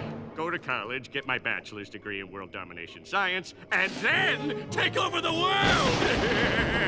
This is a hilarious over-the-top line that riffs on classic cartoon villains, but also winks at Plankton's own academic pretensions. Karen dryly suggests he might need a certain secret formula to succeed, prompting Plankton to scoff, "Secret formula? Don't be ridiculous." There must be some simple way to world domination. Maybe an equation, a theory. A secret formula? Secret formula? Don't be ridiculous. I think the reference here is pretty clear. As you guys know, in regular SpongeBob, like the original SpongeBob SquarePants show, Plankton's #1 goal is to get the Krabby Patty secret formula. And this is a clear reference to that. What's really funny here is Plankton doesn't even know it yet. He doesn't know that that's his life goal. I'm sure if future Plankton could hear younger Plankton saying this, he'd give him a good schmack in the head. And there's actually more when it comes to this episode. Another interesting Easter egg that, to be honest with you, at first I was like, is this actually an Easter egg? But it is if you really think about it. So if we go to the movie, we can see that Plankton has this filing cabinet right here, which is kind of why I wasn't going to include this one. Like, it's just a random file cabinet, but there is some good continuity here, because if you look in Midnight Snack Attack, when we look at Plankton's laboratory in this episode, look, the same filing cabinet appears right here. And yeah, it's the same thing. So I guess this is a reference. I don't know if it was actually intentional, but it's a reference. Normally I find a lot of these Easter eggs myself. This one's from the wiki, so if you don't agree with it, blame the wiki. But also, I love the SpongeBob wiki. Shout out to the moderator.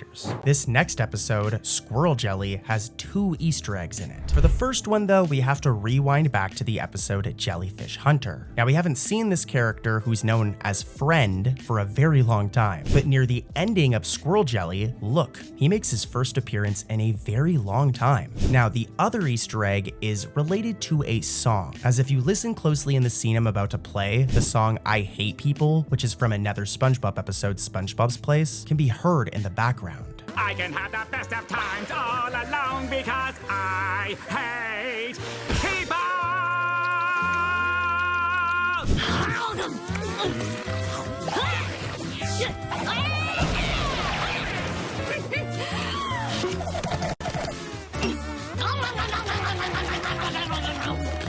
Set in the Camp Coral spin-off series, Squizzery is a campfire-side adventure that teams up a young Squidward and Patrick. The title itself hints at a parody. It's a riff on the Stephen King story, Misery. Fittingly, Squidward breaks his ankles and is stuck being cared for by Patrick, which is very similar to the Stephen King story itself. But don't worry, we're not going to be talking about that boring stuff. The episode strands Squidward and Patrick in the woods, forcing the unlikely pair to survive together overnight. Your legs look funny. Are you okay? Of course I'm not okay. Look at me. My ankles are more twisted than a pretzel. Pretzel. This prequel setting allows for some playful continuity twists and Easter eggs that cross-reference the main SpongeBob timeline. For example, one early gag in this episode quietly contradicts a beloved classic episode. Patrick is distracted by a boot and ends up tying up this boot. Patrick! Sorry again, Mr. Tentacles. Just tying my shoe. Ready! Now, this is kind of a problem, guys, as if we rewind back to the iconic SpongeBob episode, Your Shoes Untied, there's something from that episode that the writer of Squizzery clearly missed. In that season 2 episode, neither SpongeBob nor Patrick knew how to tie their shoes at all. It's like the main plot point. I know that it is technically an alternate universe, as I established earlier, but it's still technically a prequel, so it's just very weird that Patrick in the prequel knows how to tie his shoes, but then doesn't know how to tie his shoes in the regular SpongeBob show. This was likely just a fun oversight, but for me personally, I can't imagine Patrick forgetting how to tie his shoes by adulthood. But anyways, let's get to the Easter eggs and references. Those are more interesting, as there are also hints of Patrick's future living situation. While stranded and needing a place to stay, Patrick cobbles together a shelter made out of wooden planks that's shaped exactly like his iconic rock home. Check it out! I built us a rock! You built a rock? Uh-huh. Out of logs? Yep. Right next to an actual rock? Correct. This is a really cool bit of continuity and a cool reference to the original SpongeBob show. But keeping it moving, meanwhile, Squidward's misery in the woods gives rise to a brilliant pop culture reference. As Patrick cheerfully prevents Squidward from escaping, for Squidward's own good, of course, according to Patrick, Patrick responds to Squidward's orders with a deadpan line that may be familiar to some nerds out there. Just leave me alone! I'm afraid I can't do that, Mr. Tentacles. Until you're all better, I'm going to do everything for you. See? This is actually a direct parody of Hal 9000's famous line, where he says the following. Open the pod bay doors, Hal. I'm sorry, Dave. I'm afraid I can't do that.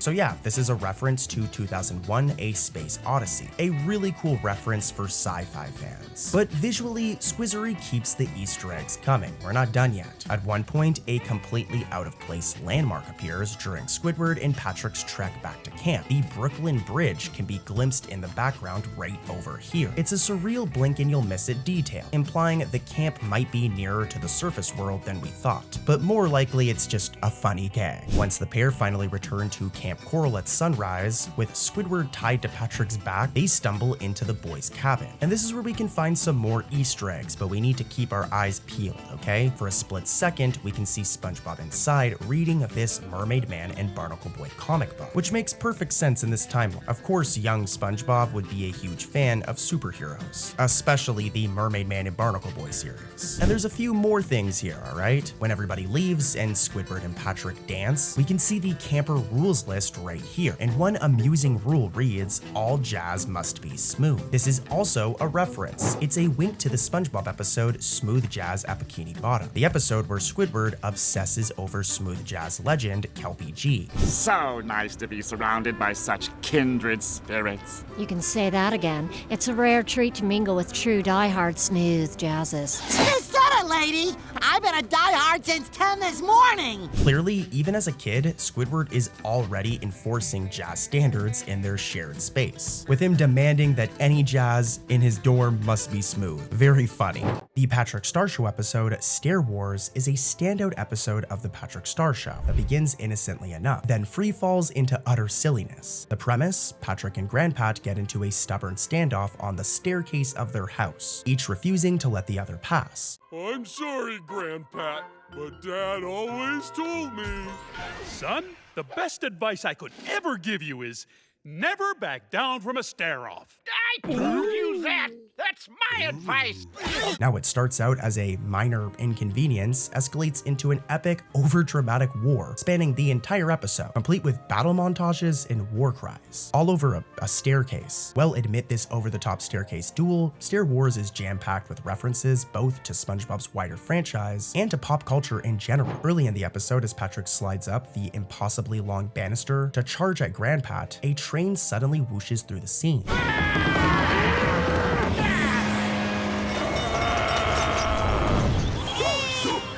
It's a quick gag. The Star Family home seems to have a full locomotive running through it. But if we pay close attention, there's a marquee that says its destination, that being Camp Coral. For those in the know, this is a delightful nod to Camp Coral, another SpongeBob spin-off that honestly is kind of overhated. Camp Coral's not that bad. This is a fun little bit of self-promotion. But more importantly, what's really cool about this is it connects everything together. SpongeBob has really been trying to expand the universe in the most recent years, where they've introduced these spin-offs and spin-off movies where Plankton has his own movie, Sandy has her own movie, Patrick has his own show, and then there's Camp Coral. So stuff like this shows that the world is connected and that it all comes together, and I love that. Now, on top of Easter eggs like that connect the world together, we also have a nostalgic character cameo in this episode. This right here is Mr. Sun, the smiling, alive sun that SpongeBob famously serenaded in the classic Best Day Ever song. He looks like this. He's had many different designs over the years, but what makes this a reference is this design right here, the one that we seen in Best Day Ever. Well, in Stair Wars, Mr. Sun appears with the exact same design, making for a cool reference as we haven't seen this design in years. This was his first appearance in the Patrick Star Show, and indeed a rare appearance in the franchise overall. The episode begins with the sun waking up groggily at dawn, pouring a cup of coffee from the Star family's kitchen, and perking up for the day. And this is a direct visual reference to Best Day Ever, where the sun was personified as a part of SpongeBob's morning routine. In the episode The Checkup, Mr. Krabs faces one of his greatest fears, not sea monsters or competitors, or even losing money or going broke, but a simple physical examination, a checkup with a doctor. Is there a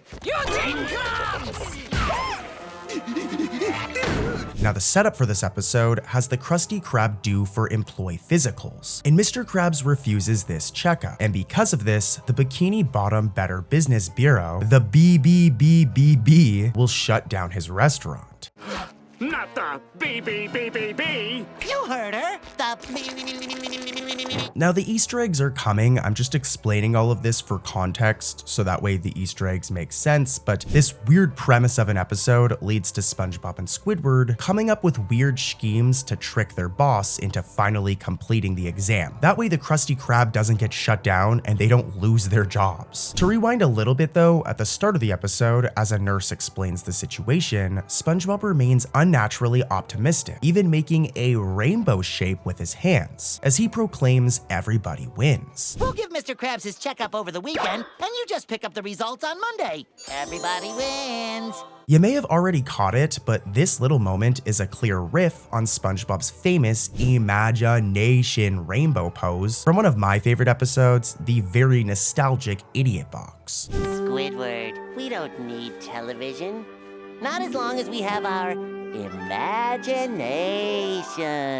As you just saw in Idiot Box, SpongeBob used a handmade rainbow to teach Squidward about imagination. And here in the checkup, he reprises the gesture, while also making a really cool reference to an awesome episode. But let's keep it going. As the episode progresses, poor Mr. Krabs is so terrified of doctors that he literally starts chewing on his own claws to cope. And this comical image mirrors a scene from another iconic episode, Graveyard Shift. In Graveyard Shift, SpongeBob once responded to a spooky story, the tale of the hash-slinging slasher, by nervously nibbing on his arms until they were stumps. Finally, the hash-slinging slasher arrives in the ghost of the bus that ran him over. Then he exits the bus and crosses the street without looking both ways. Well, years later in the checkup, Mr. Krabs does something insanely similar. And here's the thing, I don't know for sure if this was an intentional intentional reference or if it was an intentional Easter egg. But when we look at the two shots side by side, there's a lot of similarities here, and who knows, maybe this scene in the Checkup is a homage to the scene I just showed you in Graveyard Shift. Let me know what you guys think in the comments. As SpongeBob and Squidward scramble to get Mr. Krabs examined by any means necessary, the episode peppers in nods to both real life and SpongeBob lore. We already talked about it briefly, but for example, the nurse's warning about the restaurant being closed by the BBBBB is actually a obvious parody of the Better Business Bureau, the real life organization known for raiding businesses and closing them down if they're not up to standards. So that's another reference right there. But if you've thought any of this is boring, don't worry guys, I've saved one of the craziest ones for right here. As one of SpongeBob's big ideas to finally get Krabs to get his X-ray is to set up a fake photo booth. Step on up and marvel at the latest technological wonder, photography. Preserve your precious punum for generations to come. Now, outside of this booth are sample photographs meant to entice customers. And these pictures hide like a treasure trove of Easter eggs, with each example photo actually being a cameo of a different SpongeBob character, many of whom are obscure or are rarely seen. For instance, one photo shows a goofy-looking SquarePants family member with a watermelon stuck in his nose. Well, this right here is a reference. This character is a reference to Sherm SquarePants, a very rare SquarePants family member and SpongeBob's uncle, whose only prior appearance was in a single gag photo in the episode Stanley S. SquarePants.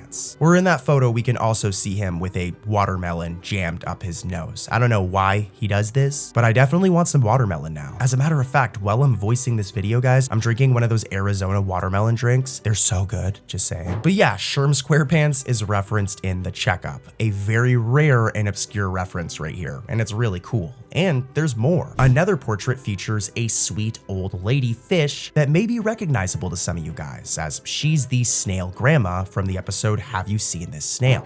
Come back, Miss Tuftsy. You don't want these to go to waste, do you? The exact same lady who tried to adopt and overfeed Gary when he ran away. It's a delightfully deep cut to see her included among the snapshots. Really cool. And there's more, with longtime rivals and one-off characters popping up too. Squilliam Fancy Son, Squidward's arch nemesis, can be seen smirking in this photo right here. King Neptune appears in this photo, and even more minor, rare characters like Angry Jack. This dude from the episode Slimy Dancing can be seen right here, which alone is like a very random appearance. Like the dude was a judge in Slimy Dancing, I'm pretty sure. But yeah, he can be seen right here, as well as background regulars like Old Man Jenkins, Agnes, and even SpongeBob's own parents make blink and you'll miss it appearances on the photo booth. And there's even more references and Easter eggs going on here. As an extra layer of humor, one of the photo booth images parodies a famous painting called American Gothic. Here's the painting right here, which famously depicts a farmer and his daughter in a very specific art style. Here's a side-by-side and a really cool reference right here. So yeah, that's a lot of references in one shot, and I love it. And I'm gonna move on to more Easter eggs, so don't worry, but I really want to give like the production team of this episode some credit here. Whoever wrote or decided for all of these references to be in here is a true SpongeBob fan, as they weren't in the storyboard version. If we look at the storyboard version of this episode, which we're going to talk about more in this video, all of the photos during the photo booth scene are different. So I don't know who did it, but once they started like coloring and actually animating the episode, shout out to the person who decided to put all of these awesome references. And dude, there's more. In the end, that whole photo booth plan from SpongeBob kind of backfires, and it also gives us another callback, as when the phony photo booth malfunctions and sends Mr. Krabs on a very scarring ride, he yelps in pain about his underwear catching on fire.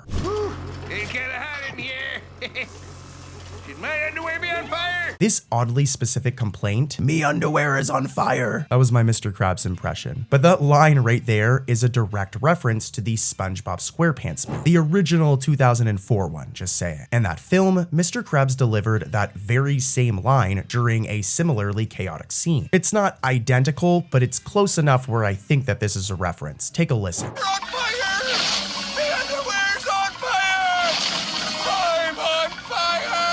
Did you hear it? Well, it's very similar to what Mr. Krabs says in the Checkup. This is another one where I don't know for sure if this was intentional. Like, this might have just been a coincidence, guys. So let me know what you guys think in the comments. But let's keep it rolling with even more Easter eggs, as after surviving the rogue photo booth and nearly dying, Mr. Krabs is subjected to SpongeBob's next plan to get him to get his checkup. And that's a fake massage therapist setup. SpongeBob dons another disguise to give Mr. Krabs a relaxing massage.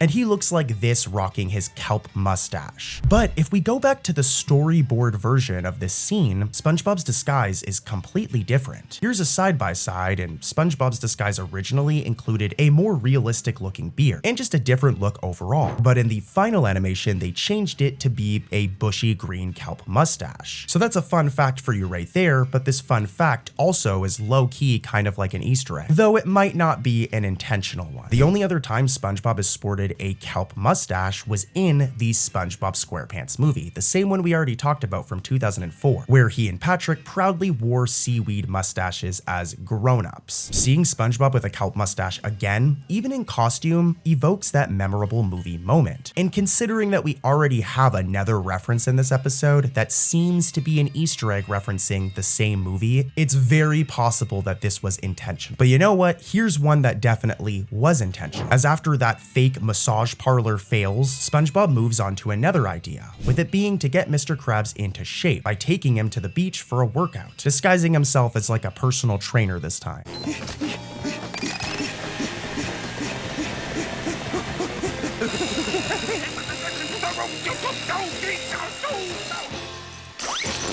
Now, here's the thing. Rather than the usual Goo Lagoon, the iconic beach location that we all know from Bikini Bottom, they go to a different beach. This is Muscle Beach, a very specific location that hasn't actually been seen since all the way back in the episode Muscle Bob Buff Pants from season 1. So like, it's been like over 25 years, I'm pretty sure at this point. In fact, as another little Easter egg within the scene, keep an eye on the background muscle men, as one of them is incidental to 4D, who was last spotted lifting weights at Muscle Beach in that same Muscle Bob Buff Pants episode from over 20 years ago. Well, years later, this extremely rare character makes a reappearance in the Checkup in the background right here. So like, seriously, dude, whoever wrote this episode like went all out. I guess it wasn't necessarily the writers, it would have been the art production team. And when I look at the credits for this episode, animation was done by Tom Usami, supervising was done by Sherm Cohen, and the supervising producers were Mark C. and Vincent Waller. So shout out to these lovely people for just cramming so much cool stuff in this one episode.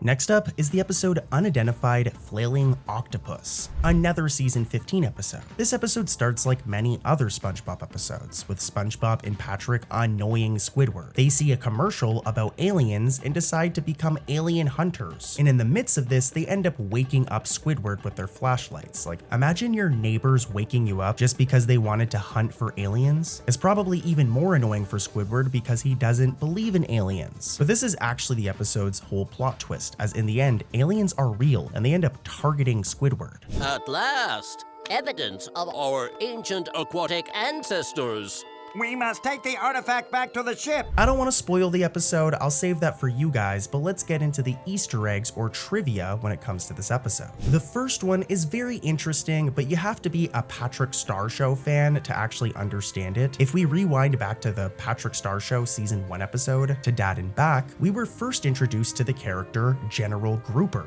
this dude right here. We could use a man with that star's speed and agility in outer space. Send him up to astronaut training on the double. Yes, sir, General Grouper, sir. Now, what's really cool is that this character is actually exclusive to the Patrick Star Show. He was introduced and debuted in the Patrick Star Show, and he's never actually appeared in SpongeBob. But this all changed in the episode we're talking about today, Unidentified Flailing Octopus, as look, he appears right here, making for a really cool Easter egg. It's awesome to see a character that was exclusive to a spin-off show pop up in SpongeBob. General, what are the chances that these photos and videos are just a hoax?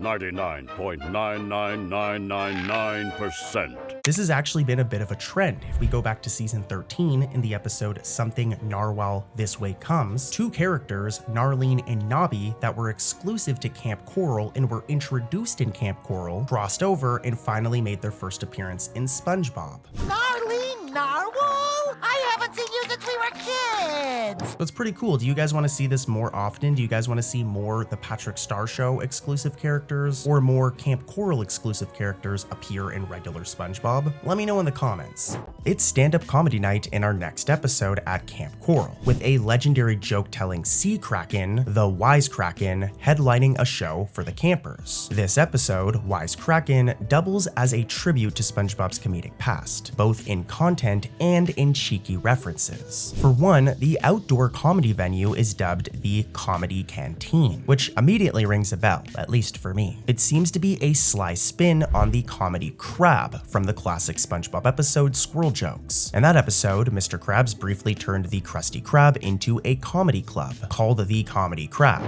Okay, everybody settle down. Welcome to the Comedy Crab.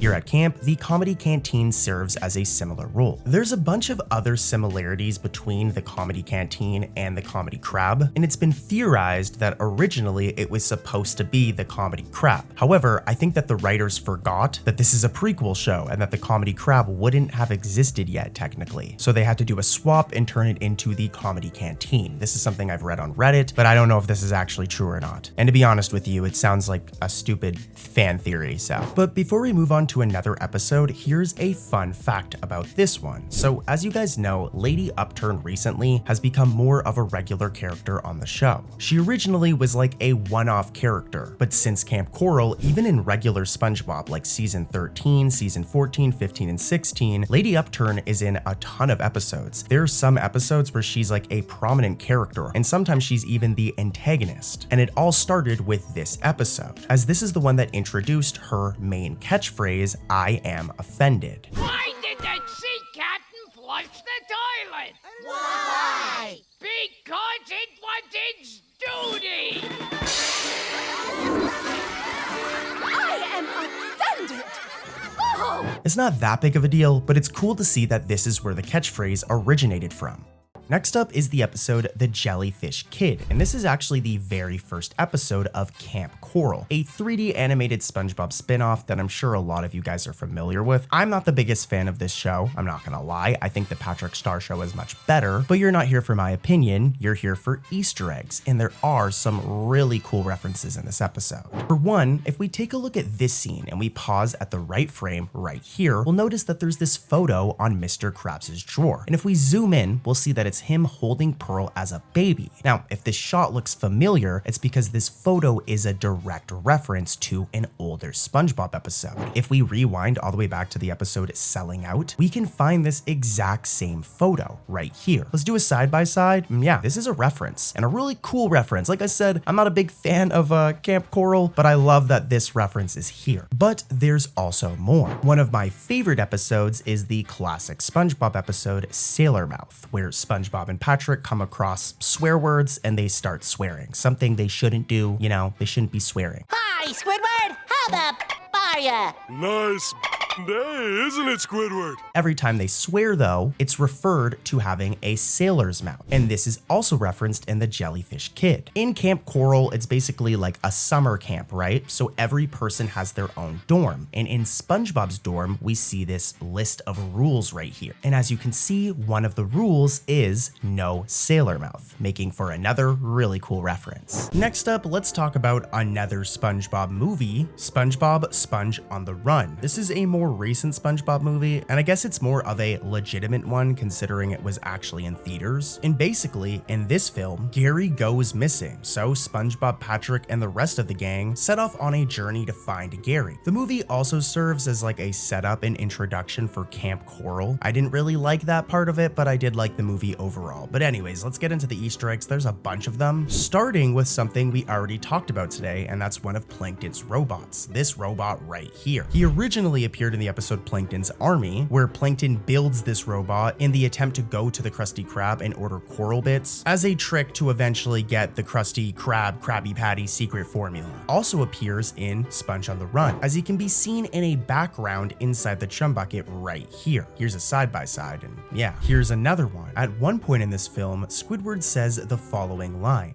Another day, Another migraine. Well, this line is a reference to an old school SpongeBob episode. If we go back to SpongeBob Meets the Strangler, Squidward says the exact same line in this episode. Another day, another migraine.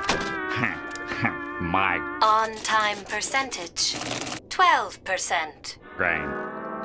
I don't know about you guys, but I think that's an Easter egg. Let me know what you think in the comments though, and here's another one. At one point, we meet King Poseidon's tattoo artist, this mean looking guy right here, and we'll notice that if we look closely, there's this tattoo with the date May 1st, 1999. It's on his arm, and this is also a reference, as it turns out, May 1st, 1999 is the date that SpongeBob first ever aired on television. Another really cool reference is a reference to the first SpongeBob movie. In this movie, we get this scene where we see the basement of the Krusty Krab and eventually the paddy wagon. Now, it isn't identical, but we get a very similar scene in Sponge on the Run. Not only do we see the same basement, here's a side-by-side, and this is the same location from the first movie, but we get something similar to the paddy wagon. If we do a side-by-side, you'll notice that the paddy wagon was more of like a Krabby Patty, whereas this new one is more of like a Subway sub, right? I guess? I don't know, now I'm hungry. If we head over to this shot where Plankton says the following lines,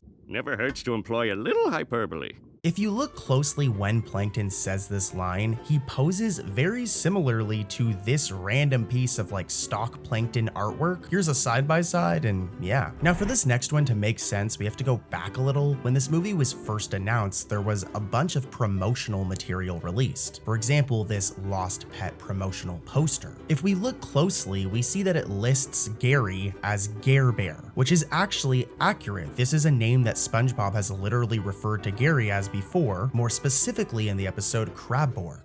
Gary? Gary? Gare Bear?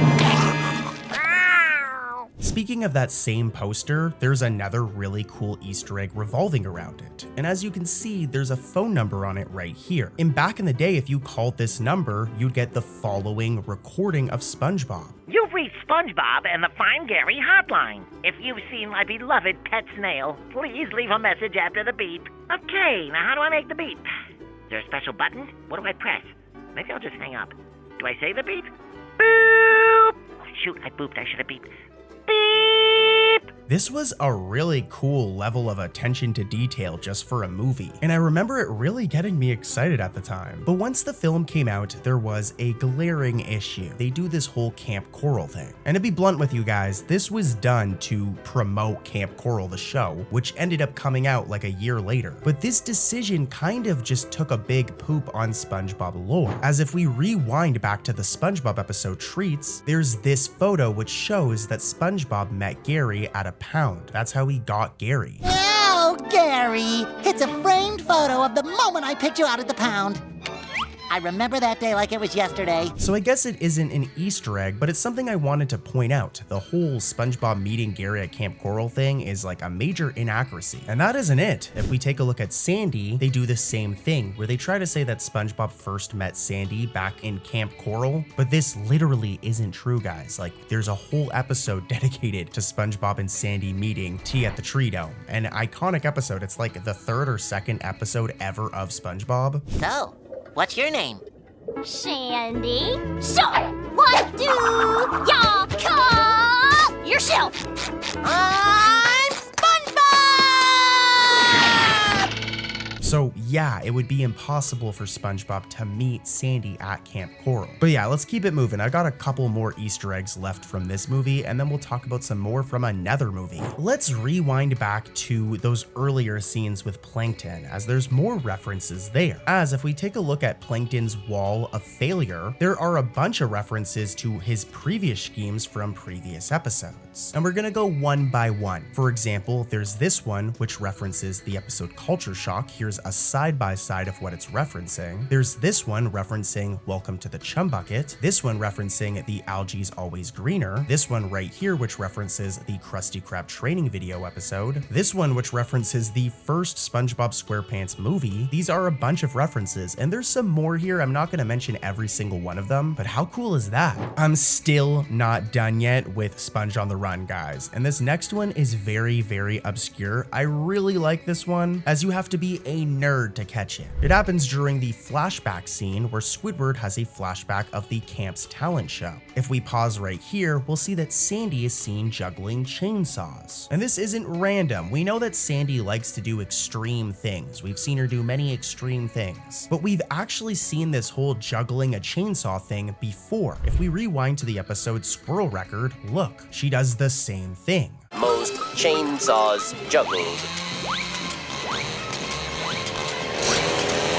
This one, you need the eyes of a hawk to catch it, okay? You need to go like super detective mode to catch this, okay? But during one scene at the Krusty Krab, if you look closely, you'll see this sketch right here on the cashier window. And it might just seem like a random sketch of SpongeBob, but this is actually a sketch of SpongeBob, which is a reference to SpongeBob's origins. For those of you who don't know, back before SpongeBob was SpongeBob, he was SpongeBob. But due to some issues with copyright, specifically with this Sponge character right here that was on a pen, they had to rebrand the character and change his name from SpongeBob to SpongeBob. And this sketch is one of his prototype designs. So yeah, a really cool Easter egg and a good way to end it off. The episode, The Creepy Crab, brings a spooky vibe to the Krusty Krab. And even its title, like the title of this episode, is actually a reference in itself. Longtime SpongeBob fans and nerds like me who need to touch grass might recall that back in season 2, there was an episode called Bossy Boots. And in this episode, SpongeBob brainstorms a bunch of new names for the Krusty Krab. And listen closely to these clips, you'll hear something familiar. How about the chaotic crab? How about the kissy crab? The creepy crab. The killer crab. As you just heard, the creepy crab was actually one of SpongeBob's suggestions. And you have to think how crazy it is to go back and reference this. Like, Bossy Boots is an iconic episode, but it's also like a random season 2 episode. So the fact that they went and got this reference and decided to include it in this episode is really cool. Now on the episode's plot, Slappy, who's Nosferatu's eccentric assistant for those who don't know, this guy right here, he gets hired by Mr. Krabs and decides to give the Krusty Krab a full haunted house makeover for an evening. And this is where we can find the other Easter egg, or I guess it's more of a reference. Fittingly, Slappy's friend group of monsters comes in to dine. And it's easy to miss, but each one of them is actually a nod to classic horror icons. There's Dracula, an invisible man, a Frankenstein-type creature, a gooey blob reminiscent of literally the Blob, and a howling wolfman, among others. Seeing all these familiar monster archetypes, sharing Krabby Patties is a treat for any horror movie fan, and it's also just a really cool reference. And of course, I've got more. As a 2-part Halloween special, The Haunted Bucket overflows with spooky fun and callbacks to SpongeBob's own haunted history. The episode's setup sees SpongeBob, Patrick, and Squidward entering the Chum Bucket on Halloween night, only for Plankton's latest evil gadget to malfunction and rip open a portal to a ghostly underworld. Why are they dressed like cowboys?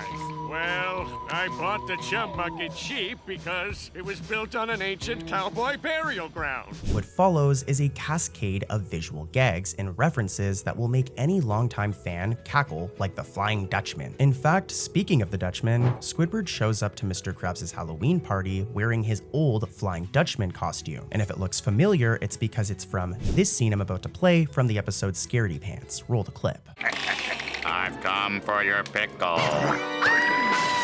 Here's a side-by-side, and yeah, he's wearing the exact same costume, and I love this, man. Like, this episode is season 16, so it came out in 2025. Scaredy Pants came out in the early 2000s, so whoever wrote this episode or this gag, they did their research. You know, I wonder if Squidward dresses up as the Flying Dutchman every year, and if he does, it's kind of funny, because this is the same dude who put Squidward down the Fly of Despair. This happened in the episode Shanghai, and just look, poor Squidward. Actually, maybe he's dressing up as him so that doesn't happen again. But anyways, once the real haunting begins in this episode, SpongeBob himself ends up transformed into a special form. And keen-eyed viewers will notice that it's the same look he sported in season 7's The Curse of Bikini Bottom. In that episode, SpongeBob and Patrick were turned into transparent green ghosts by the Dutchman's curse.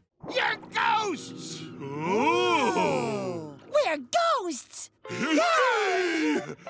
This isn't really working out the way I imagined.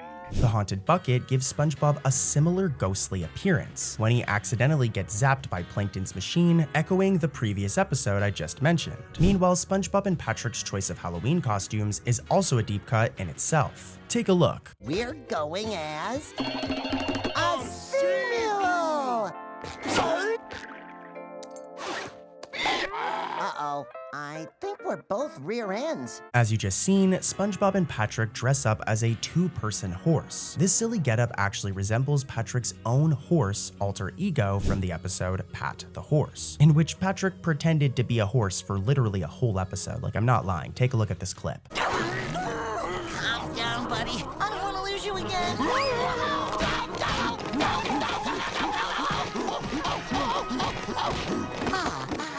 But the episode doesn't stop at character costumes. The entire Chum Bucket laboratory is dressed up with references. When Plankton chases the trespassers into his basement lab, the set piece will look familiar, as the lab's layout closely resembles the high-tech lab seen in Welcome to the Chum Bucket, right down to the large machines and eerie lighting. Like, here's a side-by-side and you can definitely see it. Additionally, SpongeBob's old robot SpongeBob makes a cameo in the corner, and this is the same robot version of SpongeBob from the episode Welcome to the Chum Bucket. Get welded.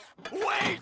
I command you, make me a Krabby Patty! There's another Easter egg during that same Plankton laboratory scene, with the animators even throwing in a transmogrifter device from the episode The Algae's Always Greener, another infamous Plankton invention that swapped his life with Mr. Krabs. It's sitting amongst the junk in the lab, and it's a blink and you'll miss it type of Easter egg for sharp viewers who recall that life-switching remote control. These background details firmly root the haunted bucket in SpongeBob's lore, making the Chum Bucket feel like a haunted museum of Plankton's past schemes. I love it. And there's more. At one point, Plankton frantically brainstorms how to stop the rampaging ghosts he's unleashed and muses that he needs something absorbent yet porous. Does that sound familiar to you guys? Well, it's a book that suggests Plankton knows exactly who can save the day. All we need now is something to contain those ghosts. Something absorbent, yet porous. Oh. Even the trick-or-treating montage is loaded with Easter eggs. For example, who remembers the character Kenny the Cat? He appeared in literally the episode called Kenny the Cat, and take a look at this clip. He was an interesting character. But down here, I'm someone special, someone who can make people happy. And if making the world a happier place makes me a criminal, then lock me up and throw away the key. This is how Kenny the Cat looks. And remember this as it's important. If we go back to that trick-or-treating montage scene, look. Hello?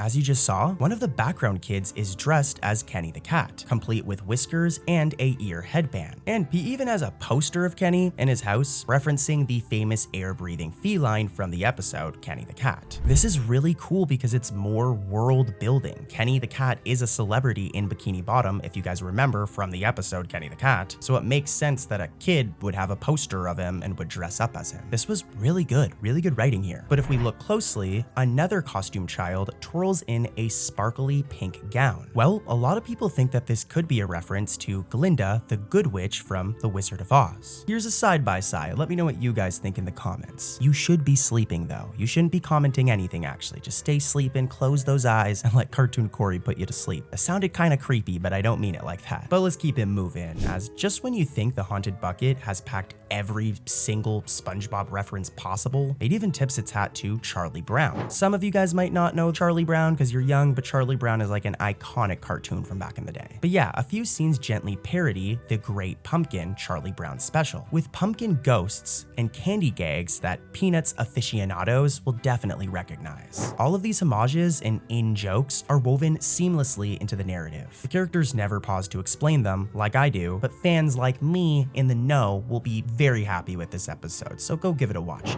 Our next episode is called The Other Patty. When a shady new restaurant called the Flabby Patty threatens the Krusty Krab, SpongeBob becomes determined to get Mr. Krabs and Plankton to set aside their rivalry and work together. If you work together, the Flabby Patty recipe would be yours. Okay, fine. We'll work Yeah, I don't see that working out. In this episode, SpongeBob poignantly reminds the two feuding restauranteurs of something fans learned in the special episode years in the past, Friend or Foe, with him saying the following line. There was a time when Plankton and I were best friends. Friends at birth, you might say. Even as wee ones. Goo.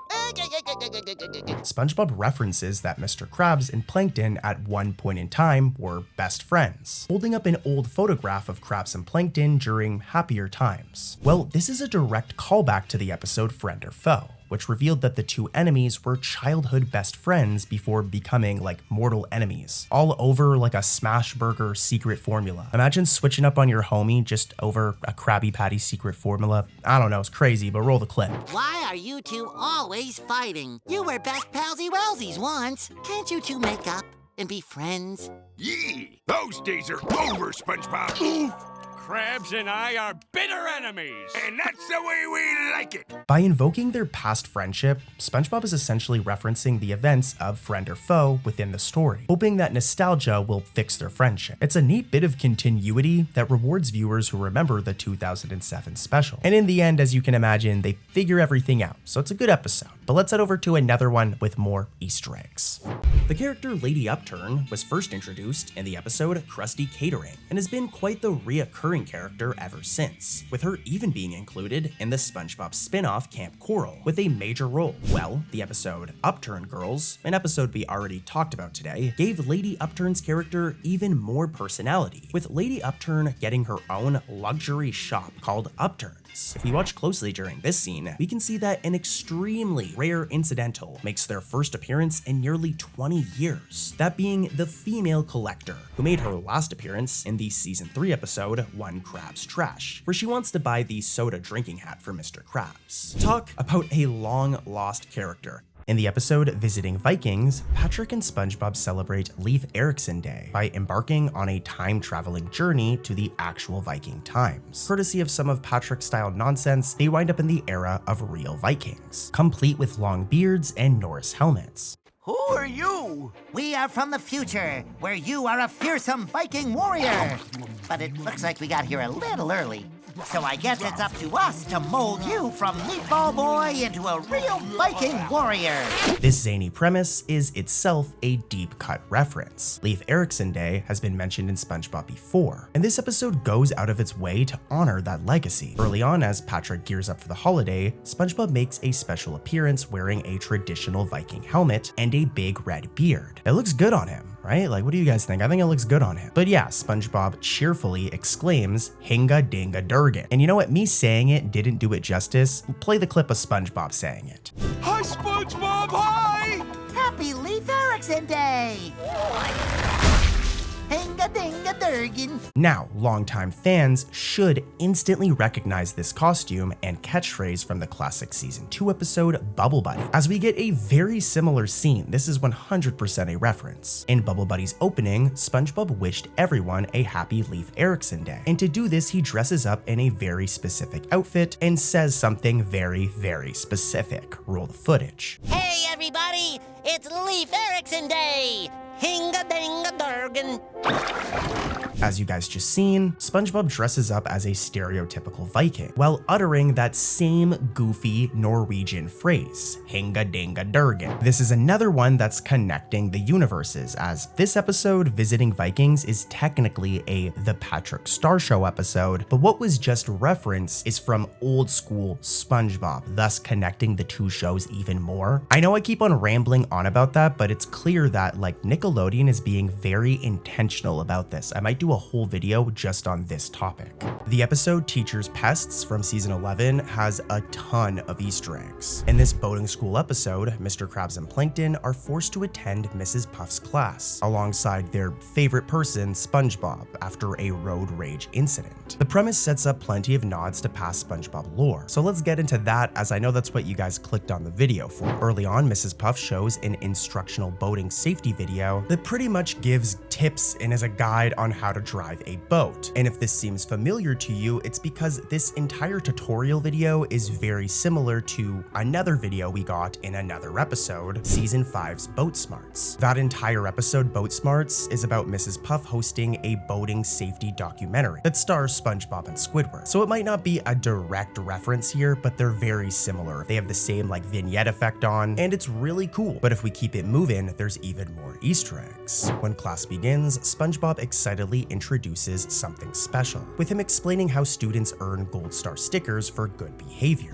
Did you know that every time you do something good, Mrs. Puff gives you a star sticker? Stickers? I'm an adult. I don't care about stickers. If you're a true SpongeBob fan, then you know that this is a direct callback to the iconic episode, New Student Starfish, where SpongeBob was the star pupil with a whopping 74 stars to his name across the episode. And those drinks are recorded here on the Good Noodle board.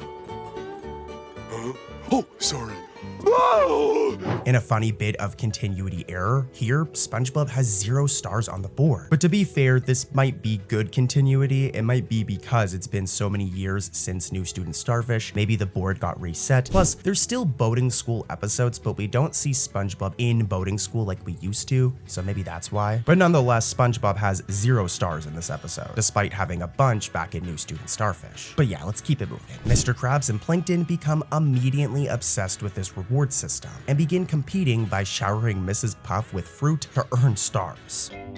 Oh, is someone hungry? Ta-da! Ooh, a grapefruit. How about some melon? Mrs. Puff soon realizes that they're bribing for stickers and snaps, exclaiming, "None of you will get any stars," effectively ending the contest. But this rivalry escalates through the driving test, leading to a chaotic finale. Notably, SpongeBob himself drives perfectly fine during the test, which is actually really weird considering the fact that SpongeBob is like unteachable. As you guys know, there have been so many gags throughout the show where SpongeBob just cannot drive. And he's tried, but he's just not very good at it.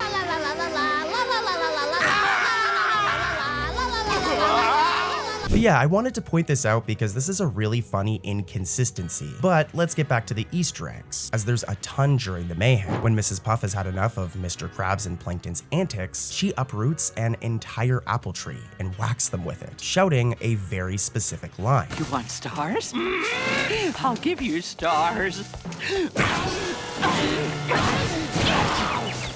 So this one's really weird, but this line is actually a sneaky reference to the video game Resident Evil 3 Nemesis, in which protagonist Jill Valentine says the exact same phrase before defeating the final boss. You want stars? I'll give you stars. This is a very surprising deep cut, an M-rated game quote tucked into a SpongeBob episode. But hey, it suits Mrs. Puff like pretty well considering she's a crazy character. I guess whoever wrote this episode, or somebody on the art team, or just somebody is a fan of Resident Evil and found a way to sneak it in. They were probably in the middle of a Resident Evil 3 playthrough and were like, I'm just gonna find a way to put this in SpongeBob. The scene even shows cartoon stars circling the dazed Plankton's head. Teacher's Pet also plays with long-term continuity, but they also made a little bit of a mistake. Weirdly enough, Mr. Krabs and Mrs. Puff act like complete strangers in this classroom setting, despite having met and fallen in love back in Krusty Love, and having dated for 16 years as of the episode Whirly Brains. Mrs. Puff, we've been dating for 16 years now, so I was sincerely hoping that today might finally be the day that... Yes, Eugene? That I steal a little kiss? Oh! There's no on-screen explanation for this memory lapse, and was most likely an oversight by newer writers, who maybe didn't know this bit of SpongeBob lore. But hey, I'm an old school fan and I could not help but notice. The episode is packed with visual callbacks as well. In the background is a very familiar billboard. This right here is the Barnacle Chips billboard, representing the cholesterol-free snack from the iconic episode Chocolate with Nuts, which is where this billboard made its first appearance. Eat Barnacle Chips, they're delicious. They are most certainly not delicious. Not the way I use them. This exact same billboard also appeared in a later episode, Burst Your Bubble. You got on the freeway by mistake! Look out! So its inclusion here, making a third appearance, is a clear wink from the staff to eagle-eyed viewers like myself. This isn't just like a random billboard, I want to make this clear. This is 100% an Easter egg or reference from the production team, and it's really cool. But later, when a driving mishap fuses SpongeBob, Plankton, and Mr. Krabs into one grotesque body, Plankton ends up occupying one of Mr. Krabs' eye sockets. Mr. Plankton, you were in a horrible boat accident. It's a miracle that you're alive. However, there were some complications. Hey, what's all the screaming up there? Forget class. Now we can be together forever. And this might not be a direct reference, but it's a bizarre sight that's directly reminiscent of a gag in another episode. The episode being The Other Patty, where the two rival restaurateurs also combined into a single being.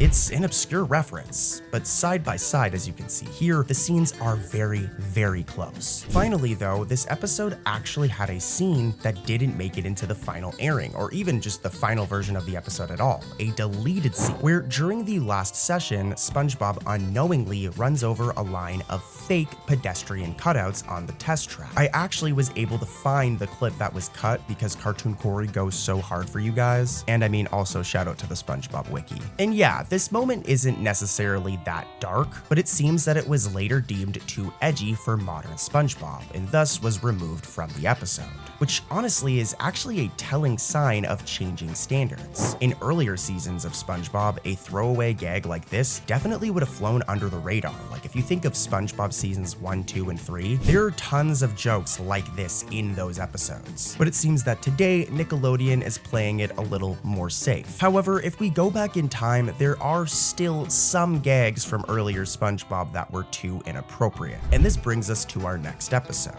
Just One Bite from season 3. This classic episode centers on Squidward's secret love for Krabby Patties, where basically he acts like he hates them, but once he tries one and takes like the smallest bite you could humanly take,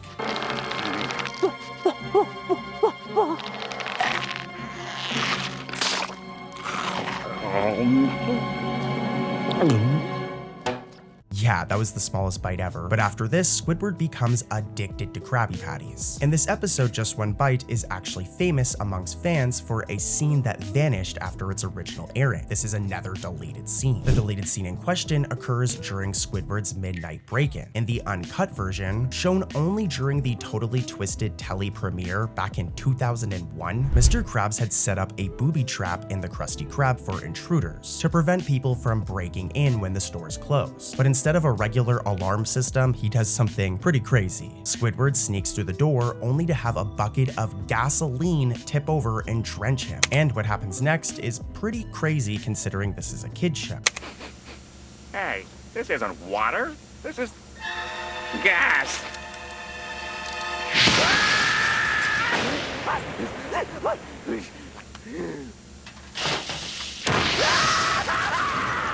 This over-the-top trap, a bucket of gas, and a robot arm is oddly high-tech for Mr. Krabs, just saying, who usually isn't very tech-savvy, but it certainly shows the lengths that Mr. Krabs would go to protect his secret formula. But here's where the controversy comes in. By early 2002, Nickelodeon removed this gasoline trap scene from all reruns and future releases. They just cut that chunk out of the episode pretty much, so it just jumps. And also, I want to point out, if you're from Canada, this didn't actually happen overseas or in Canada, and let me explain why. You know, I try to keep my content as accessible as possible. That way kids can watch it, and people my age, older people who grew up with the show, can also enjoy these videos. So just a heads up, this part is controversial, but it's also educational as well, I guess. As eventually, the official reason for this scene being cut came out later. The reason it was cut was in part out of sensitivity due to the episode airing shortly after 9/11, and largely due to standards and practices concerns about kids potentially imitating the dangerous gag with matches and fuel. And this isn't just speculation, writer Jay Lender confirmed that even though the scene initially passed Nickelodeon censors, the network reconsidered after the September 2001 attacks. But yeah, like I said, if you're a Canadian boy like me, that's why you remember seeing this scene still, as Canadian airings on YTV still kept the scene in. But yeah, there's a little fun fact for you guys. I know that wasn't necessarily an Easter egg, but in these videos, I'm probably going to start covering trivia and facts as well, and you gotta admit that was interesting. Some of my favorite episodes of SpongeBob are the superhero-themed ones, where we get to see Mermaid Man, Barnacle Boy, and even some villains like the Dirty Bubble or Man Ray get into some action. Now in the season 3 episode, Mermaid Man vs. Barnacle Boy 5, we were introduced to the Chief, the head of the International Justice League of Super Acquaintances. This guy pretty much sends Mermaid Man, Barnacle Boy, and the rest of the IJLSA on missions. And though his role was pretty important in earlier seasons, the character has not been seen very often since. Well, that all changed in the episode Swamp Mates, as not only does the Chief make his long-awaited return on the screen in the Lair, but he also appears at the end of the episode as well. They even got the same original actor from season 3, which is like 20 years ago, to reprise his role,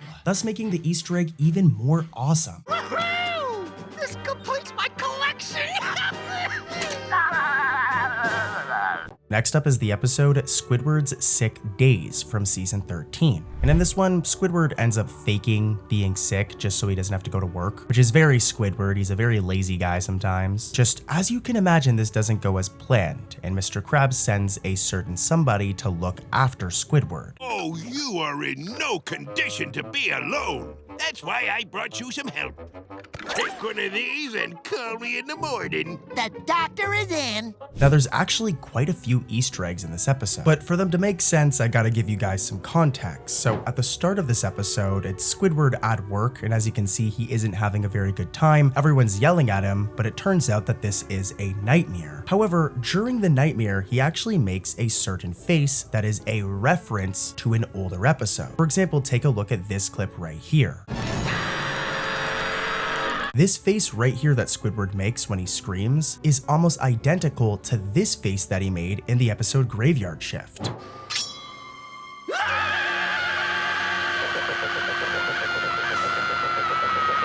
The sash ringing! The flash singing! The bash pinging! The hash slinging slasher! Here's a side-by-side, and let me know in the comments. I think that this was a pretty clear reference, or maybe it was just a happy accident. But either way, it's really cool. And if we fast forward a little bit, we'll get to this scene in the episode where Squidward is fantasizing about the perfect day, which includes him diving into a beautiful waterfront, jumping off of a waterfall, and along the way, we see his favorite snack. These right here are bonbons, and this is another reference. This bonbon snack first appeared in the episode Good Neighbors during this scene right here, and they're actually one of Squidward's favorite snacks. They're more of like a luxury treat, it seems. This is gonna be a heavenly day. Oh, I almost forgot. Bonbons. Hello there, heaven's little wonder. So yeah, it's cool to see them in Squidward's daydream. He really likes bonbons. I wanna try a bonbon right now. But before I can do that, I gotta finish this video, so let's do some more Easter eggs from this episode. Well, before an Easter egg, here's a very weird fun fact I found out while researching this video, and that's that in the original storyboards for this episode, SpongeBob was going to paint a painting and give it to Squidward, and it was going to feature SpongeBob and Squidward standing behind a heart of love. Now this was drawn by storyboard revisionist Dylan Houston King, and when he posted it on Instagram, he included a certain tag, that being Squidbob, which is actually a reference to the character shipping of SpongeBob and Squidward, which pretty much features SpongeBob and Squidward in a romantic relationship. So I'm just pointing out that one of these storyboard artists literally referenced this, not in the show, but on their personal Instagram. So I thought I'd point that out. It's kind of funny. But back to the Easter eggs, as throughout this episode, SpongeBob helps, quote unquote helps. He doesn't really do a good job, but he tries to help Squidward feel better. And by the end of the episode, when he returns to work, Squidward goes through a bit of a transformation, as look.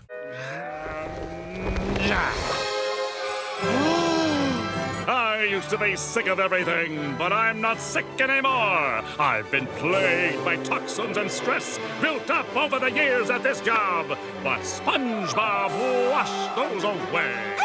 As you can see, handsome Squidward makes a reappearance in this episode. Handsome Squidward first appeared back in the episode The Two Faces of Squidward, where his face got all messed up and then he became beautiful. He actually looks very handsome. And it seems that the animators or writers intentionally referenced this at the ending of this episode. And there's actually a nice touch here, as this is like a double entendre, all right? This is like a double Easter egg. As if you look, handsome Squidward has long blonde hair. And this itself is a callback to another episode of the original Fry Code, where Squidward had long hair in the past until he lost it on the day that Jim quit working at the Krusty Krab. So yeah, 2 references in one, and that's really, really cool. One last fact I'm gonna mention before we wrap up this episode is that there's some reused audio here, as Patrick's scream when he falls from the window is actually reused from the episode Farmer Bob. Here's a side-by-side, here's the scream from Squidward's Sick Days. Now to get rid of the other monkey on my back. And here's the scream from Farmer Bob. And as you can see, they reused the same scream. It's not a big deal, but yeah, let's keep it moving. More Easter eggs.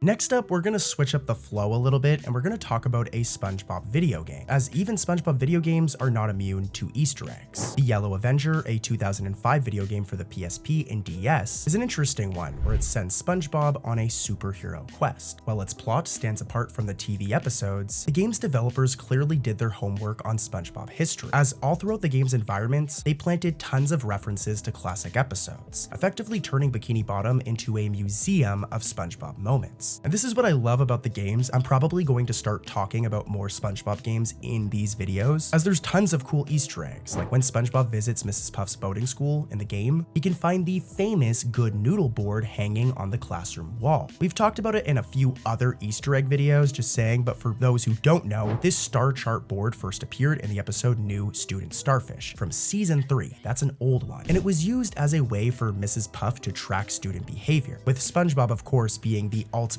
Good Noodle. In the Yellow Avenger video game, not only is the board present, but it's interactive. SpongeBob gets a mission to collect fallen Good Noodle stars to prove to Officer Nancy that he's a Good Noodle student. This is a direct callback to the episode where SpongeBob bragged about his Good Noodle stars to Patrick, and players familiar with this episode will definitely appreciate the continuity. I know I did, and when I seen it in the game, I was like, that's a cool reference. It's like a clever way to make the game feel connected to the SpongeBob universe. But I've got more. Entering Squidward's house in the game yields another treat, as there's a pixelated picture on Squidward's wall that on close inspection is actually a screenshot from one of my favorite episodes, Just One Bite. In this episode, as some of you probably know, it's revealed that Squidward has never ever eaten a Krabby Patty before. What a psycho. But once he tries one, he realizes that he loves them. But it doesn't make any sense. The Krabby Patty is an absolute good. Are you sure? Does this look unsure to you? As you can see right here, this shot is from Just One Bite, and it's known as the unsure Squidward meme. Fans will recognize this face not only from the episode, but from the internet. Like, you've probably seen this meme before. But seeing it framed in Squidward's house in-game is really cool, and the developers likely included this as a tongue-in-cheek homage to one of Squidward's most iconic scenes. But the game's attention to detail continues in SpongeBob's bedroom, as if we look under Gary's food bowl right here, there's actually a newspaper partially peeking out. It's labeled Town Scared, which is actually a reference. This is the same fictional newspaper seen at the end of the episode Pranks-A-Lot. In that episode, the season 3 finale of SpongeBob and Patrick read this after terrorizing Bikini Bottom with their invisibility spray. The headline reads, "Town Scared as Ghosts Attack," as a result of their pranks, where they use the invisible spray and they look invisible and then they prank people, as you can see in this clip right here. Toast. Well, in the Yellow Avenger, that very same newspaper clipping is hidden under Gary's bowl, but it implies SpongeBob kept a souvenir of that ghostly adventure. And we're still not done yet. Another nod comes in SpongeBob's newfound powers. With Mermaid Man's belt, SpongeBob can shoot water balls in the game, essentially globes of water that he hurls at enemies. And this ability is a direct reference to the water balls used to throw in the TV show. For example, in the first Mermaid Man and Barnacle Boy episode from season 1, and I'm still not done yet. Beyond those highlights, highlights, the game's trivia list is busting with other references. For example, the sea needle location is explorable, the same one from the episode pre-hibernation week. Bubble bats and Flats the Flounder were mentioned as cut content, so they didn't make it into the game, but they were planned. But more interestingly, when you complete the game, it unlocks a character viewer that includes even more obscure characters and a adorable touch, as if you idle for too long, SpongeBob will explain to the player how to make jellyfish jelly. So yeah, lots of cool stuff in this game, man. I really recommend giving it a play. To be fair though, it's a PSP game, so it's gonna be very dated, but I think SpongeBob should play into the whole superhero thing more often. Like even for the next SpongeBob movie, they should do something where they all adapt their superhero personas, like the Quickster, Misappear, etc. But yeah, let's head into another episode.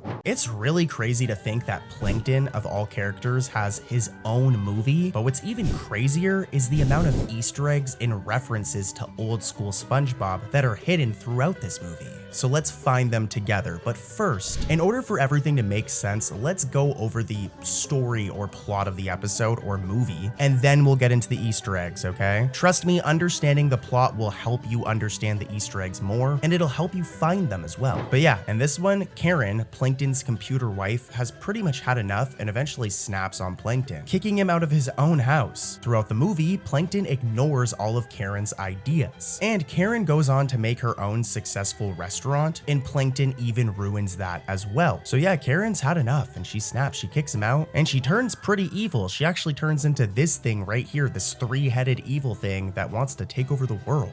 I'm super snarky Karen, and this is super smart Karen, and this is super evil Karen. Eventually, SpongeBob and Plankton work together. And I'm not going to spoil the entire ending, but as you can imagine, they figure everything out, and in the end, Karen stops acting like a Karen, I guess. But let's get into what you guys actually clicked on this video for, and that's the Easter eggs. And let's start off with all of Plankton's inventions. We see him use a ton of different gadgets and inventions throughout the film. For example, this thing or this thing right here. And a lot of these are references to inventions he's used in the actual SpongeBob television show or in other SpongeBob SquarePants movies. For example, the Chum Bucket helmet from the original SpongeBob SquarePants movie, the things used to control all of the Bikini Bottomites.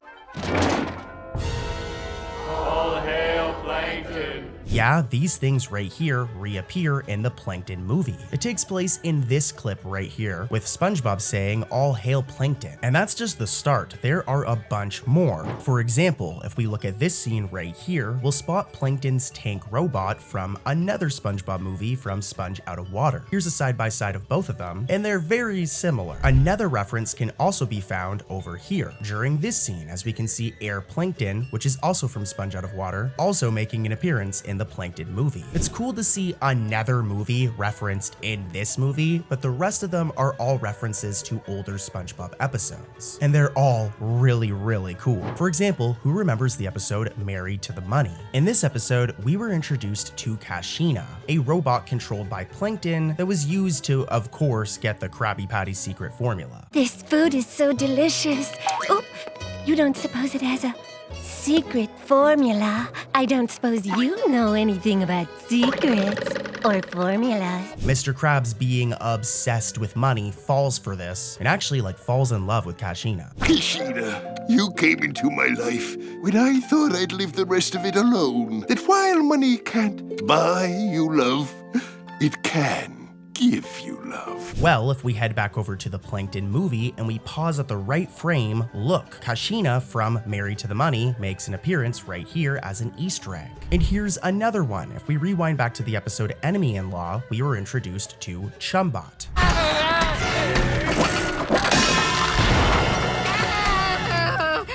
Am I really that pretty? And you guys guessed it, Chumbot also makes an appearance in the Plankton movie. Who would have thought that a character like Chumbot would be referenced as an Easter egg? You have to admit, you completely forgot about this character until now. Same thing with Kashina. And I'm not done yet. If we rewind back to the episode The Ghost of Plankton, we were introduced to not a character, but this machine right here, the Ghost Extracting Machine.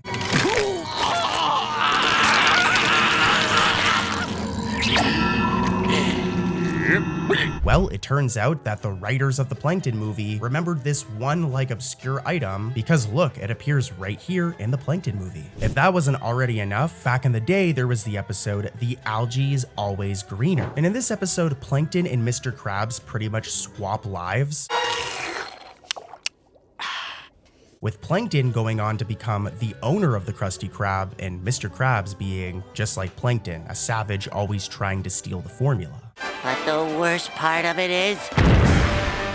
Good grief, he's naked! Now, in order for Mr. Krabs and Plankton to switch lives, there was a very important piece of technology, the transmogrifter, this thing right here. And look, it appears in the Plankton movie. And I really like this reference because The Algae's Always Greener is like a really old episode, and I love my old school Steven Hillenburg era SpongeBob references. But let's keep it moving, okay? You'll notice this robot right here, and it may look familiar. That's because it originally appeared in the old school SpongeBob episode, Plankton's Army. And we're almost done with Plankton's inventions, don't worry, okay? Another one of Plankton's robots also appears as an Easter egg in the Plankton movie, but this time it's his death robot. This thing first appeared in the episode Eek and Urchin in this scene. Send over my killer death robot, would you? No, the other one. Yeah, it makes its reappearance in the Plankton movie right here. And here's a side-by-side. There's some subtle differences, but it's pretty much the same. And here's one more, okay? At one point in the movie, SpongeBob gets his pizza form. And this itself is actually a reference to the episode The Slumber Party. Pizza! I'm sorry, Mr. Krabs. I failed you. I know, son. Oh, Mr. Krabs, that's my eye. And it's ice cold, too. All right, that's gonna do it for Plankton's inventions, but we're not done with the Easter eggs yet. There's still more in the Plankton movie, so let's keep it rolling and talk about some more. Here's our next Easter egg, and you know, I guess this one's kind of debatable. Let me know in the comments if you guys personally think that this is an Easter egg. I definitely do, and I'll explain. In the Plankton movie, we get this scene where SpongeBob hypnotizes Plankton, and when I was watching it, it kind of reminded me of this scene from the episode Fear of a Krabby Patty, as it seems to reflect the way that Plankton hypnotized SpongeBob, with the same red couch appearing. I'm showing them side by side, and as you can see, it's the same red couch. They're both hypnotizing each other, so this could be a reference. I don't know for sure. Let me know what you guys think in the comments. When I count to 3, you will fall into a deep sleep. 1, 2, 3. Our next Easter egg is also really cool. The Plankton movie has a ton of cool Easter eggs, as you guys have seen so far. But if we head back over to the episode Blood is Thicker Than Grease, we were introduced to 2 characters, Ma Plankton and Gordon Plankton. Another important factor here is in that episode Blood is Thicker Than Grease, they have a potato family business. We're here to stay, son. We're following your lead and starting up our own restaurant. Bucket! Well, this is actually referenced in the movie. For one, they appear in the movie, which is the only other time they've ever appeared in the series, and their potato family business is referenced. I was born pure evil. First word was tyranny. I guess this one is more just continuity, but it's really cool. I love when, you know, they build the world like this and they play off of other episodes. It's cool. Here's another one where I'm not sure if this is 100% a reference or if it was just like a coincidence, but in the SpongeBob episode Goo Goo Gas, it's revealed that back in the day, Karen was a calculator when she was younger. Well, in the Plankton movie, we get this shot where she's seen as a calculator. Like I said, it might just be a coincidence. Let me know what you guys think in the comments. This next one is definitely my favorite. So at one point, all right, Plankton gets this handsome gas sprayed on him, which, as you can imagine, handsome gas is gonna make you handsome. And guess who he ends up looking like? Here's a side-by-side, and yeah, he resembles handsome Squidward. One of SpongeBob's most iconic moments from the episode, The Two Faces of Squidward. This next one isn't necessarily an Easter egg, but it's something interesting, okay? So at the end of the Plankton movie, Plankton and Karen get married. And as you can see, all right, Plankton's wearing a regular black suit, and that's it. Remember this. As if we rewind back to the episode Computer Overload, we actually get a shot from this wedding right here. There's a photo of Plankton and Karen's wedding. The only difference is what Plankton's wearing though, all right? Plankton's just wearing the regular black suit in his movie, but in Computer Overload, in that photo, he had hair for one. He actually looks kind of fresh, and a blue suit. So maybe a reference, but I don't know. Let me know what you guys think in the comments. And that's pretty much it for the Plankton movie, guys. That covers like pretty much all of the Easter eggs.